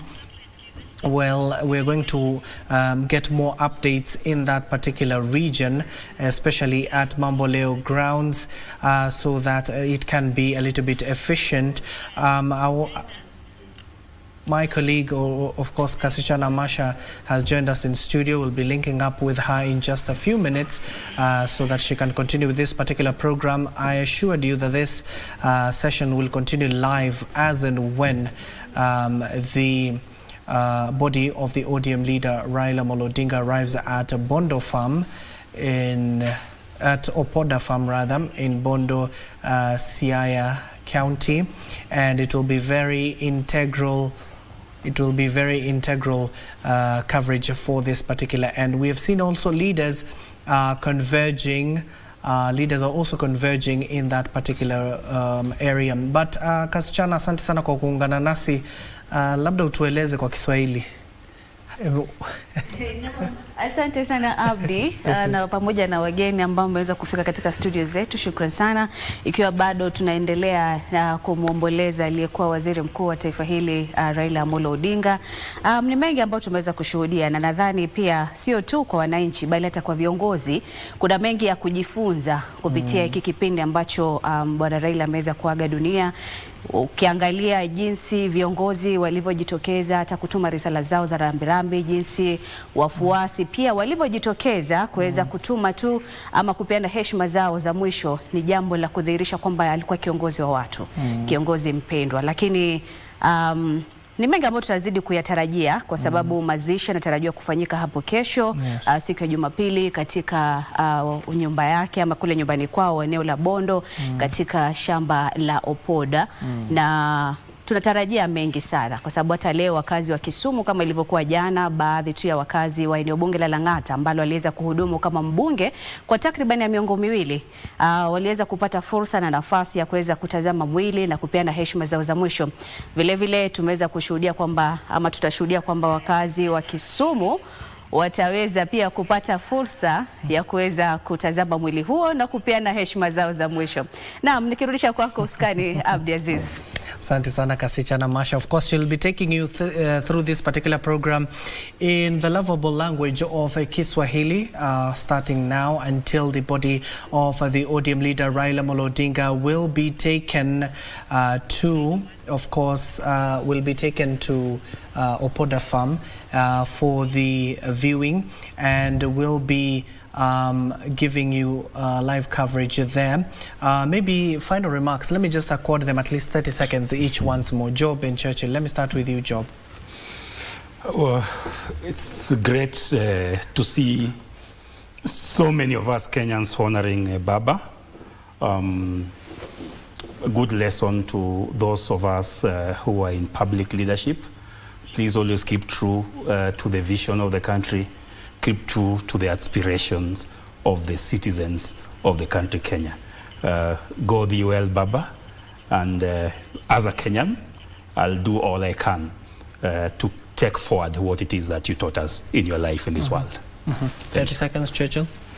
Also same, I think this for us is an inspiration as young people in terms of what we can be able to do to contribute to the development of the country, and to see selflessness and enveloping yourself as an individual into the betterment of the country as something important beyond just acquisitions and wealth and all such. That, you know, the lives of the people is more important, and the impact we have on them in terms of our service is what is key. Thank you, gentlemen, for your time. Of course, we were here as early as 5:30 for this particular special coverage of mourning the enigma that Odinga was, and of course the crop of leaders, even from the analysts that we have engaged in this particular studio for the last 8 hours. They have been talking about how crucial he has been as a political figure and a father, not only to the family of the Odingas, but to the country at large. My name is Abdi Aziz Hashem, and of course we will also starting this coverage tomorrow again as early as 5:30. But worry not, we're keeping our cameras in Kisumu and Siaya, and I'm handing you over to the able hands of Kasichana Masha for now. Good afternoon. Naam Abdi, shukran sana kwa kuweza kunikabidhi mkoba huo. Najua sio tu minyoo inalalamika, bali mwili pia unadai uchovu na kupumzika. Shukran sana. Na mtazamaji, karibu sana kwenye upande huu. Tubadilishe lugha kidogo. Jina langu ni Kasichana Masha, kama ulivyoarifiwa na mwenzangu Abdi Aziz Hashim. Leo ikiwa tunapiga darubini kaunti ya Kisumu katika uwanja wa Mamboleo, ambapo mwili wa hayati Raila Amolo Odinga aliyefariki dunia tarehe 15 siku ya Jumatano ya juma hili ameweza kufika katika eneo hilo, na wakazi wa eneo hilo basi leo watapata fursa ya kuweza kutuma heshima zao na kupeana heshima zao za mwisho kwa kiongozi wao ambaye ametajika sio tu kiongozi aliyekuwa na busara, kiongozi aliyekuwa na upendo, kiongozi aliyepigania upatu swala zima la demokrasia, Inasemekana pia kwamba anasifika sana kama kiongozi pia aliyepigania upatu swala la upatikanaji wa katiba ili tu kuhakikisha kwamba maswala ya maendeleo basi mtazamaji yanazidi kufikia yule mwananchi aliye kule mashinani, ndiposa kukaanza kuwa na serikali za ugatuzi. Hivyo basi mtazamaji, macho yetu yote leo yako katika kaunti ya Kisumu na kaunti ya Siaya. Jana kulikuwa nayo ibada ya kitaifa, ibada ya wafu ambayo ilikuwa imeandaliwa na serikali kuu, na wakazi wa eneo bunge la Lang'ata ambalo ni eneo Bwana Raila Amolo Odinga aliweza kuhudumu kama mbunge kwa zaidi ya kwa muda wa miongo miwili. Hivyo basi wakazi wa eneo hilo na wakazi wa Nairobi kwa ujumla. Lakini ukiangalia kwa sababu jana pia tulikuwa tumekita kambi katika uwanja wa Nyayo, lakini sio tu wakazi wa Nairobi ambao waliweza kuwasili kupeana heshima zao za mwisho hapo jana, bali wakazi wengine walisafiri kutoka kaunti zingine, kaunti kama vile ya Vihiga, kuna waliotoka kaunti za Pwani, kaunti za Mombasa, kaunti za Kilifi kule ambako ilikuwa ni ngome kuu ya kinara wa ODM Raila Amolo Odinga.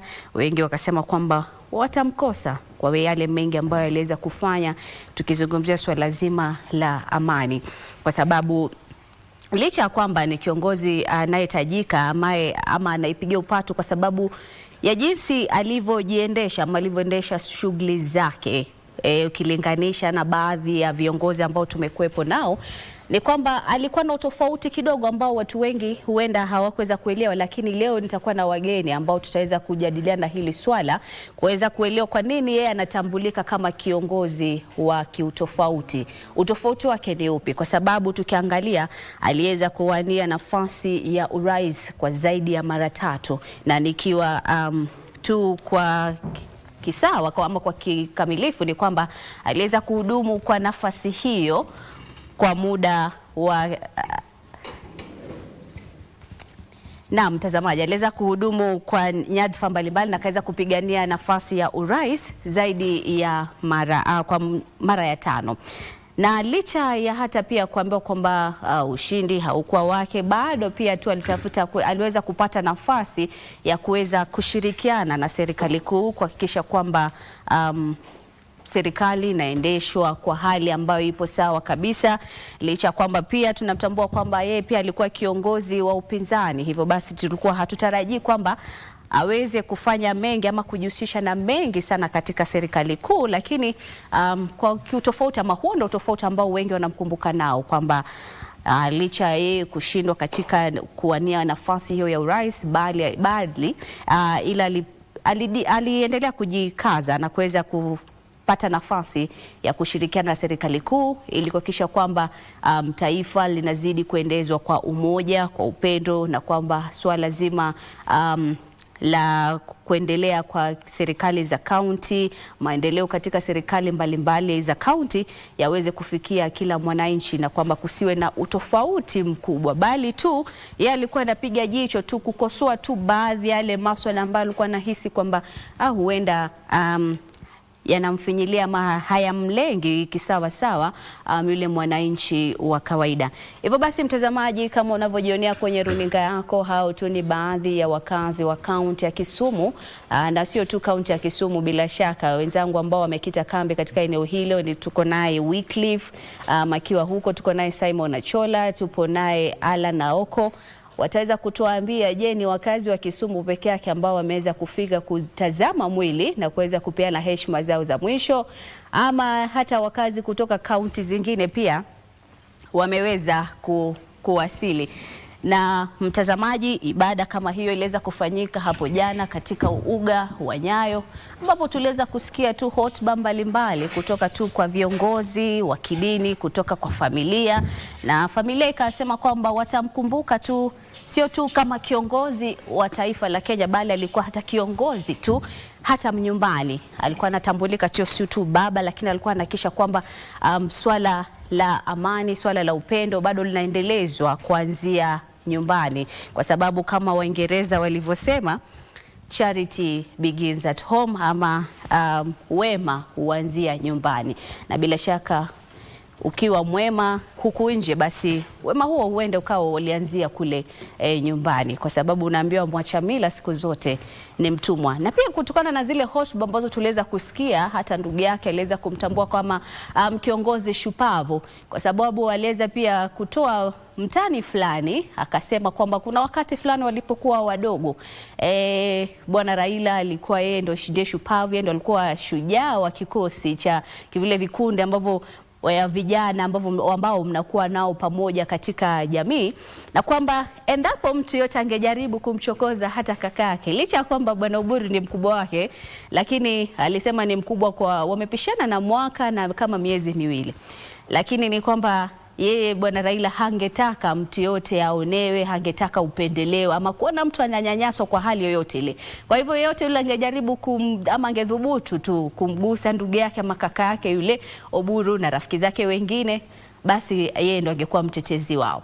Lakini mbali na hayo pia, nikikuregesha tu nyuma mtazamaji, ni kwamba pia wanawe ambao waliweza kufika katika hafla hiyo, ambao tulikuwa naye Raila Junior, alikuwepo Winnie Odinga na Rosemary Odinga, waliweza kupeana heshima zao za mwisho, na katika risala zao waliweza kusema kwamba wanamtambua baba yao kama alikuwa mtu mcheshi sana, kwa sababu nje huenda pengine mtu anaweza kuona kwamba ana ile hadhi ya uongozi ukadhani anakaa mkali kidogo, lakini nyumbani alikuwa mtu mcheshi, mtu aliyependa familia, mtu aliyependa wajukuu wake, aliyependa sio tu wajukuu wake, aliyependa watoto wake wote.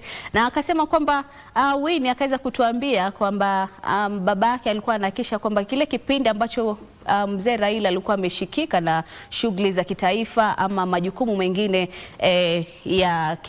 rasmi ya kitaifa, basi angemtuma Winnie aende angalie wajukuu wake wanaendeleaje, kuonyesha kwamba tu alikuwa mtu aliyependa sana familia, mtu aliyejali familia yake. Na ni swala ambalo ni wengi ama wazazi wengi wanafaa kuiga, kwamba hata kama uko kwenye nafasi yako ya ajira ama katika shughuli zingine ambazo zinahitaji uwepo wako wa nyakati zote, lakini pia ni vyema kuweza kutenga muda kuweza kusherekea ama kupata muda wa kuweza kukaa na familia, kuweza kufafanua mawili matatu. Na pia Bwana Raila tunaweza kumkumbuka kama alikuwa anapenda sana vitendawili, kwamba katika hotuba zake mara nyingi alikuwa anapenda kuanza na kitendawili, ama hata kama hataanza kitendawili, lakini atapeana kibwagizo cha kitendawili ama atamaliza hotuba yake na kitendawili. Kwa hivyo naambiwa kwamba watoto wake walivyokuwa wanapeana hotuba jana, walikuwa wanasema kwamba hata nyumbani hali ilikuwa ile ile. Alikuwa anaweza kaa tu na watoto na familia yake pale nyumbani, naweza kuuliza tu kitendawili, alafu naambiwa tega, anarusha kitendawili hiki, inabidi sasa watoto wachemshe bongo, wakune akili ili waweze kutafakari yale ambayo yamezungumzwa. Na sio tu, kwa sababu hata ukiangalia mtazamaji, ni kwamba katika hali halisi vitendawili ni semi ambazo zinapaswa kupeana ujumbe maalum ama ujumbe fiche, na sio tu kitendawili ili tu uchemshe bongo ama ukune akili yako kuweza kuelewa kilichozungumzwa, lakini vitendawili vina maana fulani, ni maana iliyofichika ili kuweza kukupatia mwelekeo fulani, kwa sababu kama unataka kurekebisha mtu, mara nyingi pia unaambiwa usiende moja kwa moja sana, mazangio pia unaweza ficha ile maana kidogo ili tu ujumbe wako uweze kumfikia, na akiona kwamba basi mbona huyu amenipatia hiki kitendo ama ameniambia kwa mafumbo, basi inafaa nichemshe bongo ama nitafakari kwa sana. Kwa hivyo mtazamaji, ni kipindi ambacho tangu Rais William Ruto alipotangaza kifo chake siku ya Jumatano tarehe 15 mwezi huu wa 10 mwaka 2025, tumeweza kuona kwamba wananchi kutoka maeneo mbalimbali ama vilio na maombolezo yalianza tangu ile siku ya Jumatano, kwamba watu walijitokeza kwenye barabara. Hata hapa jijini Nairobi kuna baadhi tu ya maduka ambayo yaliweza kufungwa kwa sababu kulianza kuwa na ghasia kidogo na vuta nikivute hapa na pale, na ikatia tumbo joto kidogo, kwa sababu ikishuhudiwa na kipindi cha nyuma ambapo kumekuwa na mvutano kidogo katika serikali. Lakini hilo bado halikuzuia watu kuendelea kusherekea, watu kuendelea kujitokeza na kuomboleza, na serikali ikaona kwamba ni vyema tu, kwa sababu hata pia ukiangalia jinsi kifo chake kilivyoibua rabsha, jinsi kifo chake kilivyoibua tumbo joto tu kwa miongoni mwa wale wafuasi wake ama wale waenzi wake walikuwa wakimfuatilia katika swala zima la siasa na katika swala zima la uongozi. ni kwamba alikuwa kiongozi tajika, la kwa hivyo kwamba wanafaa wamuenzi kwa hali ya kiutofauti, kwa sababu hata pia ukiangalia jinsi umati wa watu ulivyojitokeza ile siku ya Alhamisi alipokuwa anawasili nchini Kenya kutoka nchini India ambako alifariki akiendelea kupokea matibabu, ni kwamba wakazi walijitokeza kwa wingi hata katika ule uwanja wa ndege wa Jomo Kenyatta, licha kwamba maafisa wa usalama walikuwa wameweka vikingizi ama vitu vya kuzuia ama vizuizi kuhakikisha kwamba wananchi hawaruki katika upande huu wa ndege ambapo ndege hiyo ingewasili. Lakini uliona kwamba watu kwa sababu ya ile rabsha, kwa sababu ya ile tumbo joto, kwa sababu ya hamu ya kuweza na ule upendo walionao dhidi ya kiongozi huyo, ni kwamba walitaka kwenda kuona, kujihakikishia ni kweli amefika, ni kweli hili swala limetokea. Na ukiangalia kama ukifikiria, tukirudi hapo nyuma kidogo, ni kwamba wengi walilia, wengi waliomboleza, wengi wanasema kwamba tumepoteza kiongozi, ameacha pengo. Lakini wale wote wanaoamini ni kwamba kitu kinapotokea basi siku zote hutokea na sababu siku zote huwa ni sababu nzuri ama nzuri zaidi ambayo itakuja hapo mbeleni. Kwa hivyo mtazamaji, tukiangalia kulingana na jinsi umati ulivyojitokeza kumwomboleza kiongozi huyo, ni swala la kustaajabisha kidogo, na ni swala la kufunza ama la kupatia funzo fulani kuhusu huyu kiongozi, kwa sababu ukiangalia kwamba hata jana jinsi watu, ama hata sio jana peke yake, hata juzi katika eneo la Kasarani, ukiangalia jinsi watu walivyojitokeza, kwa sababu licha ya mabadiliko hayo ambayo yaliyofanyika kwa muda mfupi ama muda kiduchu, ni kwamba serikali iliweza kutangaza kwamba mwili huo baada ya kutoka ama ukiwasili katika uwanja wa ndege wa JKIA ungepelekwa katika majengo ya bunge, na wananchi wangepata fursa ya kuweza kutazama mwili katika majengo ya bunge. Lakini serikali iliona jinsi umati wa watu, jinsi wafuasi walivyojitokeza, basi ikabidi wabadilishe eneo la kufanyia tukio hilo. Kwa hivyo ikabidi basi watu wapelekwe katika eneo la Kasarani kule, lakini hilo halikuzuia mamia kwa maelfu ya watu waliojitokeza, na ulionewa kwamba ilikuwa inaonyesha kwamba kweli watu wapo na nia ya kuweza kumuona, wapo na nia ya kuweza kupeana tu jumbe zao na heshima zao za mwisho kwa kiongozi wao. Na licha ya kwamba hata kusafirisha mwili kutoka eneo la majengo ya bunge hadi eneo la Kasarani ilichukua muda mrefu, zaidi ya saa 2, zaidi ya saa 3 mtazamaji, lakini watu bado hawakukata tamaa, wakaendelea kusubiri hadi wakaanza kutazama mwili. Vile vile hali kama hiyo ikaweza kushuhudiwa jana, licha kwamba japokuwa siku ya Alhamisi kulikuwa na rabsha kidogo katika eneo la Kasarani, lakini maafisa wa usalama waliweza kudhibiti hali hiyo, kwa sababu jinsi ya umati ulivyokuwa umejitokeza pale, wengi walikuwa na hamu sana ya kuweza kutazama mwili huo na kuweza kupeana heshima zao za mwisho. Vile vile jana pia mwendo kuanzia majira, kwa sababu tulikita kambi katika uwanja wa Nyayo kuanzia mwendo wa saa 12 ama saa 11:30, na tukaanza kuona tayari mamia kwa makumi kwa mamia ya watu walikuwa washaanza kufurika katika uwanja huo. Na wengi walikuwa nasema kwamba wamesafiri hata usiku, walisafiri na basi za usiku kisha kwamba wamefika hapa eneo la Nairobi, wengine wakisafiri kuelekea Kisumu kusubiri mwili wa asili hii leo, na wengine waliweza kufika jana wakasema kwamba wataendelea kumkumbuka kiongozi huyo aliyezaliwa mwaka 1945 katika eneo la Maseno huko kaunti ya Kisumu.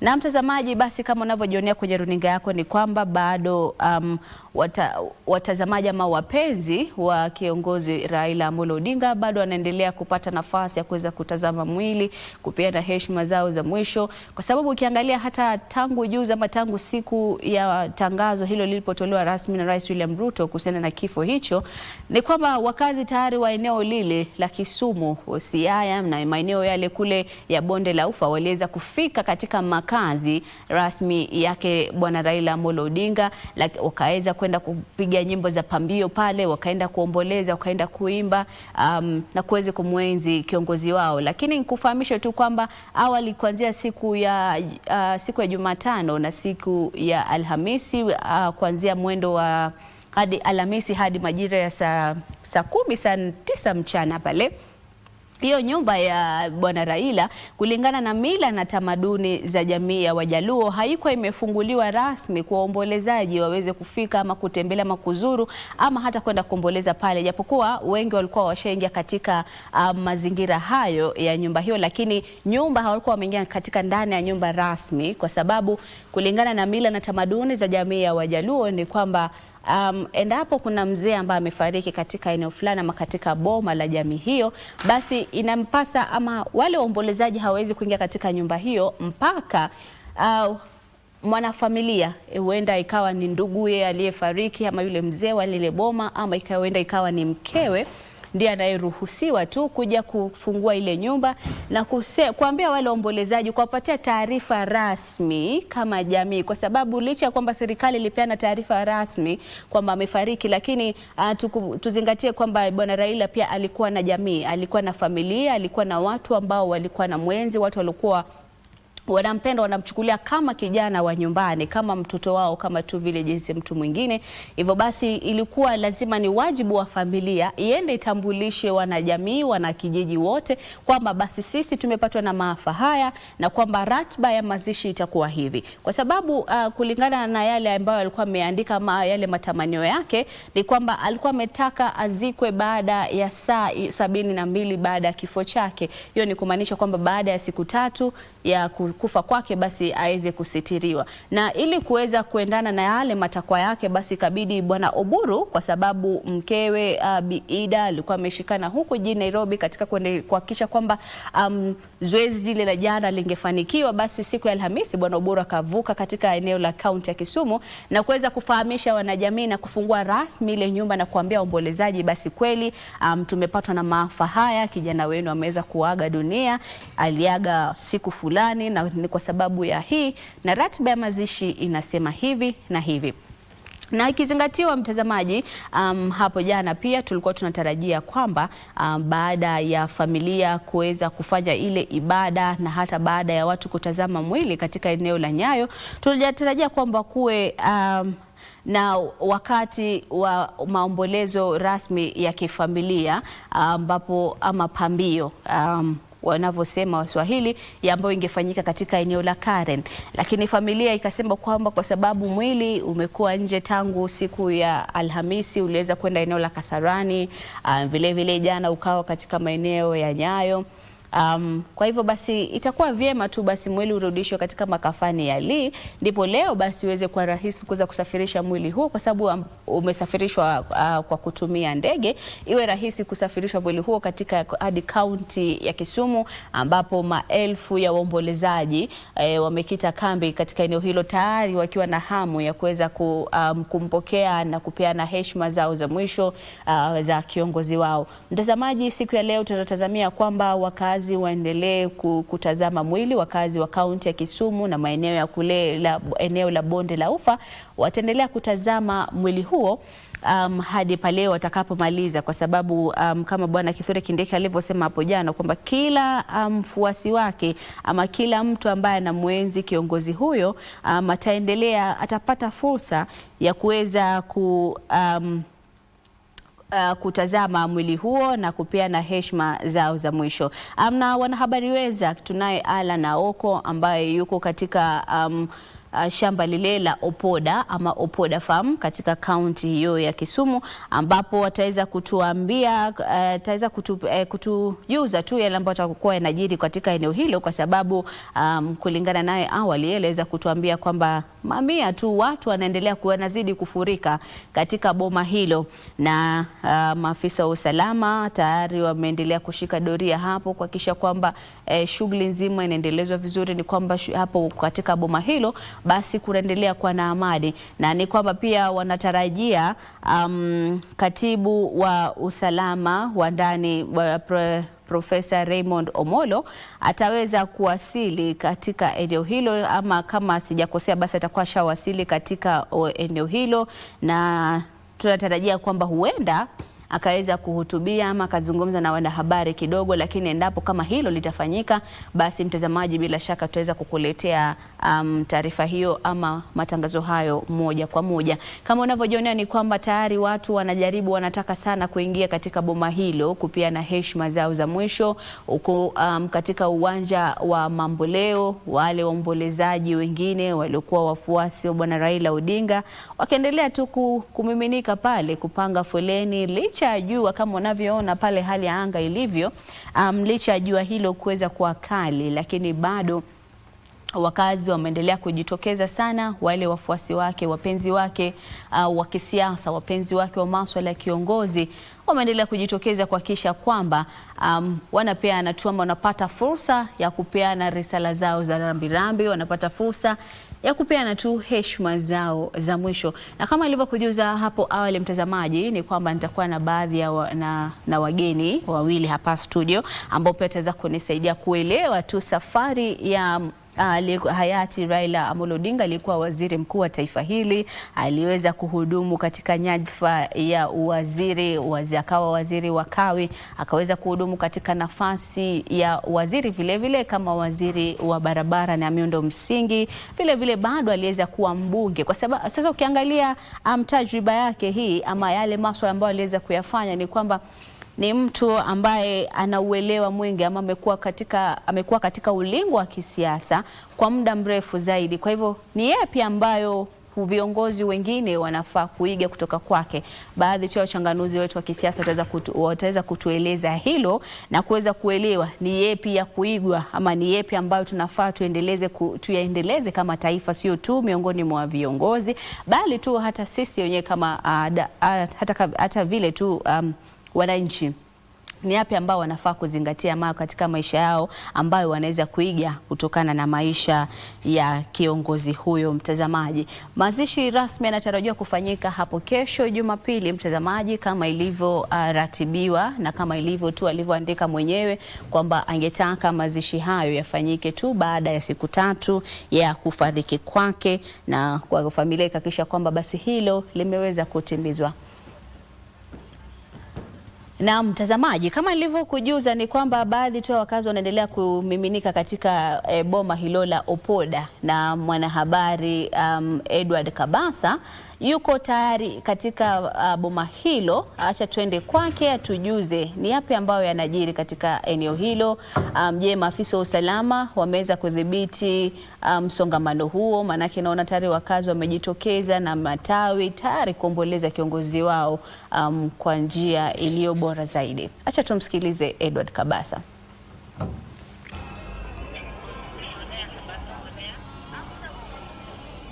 Asante Masha. Huku ni kwa kiongozi wa ODM Raila Odinga nyumbani kwake Opoda Farm, and what you can see on your screen is basically people to get into the compound. Earlier Ida Odinga left Kisumu and arrived at the family in the house, meeting family members and a section of ODM leaders and other well-wishers who have come to town. And basically this homestead has been a beehive of activity since morning. Various leaders have come to pay their homage. We did see Busia Governor Paul Otuoma. Him alongside his delegation were here, I think almost an hour ago. Governor James Orengo has also been here, and so is the ODM National Chairperson, who is also the Homa Bay County Governor Gladys Wanga, who is currently in the house with Ida Odinga. That is the main entrance to the house, and we do expect that more leaders will be coming in. There has been an effort to control the number of people who can access the, as viewers have been seeing over the last couple of days. This homestead has always been full, but the security has been able to repulse the huge number of delegations that have been trying to access the compound, and that has enabled operations What we do expect is that once the body of Raila Odinga arrives in Bondo, it will be brought pound according to the Luo culture and traditions. We do expect the casket to be taken into the house out, and we were told that there will be a brief church service, and thereafter the casket will be moved to an adjacent field that has been set up. There are tents that have been set up, and that's where there will be the night vigil. And we were also told that perhaps the people of this area will get the opportunity to view the body in keeping with the tradition of the Luo community. It has been some really hectic days for those who are organizing this burial ceremony, because the interest that this burial service has attracted is a lot, and that will be tested again tomorrow when the burial takes place. Just a couple of kilometers from here is the Jaramogi Oginga Odinga University of Science and Technology. That's where the main funeral service will be. I think the was chosen because of the availability of space. Opoda farm may be huge, but most of it is covered by trees, really. There isn't enough space that could accommodate the huge number of people and mourners who are expected to pay their last respect to Kenya's and Jaramogi Oginga Odinga University of Science and Technology was identified as the best ground to hold that huge crowd that is expected to come to Bondo to mourn the former Prime Minister. And there are option to Kango Kajaramogi, that is in Nyamira village of Bondo. That is where the of Raila Odinga is going to be buried, right next to his father's mausoleum. And we were told that they chose to build a mausoleum for him. We are waiting to see. There's a lot of works that have been taking place there. Last night there were and this morning that process was almost complete. So by the time of burial tomorrow, we do expect the building of the shall have been completed. But it is hectic for those who are trying to organize this burial ceremony because of the interest that it has attracted. That we have, that each leader is coming with a delegation, and at times it becomes overwhelming for the security operators to contain. Various leaders are here. The Interior Principal Secretary Raymond Omolo is here. He walked in a couple of minutes ago. He is currently inside the house together with other leaders who have come to stand with Ida Odinga, who is mourning.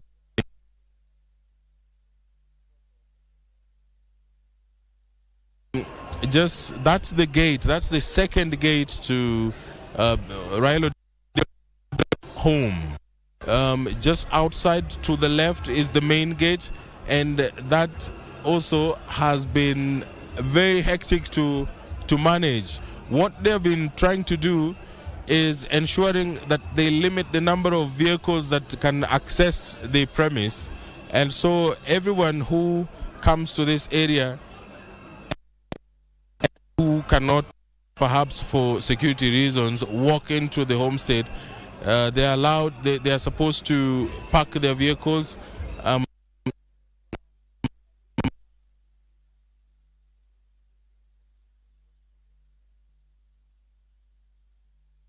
Gate, which actually the primary gate that currently is within view. It has been a very hectic experience for those people charged with the responsibility of ensuring that there's order as compared to the previous days that this place was literally overrun by mourners. The Siaya County government is at the center of this process. We did speak to the Chief of Staff, Kano Cyrus Oguna, who told us that they are trying as much as possible to ensure that there is order, that this being the home of Raila Odinga, there's supposed to be some decency, and that is something that he said they will be trying to. It is achieved. There is a VIP that is trying to access the area. We are waiting to see who this is. Like I said, only allowed to drive into the main compound. So the vehicle will stop there, and then the VIP will step out and also be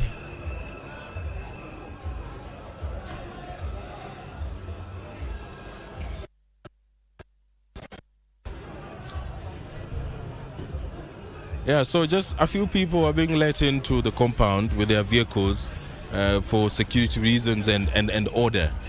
But the situation in Bondo has been mourning and celebrations in the same measure, and some have described it as a little bit extra. And for those who are not familiar with the culture, it comes as a shock to many, the style in which the Luo community mourns the dead, and especially if this it was regarded highly in society. So so many delegations have been here. The western region of elders have been to the homestead. They brought along with them some bulls and chicken, and elders told us this is a token of love and appreciation for the relationship that the Luo community, the Odinga family, and the Kenyans in this region have inculcated over the years. And we do expect any moment now there is a huge entourage from the Rift Valley that was bringing quite a number of animals, dozens of bulls that are going to be part of this exercise to probably feed those who will be coming to Bondo to mourn the late Raila Amolo Odinga, who will be buried at Kango, Kajaramogi on Sunday. And Raila Odinga's elder brother Oburu Odinga has been at the center of this planning. He brought the news home when the body of the late former Prime Minister landed in Nairobi. Oburu Odinga took some time to fly to Bondo to inform the extended family and the village. In Luo, the term is Anyuola. So he brought the message home, told them exactly what happened, and in that private meeting, which we were privileged to access, he told them that they were expecting Raila Odinga to make a full recovery, and this incident, this episode, hit them like a curveball, something that they did not expect. So he expressed his regrets that they couldn't bring him home alive. But the situation at hand is that the people of Kango, Nyamira Kango, Kajaramogi should now be prepared to welcome the guests in a manner that they only know how. He told the family, or Anyuola, quote unquote, that they expect a huge number of mourners. He referenced the burial of their father, Jaramogi Oginga Odinga, in the early 90s. He told them that the number of mourners was huge. You can imagine the stature of Raila Amolo Odinga. If the fence was brought down back then, you can imagine what the situation will be on Sunday. So he made them aware that it is important to prepare for any eventuality, but most importantly, the number of people expected to attend this burial.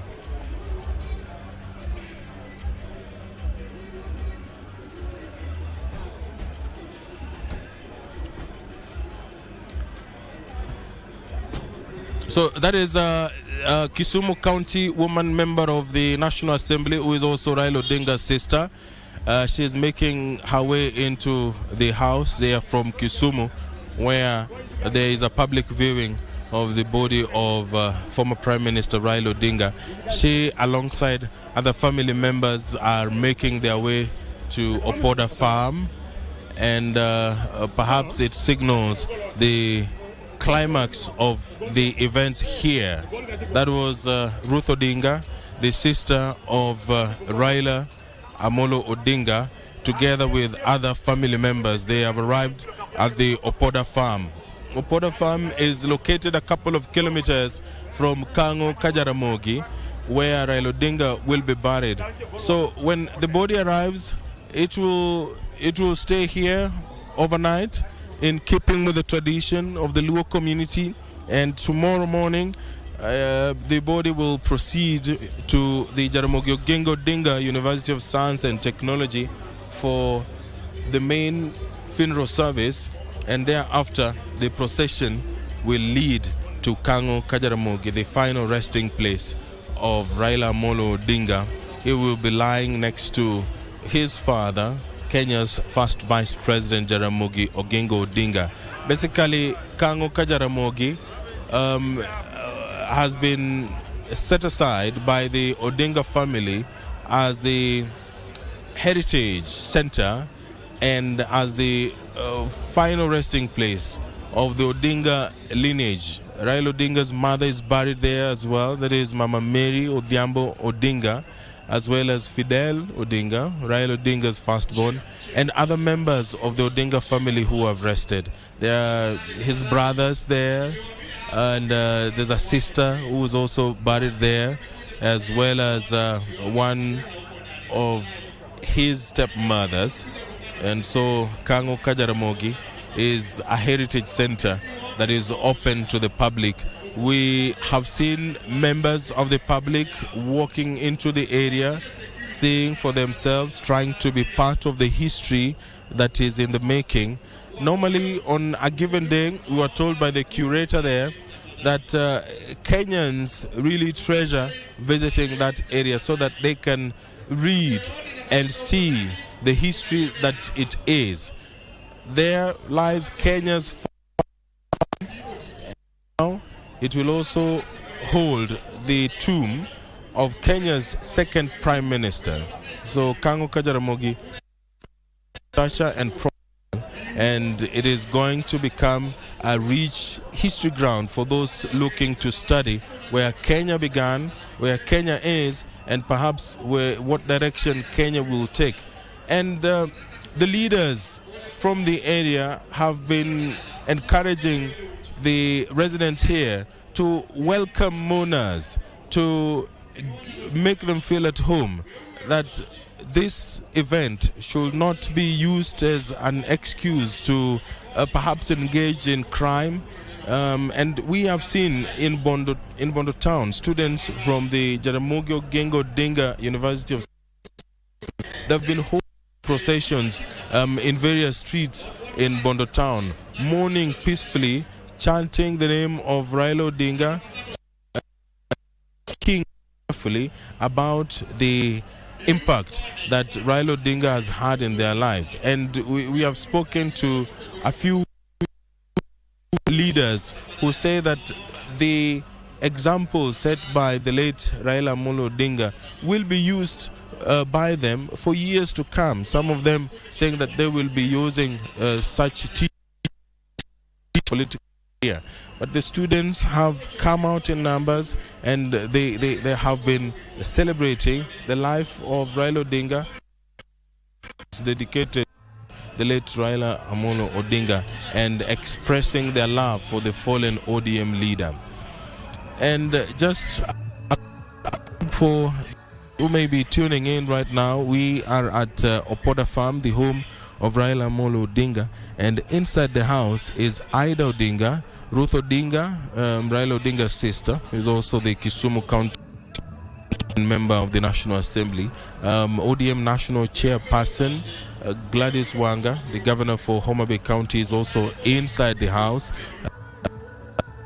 Chief Secretary Raymond Omolo is with them, as well as a host of other leaders drawn from the region and beyond. Mourning together with Ida Odinga. More family members are expected to walk in. We haven't seen Oburu Odinga, but we do expect him here because the family members have already started streaming in. We also did see the brother to Jaramogi Oginga Odinga. We did see the brother to Jaramogi Oginga Odinga. He resembles the late former vice president of proceedings today, and those are some family members who were in Kisumu, and they have managed to make their way to Opoda farm to be part of this important occasion in their family's history. And this is the beginning of the climax of a historic burial for this is a historic burial not just for the family but also for the members of the ODM party and Kenyans in general, really, because from those who have spoken about Raila Odinga's impact, this will go down in history as one of the most memorable and painful experiences, because as Oburu put it, they expected Raila Odinga to make a full recovery, but the cardiac arrest came as a curveball.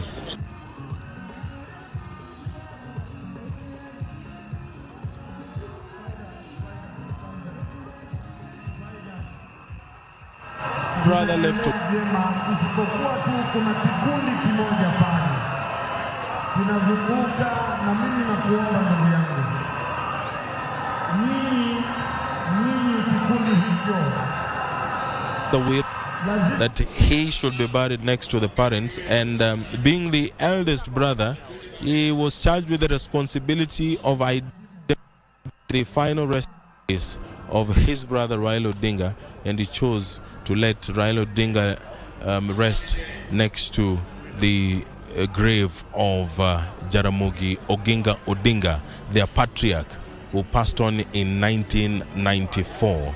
And a little bit later, we will be taking you to Kango Kajaramogi to see where preparations are. It is also a beehive, and a lot of the action really will be moving to Kango Kajaramogi tomorrow, when Raila Odinga can to rest with the rest of his family who have gone before him, including his father, his mother, his son,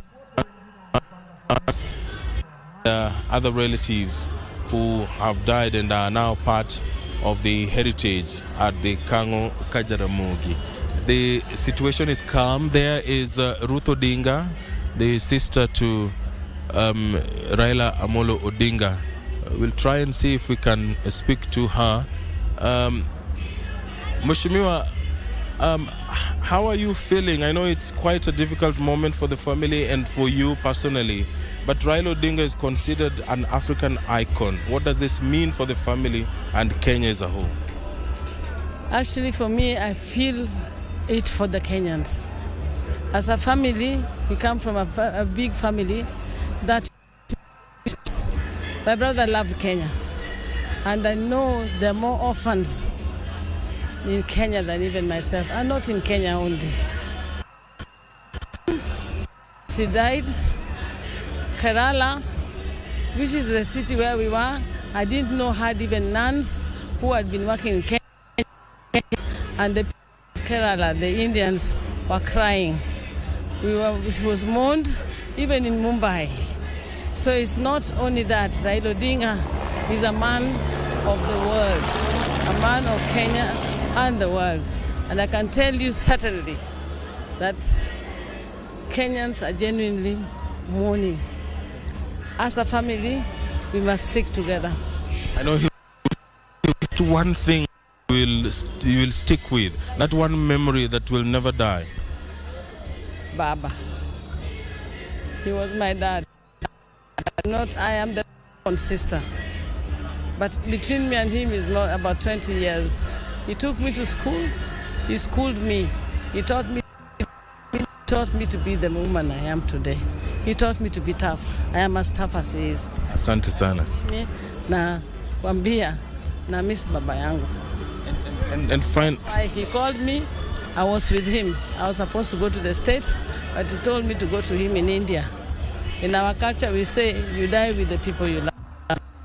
I loved him. Kenyans love him. The world loves him. And Raila is still here. He's here. He's looking at us, and he's only who can hold Kenya together. And some were worried that probably they're not going to see the procession from Kisumu. What should Kenyans expect? On the road. I tried my level best to wave at them, and I told them Baba is coming. I wish they could have put him on the road instead of the chopper up to here. How we walked with Oginga Odinga. Nairobi to Kisumu with Oginga Odinga. I wish they would have at least put him to walk from Kisumu even to Bondo. The Gen Zs are running. They will be with him here. Not so many people have the privilege of their homes being turned to side. What does it mean for the Odinga family now that Kango Kajaramogi is permanently in the map? Those are some of the geniuses that my brother Raila did. I remember when he told us that he was making our home a museum. I was the first one to protest. I told him, so where am I going to go? Because I'm the last born of Oginga, and I didn't know where I was going to go when our home has been made a national museum of Kenya. But afterwards, schools go there. There's a lot of heritage. People are learning from it. And now that even Raila Odinga is buried there, that means that our legacy, Odinga family, will live. Thank you. Thank you. Looking at the outpouring of love how does the family feel?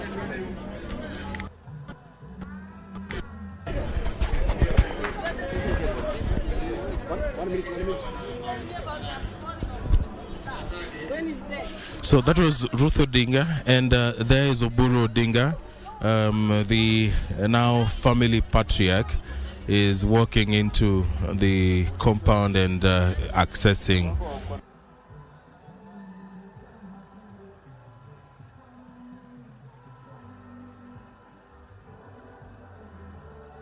Let's keep listening into what she's saying. The reality would be this, but the loss is for Kenya. When I laid him down and I stopped the machines, I said, Kenya is lost. I don't know where it's going without Raila. Thank you. Can I just go? Thank you. Odinga, the sister to Raila Odinga, she's also the Kisumu County Woman member of the National. And she has given us a feel of what it means to be an Odinga. She did recount the moment they had with Raila Odinga in India, the final moments of the former Prime Minister. And she says that she's going to miss the brother dearly. And she also spoke about the home, Kango Kajaramogi, and how it has become a heritage. And now that Raila Odinga is going to be laid to rest there, she says that the heritage can only grow bigger. And she also said that moment for the that Raila Odinga held a huge part of Kenya's political.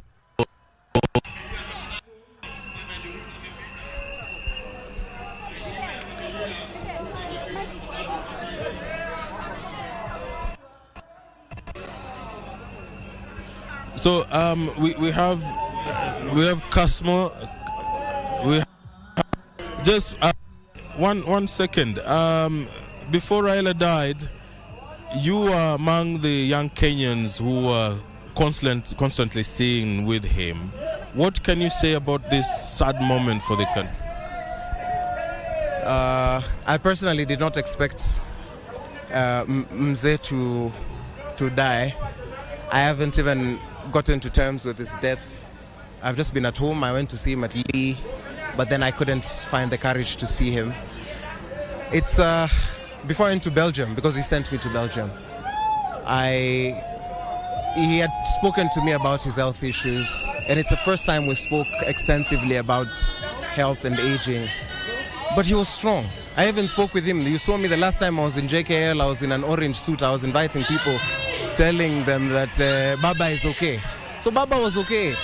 And so it's rather unexpected. It breaks my heart because I didn't know Baba as a politician. I knew Baba as a friend. I have very personal, very fond memories. This is the first place where he carried me in his chopper and took me to an island for lunch. It was from here. I've come here when I had a very baggy suit. I was just freshly out of work. So Baba was my friend. I don't know how to mourn him. I don't know, should I mourn my friend? Should I mourn my leader? Should I mourn my father? We've lost the best Kenyan leader to ever do it. So for me, it's with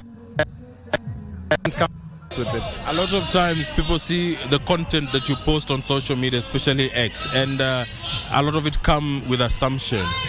What is that one thing that you wish Kenyans knew about Raila? I think we just have to be honest. Raila Odinga has always wanted the best for the country. Even when he think about it, I'm looking at it in retrospect, I think Mzee knew he was going to die because him getting into the broad-based government did not benefit him. It benefited his people, the minorities. He was the most tribeless Kenyan I know of. There are Kikuyus in Mzee's office, the people in charge of his food are not a tribeless person. And Mzee, I think, beyond him being the best Kenyan leader to ever do it, I think I have honesty. Mzee, His Excellency spoiled me rotten. So I'm weeping because and a friend, and he opened his doors for his family. To me, he treated me like a child of the home. And what direction do you think the discourse will take? I know that there are those who are drawing inspiration from Raila. Politically and socially, what do you predict? I think I have to state this categorically clear, and now I have to be brutal. The movement will be a party for the next 20 years. But now it has to be firmly under the leadership of Senator Oburu Odinga. And they had better convene that National Delegates Convention and install him because he has the best ideals for the party. Together. The thing I thank Baba for the most, he kept our community together. He kept the minorities together. Baba, now think about the people, the Ma community. Think about the people in Northeast.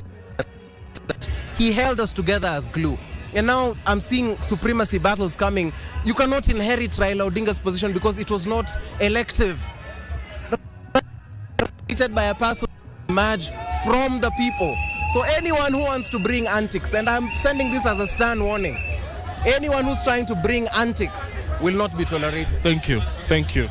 That was Cosmo Makoure. That was the youth mentored by Raila Molo Odinga, giving us a feel of the experience that he had with as second Prime Minister. And there is a delegation.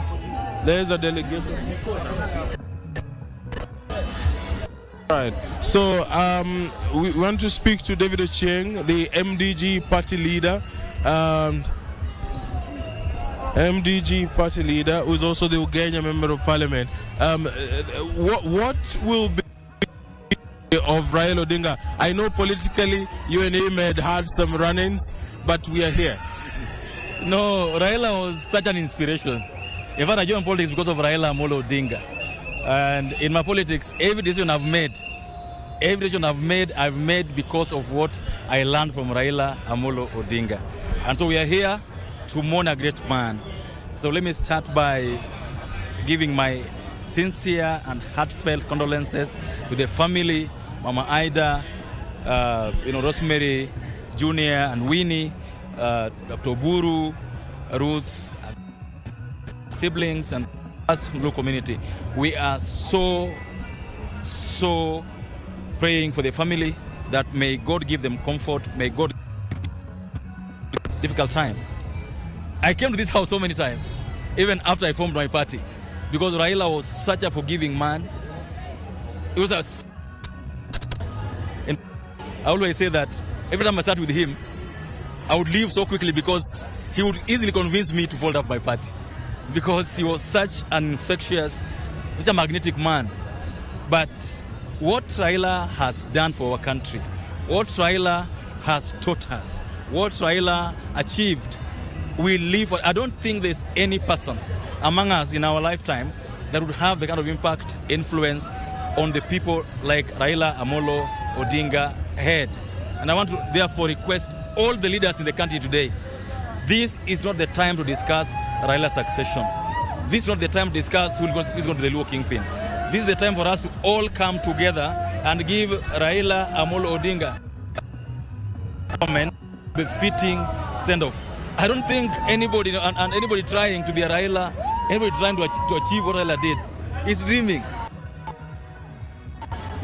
Life cannot be achieved by another mortal. I don't believe so. And so all Luo leaders today, akwa yojo Luo duto majotelo as e wachmar yuago Raila koe maber koe gi kwe okapar kante ng'ata achiel kuomwa motelo kawuono madhi bedo gi huma, madhi bedo gi goteko kabila mar Raila osebedo kodo, kendo akwayo wate ni ma oke kinde mar pimo tekowa. So that is David Ochieng is asking the Luo community to stand together at these trying times and put aside political differences and show of political might, that they should use the death of Raila Odinga to unify. So don't try to show us your capacity or your energy during Raila's death. Don't dance on Raila's grave. Don't try to give young people money to come and shout your name. But it is not your time. I want to request Jotendwate, let's give Raila Amolo Odinga a befitting send-off. From where I pray, I always told him that in my politics, I was still in chapter 1 of his politics. So I'll keep reading his books, keep learning from his life, whatever I do, inspired by what he did for us. And I'm certain that in our lifetime, we'll achieve the things Raila fought for. Rule of law, democracy, devolution, love for one another, stability, loving the country more than anything else, being patriotic. These are the things that Raila taught us, and none of us, no politician should think that this country can be subsumed by them. Nobody, not the president, not the former president, no one taught us that for you to rule the country, you must have a country. For you to be president, you must have a country, and all of us must fight always to have peace, have a country first before you seek to rule. And that's why in the years he ran for president, even when he clearly won an election that was not announced as president, he still stepped back and said that I cannot fight with president when there's no country. He never allowed us to recede. He never allowed us to fight. He believed that we must have our country first before we can all seek to lead. And so we all pray that may the Lord rest his soul in peace. May many more Railas be born. May we live his legacy. Thank you so much. All right, now we'll talk to a Teso North Member of Parliament, Oku Kaunya.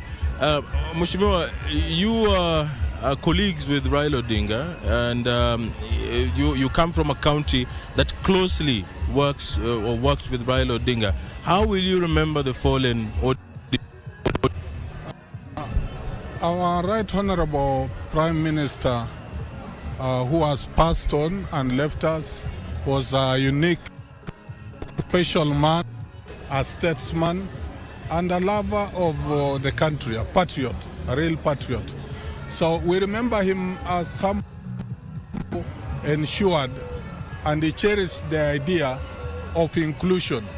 He cherished the idea of equity, where even minority communities, marginalized communities, and marginalized groups, in the idea of Raila Amolo Odinga, all these people should be treated equally and as one.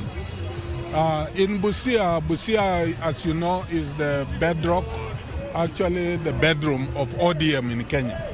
It has the largest number of ODM members, and it has remained so. In Busia, we have two major communities, the Baluya and the Iteso. The Iteso are... But Raila, for the first time during the devolution, ensured that there's negotiated democracy, where first governor, Sospito Jamong, we had a Teso. Because if it was a straight election, the Teso would necessarily win. But through negotiation and saying that there must be inclusion and recognition that the smaller and the bigger, all of us belong to Kenya. I think we have lost a great man, a man who stood for a united country, a man who stood for peace, and who loved everybody. So as leaders, we should emulate the example Raila has set for us, so that this country remains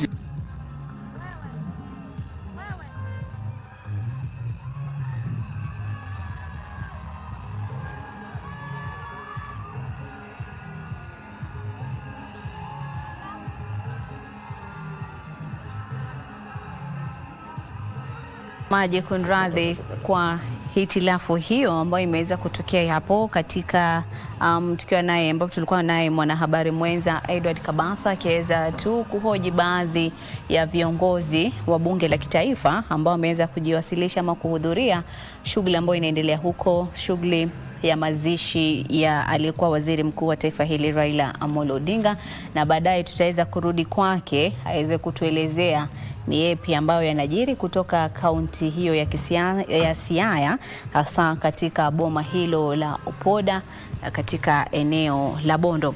Na mtazamaji, kama nilivyokugusia awali ni kwamba tayari wageni wangu wamefika hapa. Nipo naye Bwana Kechi Kombo ambaye ni mhadhiri wa chuo kikuu, na nipo naye Martin Ndati ambaye ni wakili na bado vile vile ni mchanganuzi wa masuala ya kisiasa. Karibuni sana. Naam. Sorovea. Haya ba. Sio, naam, okay, kunradhi kwa hilo. Naam, karibuni sana. Sasa hivi tupo katika kipindi cha maombolezo. Kiangalia jinsi watu walivyojitokeza katika kutoka maeneo mbalimbali kuweza kuelekeza ama kuonyesha hisia zao ama uchungu na uhisi kufuatia maafa hayo, ni jambo la kusikitisha, ni jambo la kuweza kujiuliza mara mbili, mbona watu wamejitokeza kwa wingi sana, lipi lo tofauti alilokuwa nalo kiongozi huyu. Kwanza tu nikianza kwako Bwana Martin, habari hizi za kifo zilitangazwa na Rais William Ruto siku ya Jumatano, na tumeona watu wakisema kwamba tumepoteza kiongozi mashuhuri. Kenya imepoteza kiongozi ambaye haijulikani kama kutaibuka kiongozi kama huyo. Kwanza habari hizi wewe ulizipokeaje? Na wewe jinsi watu walivyopokea hizi habari hizi, kivyako wewe unazungumziaje? Karibu sana. Wakati taarifa ilipofika, nilikuwa pale Galeria kwa mkahawa na ndugu yangu mmoja anaitwa Kanoti ambaye ni kinara wa chama cha DNA. Rafiki yangu mmoja, tulikuwa tunajadiliana masuala kidogo ya kibiashara, na Kanoti ana uhusiano wa karibu sana na Raila Odinga na Mama Ida. Unajua Mama Ida anatuita sisi wajomba wake. Mama yake alizaliwa hapo kwetu Mluandabo. Sasa Mama Ida alimpigia Kanoti simu, huyo kiongozi wa chama cha DNA, akilia na akasema kama mzee ameaga. Kitu saa 2:15 hivi, na Kanoti kisha akapigia Osotsi ambaye ni seneta wa Viga na ni moja wa naibu wa kinara wa chama, akamjulisha kwamba ni kama Raila ameaga. Na pia akajaribu kupigia waziri Oparanya, lakini Oparanya hakuwa anashika simu. Kisha tukaondoka hapo moja kwa moja tukaelekea kwake huko Karen, kuelekea pande za Kerera Pond. So tulifika pale dakika chache tu kabla ya saa 3. Tukapata baadhi ya watu wa familia. Mama alikuwa ameshikwa na msukumo sana na alikuwa amejifungia katika chumba cha malazi na ni kama kuwa anataka kuona watu. So tukaweza kushirikiana na wale walikuwa pale kuwapatia pole. Mmoja ya wale alikuwepo ni huyu msichana wake Rosemary, na pia wengine watu wa familia, na pia huyu PS Omoluga, huyu daktari ule wa matibabu. Nilikuja kujua baadaye ana uhusiano wa karibu sana na familia. Kisha Ososi akakuwa amefika, alikuwa analia sana, na pia Sifuna katibu mkuu wa ODM pia akafika. Tulikuwa naye, tulifika karibu wakati mmoja. Huyu Diko Neko pia akakuja, akaanza kufika hapo. Gladys Wanga ambaye ni gavana wa Homa Bay pia akakuja, na mama Rosa Buyu, huyu mbunge wa Kisumu pia akakuwa amefika. Kisha wengine wakaanza kufika, lakini nyinyi watu wa media mulala kidogo. Kwa ajili nilijulisha watu wa NTV kwamba haya maneno yashatokea. Na ilichukua muda sana watu wa media kufika pale. Kwa ajili kuanzia saa 3 tulikaa hapo, watu wakaanza hapa, na unajua haikuwa hamungetoa rasmi, lakini kufika pale hamukuwa mnatakana mfike mtoe taarifa. Unajua hauwezi toa taarifa kabla imethibitishwa. Lakini unajua kama swali kama hilo limetokea, ingekuwa vizuri mnafika haraka. Nafikiri watu walikuwa wamechanganyikiwa kiasi. So tukakuwa pale katika boma na viongozi wengine wengi wakafika. Saa 4:30 hivi Rais Ruto akafika na msafara na mawaziri, naibu wa rais, prime cabinet secretary kina Msalia, kina Murkomen na wale wengine wakafika. So kisha rais akaenda kaongea na mama akatoka juu mahali alikuwa, kambembeleza, ndio akakuja baadaye. Baada kama nusu saa mama akateremka chini. Sasa akaweza kuanza kupigiwa ile pole na watu, na ikakuwa tangazo haliwezi kutengenezwa kabla. Unajua Oburu Odinga daktari ndio ndugu mkubwa wa Raila na ndio msemaji wa familia. Sasa tangazo halingetengenezwa pale kwa ajili tulipata taarifa kwamba yeye ako Kisumu na ndege ile alikuwa anatakana kuja nayo ilikuwa imechelewa. So ikabidi ile ndege ambayo ilikuwa imeleta rais, unajua ilitua katika ile shamba lenu. So unajua mna shamba lenu pale Kerera Pond, shamba la KBC hapo kubwa, kile mahali ile mitambo yenu iko. So ndege ya rais ilitua hapo, na mara moja rais akapeana amri ndege ikimbie ichukue Oburu. So ikakimbia Kisumu, ikamchukua Oburu, ndio ikamleta.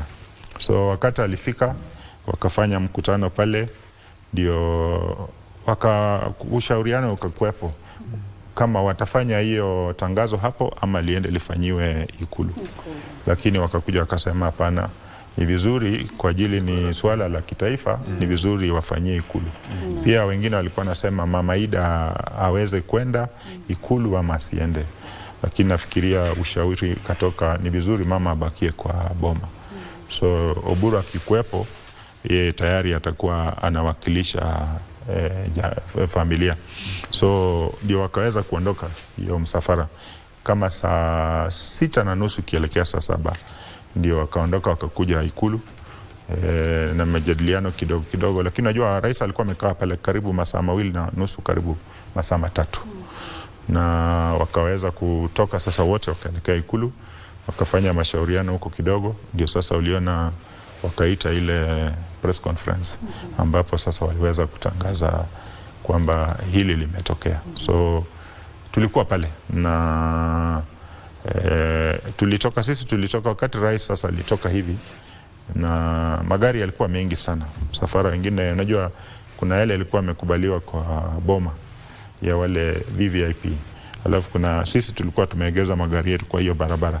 So magari ilikuwa imeegezwa tu kwa barabara hiyo yote mpaka kwa boma ya Tuchu, mpaka karibu kwa barabara huko kwa main road hiyo ya kuelekea Ngong. So tukaweza kumaliza. Sasa saa 7:30 tukaondoka, ndio tukaenda mahali kidogo kupumzika, tukiomboleza na pia tukipanga kama naweza kutafuta kitu cha kutafuna. Yeah, so tulikuwepo na tuliona yale ambayo yaliweza kukiri. Yeah. Nitarudi kwako tena nije nikuulize, wengi wameweza kusema kwamba ameacha pengo kubwa. Utakuwa unatuelezea hilo. Kwa nini unahisi hizo semi zimeweza kuibuka wakati kama huu? Lakini nikiruka kwako Bwana Kombo, no. Sijui upande wako wewe, habari hizi zilikupata wakati gani? Na semi zinasema kwamba tumepoteza kiongozi tajika na Kenya imepoteza kiongozi ambaye kujaza lile pengo lake huenda ikawa changamoto kidogo. Hebu kwanza tupatie taswira yako ya jinsi ulivyopokea habari hizo. Na wengi wamesema kwamba hawakutarajia habari kama hizo. Kwa nini pia hizo semi hizo zimetokea? Lakini kabla unijibu hilo, acha niruhusu tu tuende kaunti hiyo ya siasa katika eneo la Opoda, ambapo mwanahabari mwenza Edward Kabasa pale anaweza kuzungumza na baadhi ya familia. Kama tunavyoona pale, Mama Ida yuko pale, tuko naye katibu wa chama cha ODM Edwin Sifuna yuko huko. Acha tuwasikilize mtazamaji. I'm going to focus on Ida.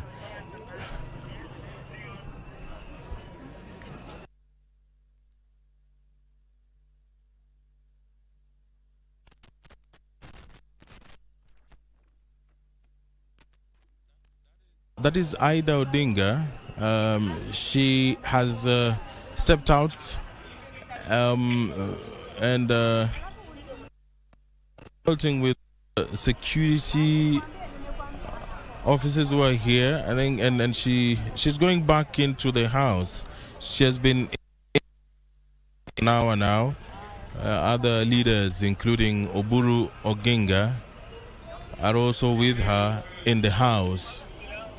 So we are still outside here, just ensuring that we give you the true picture on the ground, and perhaps we'll get the opportunity to speak with a family member, and just the same way we spoke to Ruth Odinga, who told us about her experience with her brother, saying that Raila Odinga was her brother and her father, considering the 20-year age gap between the two.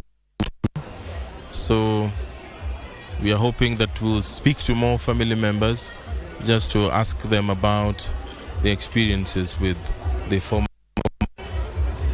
Prime Minister of the Republic of Kenya, who will be laid to rest tomorrow. But there is some activity. The door has remained open, which I think signals something which we await to see. But I see Oburu Odinga is coming out as well, and other family members. We'll try and speak to Oburu Odinga if possible, and just to understand what the situation is as far as the family is concerned.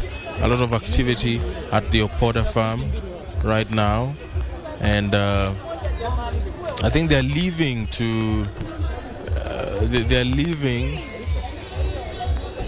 We'll perhaps ask Oburu Odinga what the next step is. The public viewing is still underway in Kisumu, and preparations are also in top gear in Bondo. And there are two areas of focus, actually three. One at the Jaramogi Oginga Odinga University of Science. The other is here at the Opoda farm. This is Raila Odinga's home. And the focus is also at Kango Kajaramogi, the home of Kenya's first Vice President Jaramogi Oginga Odinga, where Raila Odinga will be laid to rest.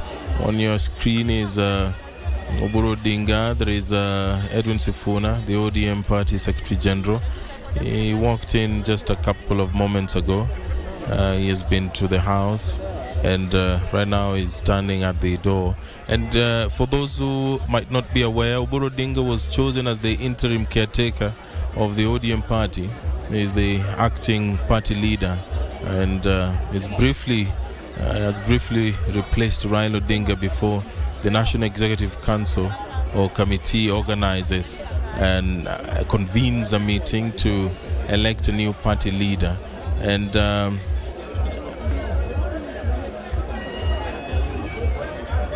we are waiting to see. There is also the senator for Migori County, Senator Edio Cage. He arrived some hours earlier together with a host of other ODM leaders. He has been here for a while. He signed the condolence book, and he brought with him some bulls. Now there is the Treasury Cabinet Secretary John Badi, who has arrived, and he's also walking into the house.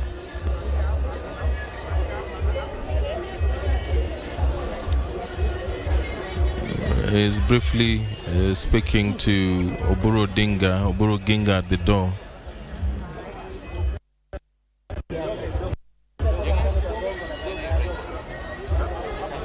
There's a vehicle that is backing up. Perhaps it is backing up for the sake of Oburu Odinga. I think they will be leaving, but we are not sure where to. So there is Oburu Odinga, accompanied by ODM Secretary General Edwin Sifuna.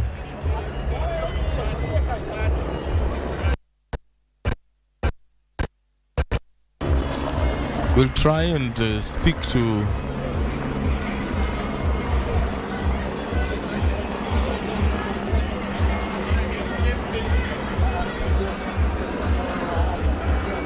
so I think he won't speak. Oburu Odinga won't speak to the media.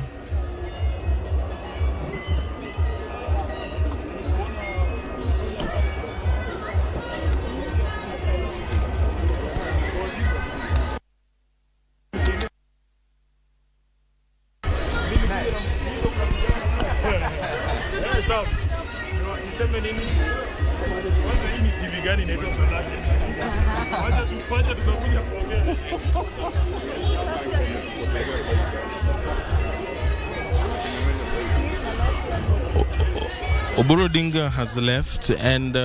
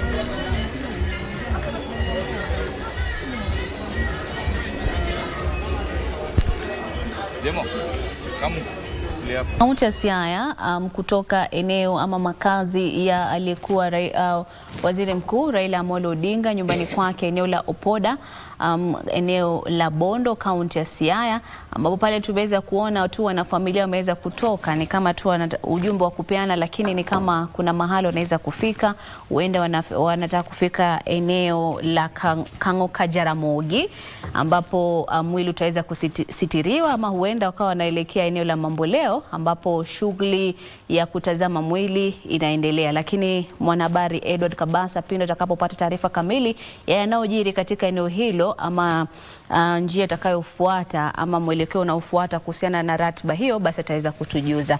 Lakini nikirudi hapa studio, nikirudi kwako Bwana Kombo, ni kwamba nilikuwa nimekuuliza tu swala la semi ambazo zimeweza kuibuka sasa hivi, ni kwamba wengi wanasema hawakutarajia kifo cha Bwana Raila Amolo Odinga. Habari hizi ulizipokeaje na unazungumzaje hizo semi ambazo zimeweza kuibuka kwamba hili swala limejiri kama limekuja ghafla, wengi hawakuwa wametarajia? Ni kweli. Upata kwamba nashukuru unapoliangalia swala nzima, kwa sababu kwamba watu hawakutarajia kwamba swala hili lingejitokeza, kwa sababu habari hazikuwepo kwamba waziri mkuu wa zamani labda alikuwa anaugua na alikuwa katika hali tata. Kwa hivyo watu walijua tu katika hali sawa kama ilivyo kawaida yake, ambapo wakati fulani anatoweka alafu anarejea katika labda kuwa na hafla fulani, pia anahusishwa ama anahusika na kuweza kuelekeza Wakenya namna mambo yanavyokwenda. Kwa hivyo ndio ilikuwa tatizo, kwa sababu hata ulipopokea habari kwamba unaona kwenye mitandao, unaona pia kwenye watu wanakupigia wanakuambia umesikia hili, lakini upata kwamba unasema bwana, lazima tuthibitishe, tunakwenda pale kama nani alivyosema mwenzetu. Kwa sababu kuangalia pale kwenye vyombo vya habari unaona hamna chochote, ni program za kawaida tu zinaendelea. Kwa hivyo tukasema kwamba huenda tu ni tetesi ama uvumi ambao umejitokeza, lakini baadaye ilipobainika sasa rais akaweza kujitokeza na kutangaza, na pia vyombo vya habari vikaweka picha yake na kutangaza rasmi kwamba swala hili limejitokeza, basi hapo ndio tukaamini kwamba swala hili limejitokeza. Lakini unapoliangalia ni pengo kubwa kama wanavyosema na kuliziba, kwa sababu kuna masuala mengi ambayo Wakenya bado walikuwa wanatarajia kutoka kwa waziri wa zamani, kwa sababu yeye amekuwa katika mstari wa mbele kupigia swala ya ufisadi, usawa uongozi katika jamii, alafu masuala haya ya amani katika jamii, mtazamo, kwa sababu watu walikuwa na imani na namna alivyokuwa anatekeleza mambo. Lakini wanaona kwamba swala ambalo limefikia sasa labda hakuwa amekamilisha safari ile, matumaini ya Wakenya bado ilikuwa inamhitaji awepo ili kuweza kuyakamilisha. Kwa hivyo ndio labda swala hili lilipojiri kwamba watu hawakuamini, wanaona kwamba bado pengo lipo, sababu labda kufikia kwa sasa labda wametekeleza robo tu ya mambo ambayo yamejitokeza, labda kuwepo na vyama vingi, kuwepo na uhuru wa kupiga kura na kadhalika, uhuru wa kuzungumza si kama pale zamani na kadhalika. Kwa hivyo mambo haya watu wanapozungumza yanatiliwa maanani baadhi ya serikali, baadhi kuna sehemu nyingine ambazo bado kwamba alivyozungumzia swala hili la ugatuzi na kwamba likajiri, kwa sababu ilikuwa mstari wa mbele katiba ile ya mwaka 2010 akaweza kuchangia na kwamba